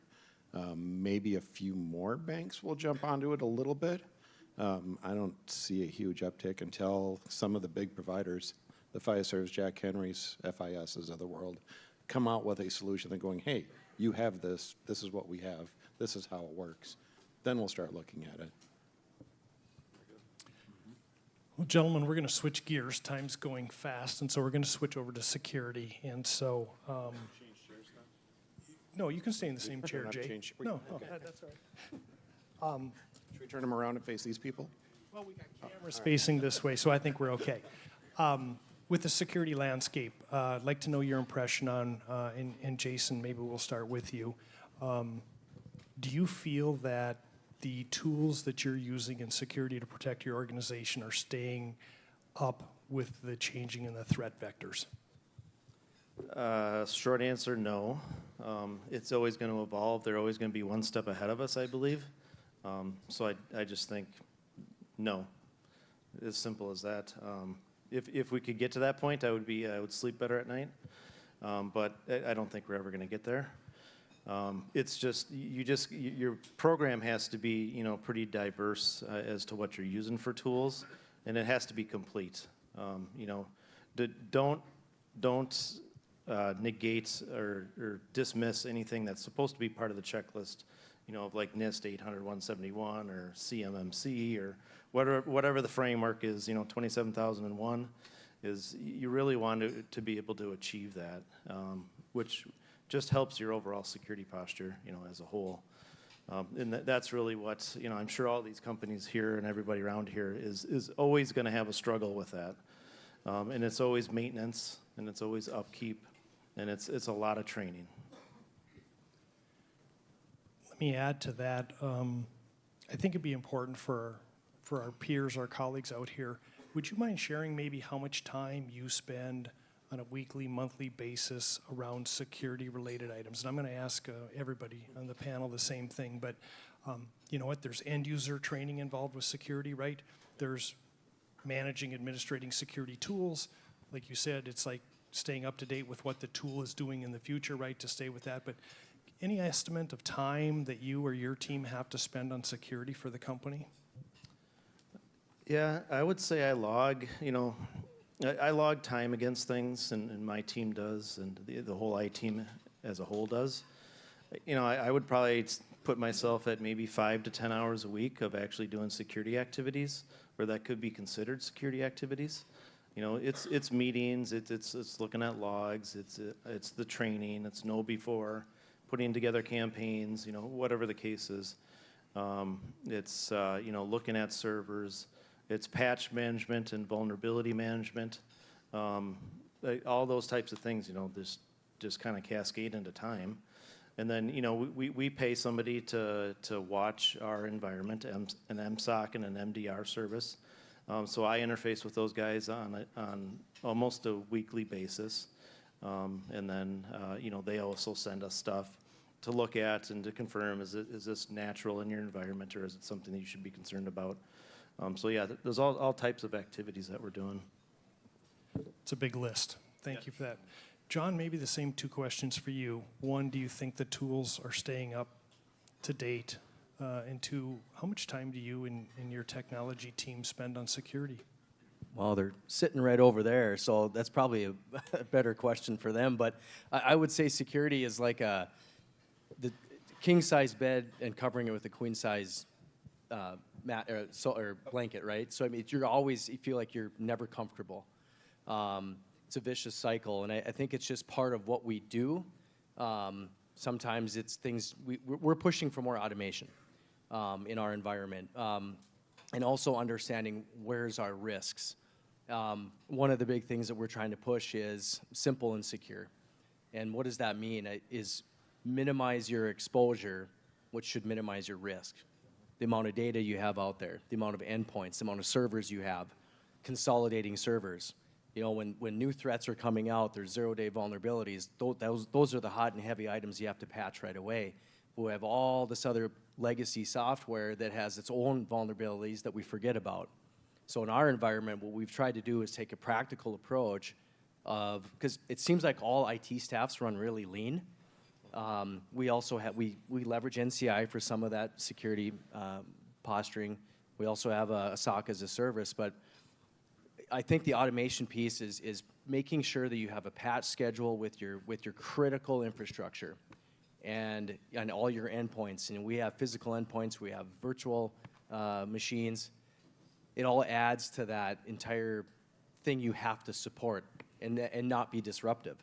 So putting a time on it, one of the things that we've tried to express in our group is we just don't have a security person.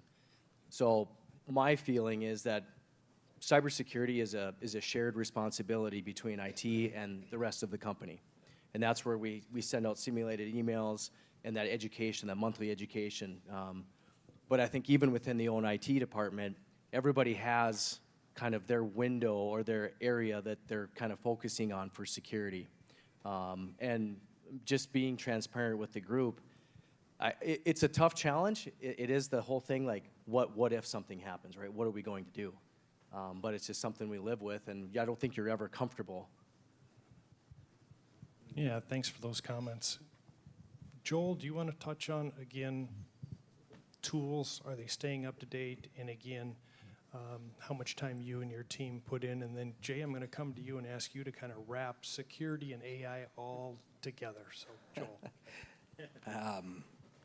Yeah, as far as whether or not the tools are keeping up to date, I mean, for us, I don't know. Yes and no. I mean, we're a small to mid-sized business, so we find that there's a lot more. I mean, well, the blanket answer is no, right? It's obviously no. But for our application, we find that there are so many basics that we can still get better at. We know that educating our end users is number one. They're our most vulnerable point. So we don't feel like we've exhausted all those basics yet. So for me to say that they're not keeping up, well, I mean, we're not leveraging all of them yet anyway. We're a rapidly growing company. And as far as how much time we spend, I probably spend about a quarter of my time on security or cybersecurity related items. I'm by no means the front lines. My team spends a lot more time than that on it. But we do, everything really that was mentioned here. We also have on top of that a physical security team that meets, every 6 to 8 weeks or so, and there's quite a bit of overlap there as well. So, Jay, this morning you talked about threat actors having access to AI tools, right? And so, you want to try to bring AI security, kind of wrap it up here? Yeah. Yeah, the bad actors in the world have access to way more tools than we do to protect. They're inventing more tools than we are to protect against. It's not really a safe environment. We can't. Anybody that's comfortable in that security role and says, yeah, we got this, get rid of them, because they are not a security person. All the tools that you can possibly throw at it probably aren't going to be enough, and you have to have written incident response plans. I mean, write it out. This could happen. Have run through scenarios on a repeated basis. Make sure that you're covering everything, going, have we thought of everything? Are we going to be able to recover from this? And it's not a matter of preventing it. It's when it happens, how fast can we recover, and how can we limit the damage? It's going to happen at some point, and you have to be prepared for it. Yeah, the whole idea of incident command, right? Tabletop exercises and all of that.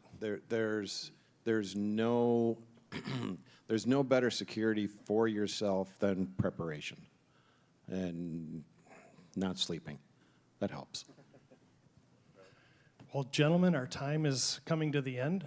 I want to personally thank all four of you for taking time today to not only be here at our conference, but to be part of our Leaders in IT panelists. So I appreciate the candid, open responses and so forth. And so where's Mr. Brady Dykema at? All right, thanks again, gentlemen. Great job.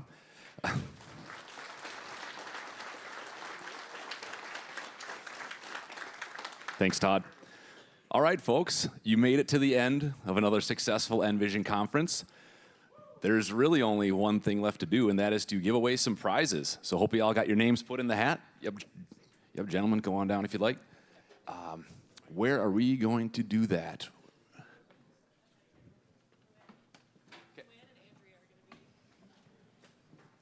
While we're getting that set up, just want to thank everyone again for coming. Appreciate all the sponsors and everyone else who was involved, and we hope you can register again for next year. We would love to see you again.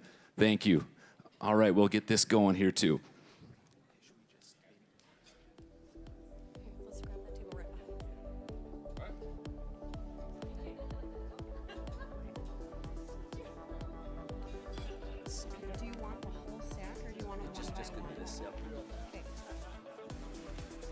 All right, we're going to start with some prizes from Ingram Micro. First prize, a Belkin Surge Plus. The winner goes to Tim Tegmeyer. I saw him here somewhere earlier. Where's he at? Must be present to win.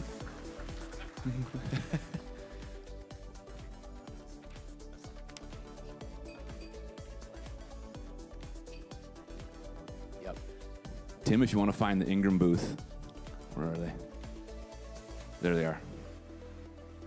Second Ingram prize, JBL wireless headphones, goes to John Paul Klein from Western Products. Where is he? Oh, there he is. Find the Ingram booth over there. Third prize, a Zippo rechargeable hand warmer and power bank, goes to Dave Weiler, if I said that right. Medbridge. Wheeler, butchered it. Is he here?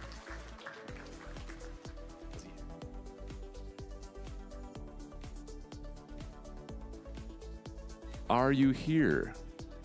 All right, moving on. Next person, Corey Peterson, City of West Fargo. Oh boy. Alan Huber, Bank North. Do we got a winner? Booth right back there.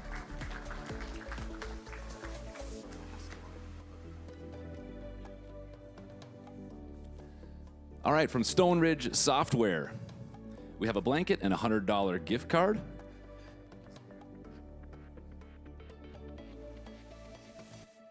Jonah Zeman, Western Bank. There he is. All right, I see a hand. Thank you for putting your hand up right away. Where's Stone Ridge? Right here. Yeah, go over to the booth if you could. I think, is someone over? Yeah, okay, perfect. All right, next from Fortinet, the red booth right over here, we have a popcorn basket. Chase, Diebel, Corner Home Medical. Yep, present. Perfect. Next from Nutanix, we have an Orion smoker. I know this one. Shane Underdahl, Bethany Holmes. Where's he at? He's there, all right. Shaner Fine Nutanix. From Verkada in the back, Blackstone Griddle. Winner goes to Michael Jensen from Real Truck. Is he here? All right.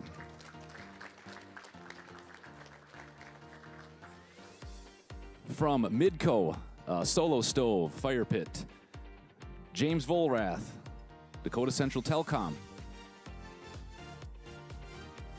Going once. Going twice. No hand, no shouting. Moving on.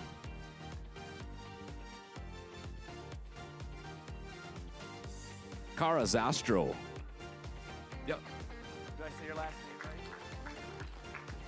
Cara Zastro? All right. From Pfeiffer's. Midco, where are they at? Back corner. Sorry. Next prize from Lenovo, partnered with Network Center. A Lenovo AI-ready ThinkBook goes to Kent Monolaz, West Fargo Public Schools. Did I get your last name right? Close enough? All right. You can find Lenovo Network Center booth. Sorry. Okay, yep, just go back to the lounge right back here.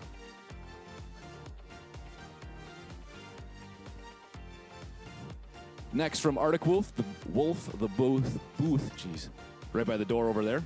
Remote control RC car, Red Bull F1 Racing, wow. Patrick Anderson, Bell Bank. Is he there? Patrick Anderson? Oh boy. Carlos Lima, Black Gold Farms then. All right. We already have backup drawers or backup winners already drawn for that very reason. All right, object first, $150 Amazon gift card. Winner goes to Joshua Russif from Valley Express. Yep, I see a hand. Object first, orange and purple booth right over here.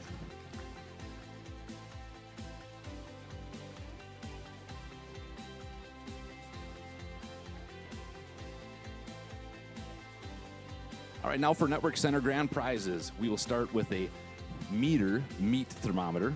That goes to Cameron Hagen, Apario Systems. He left. Callie Rosenkrantz from Real Truck. All right. You should just find Luann right there. Yep. Next is a Google Nest thermostat. Austin Rasmussen, Northwest Tire. All right. Find her right back there. And for the grand prize of our Pit Boss pellet grill, Daniel Voleski, Clay County. Oh, hold your applause. Daniel. All right.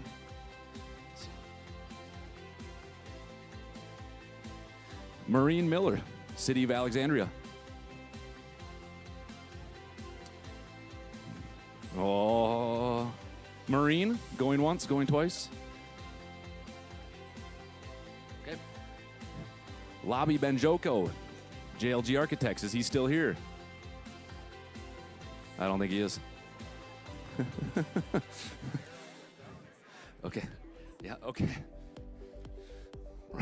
We're running out of our pre-drawn backups. Nate Erickson, Alaris.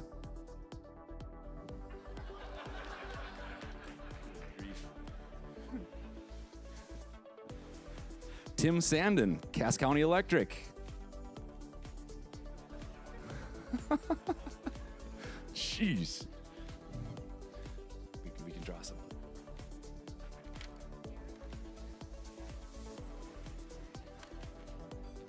All right. The 8th time has got to be a charm, right? Derek Miller, Ackerman. We're just going to leave it at that. All right.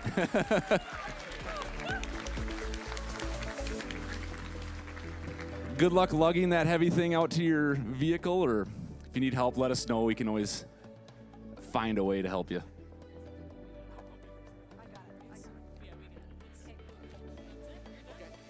That's it, ladies and gentlemen. Thank you all for coming. Another successful event. Yeah, thank you.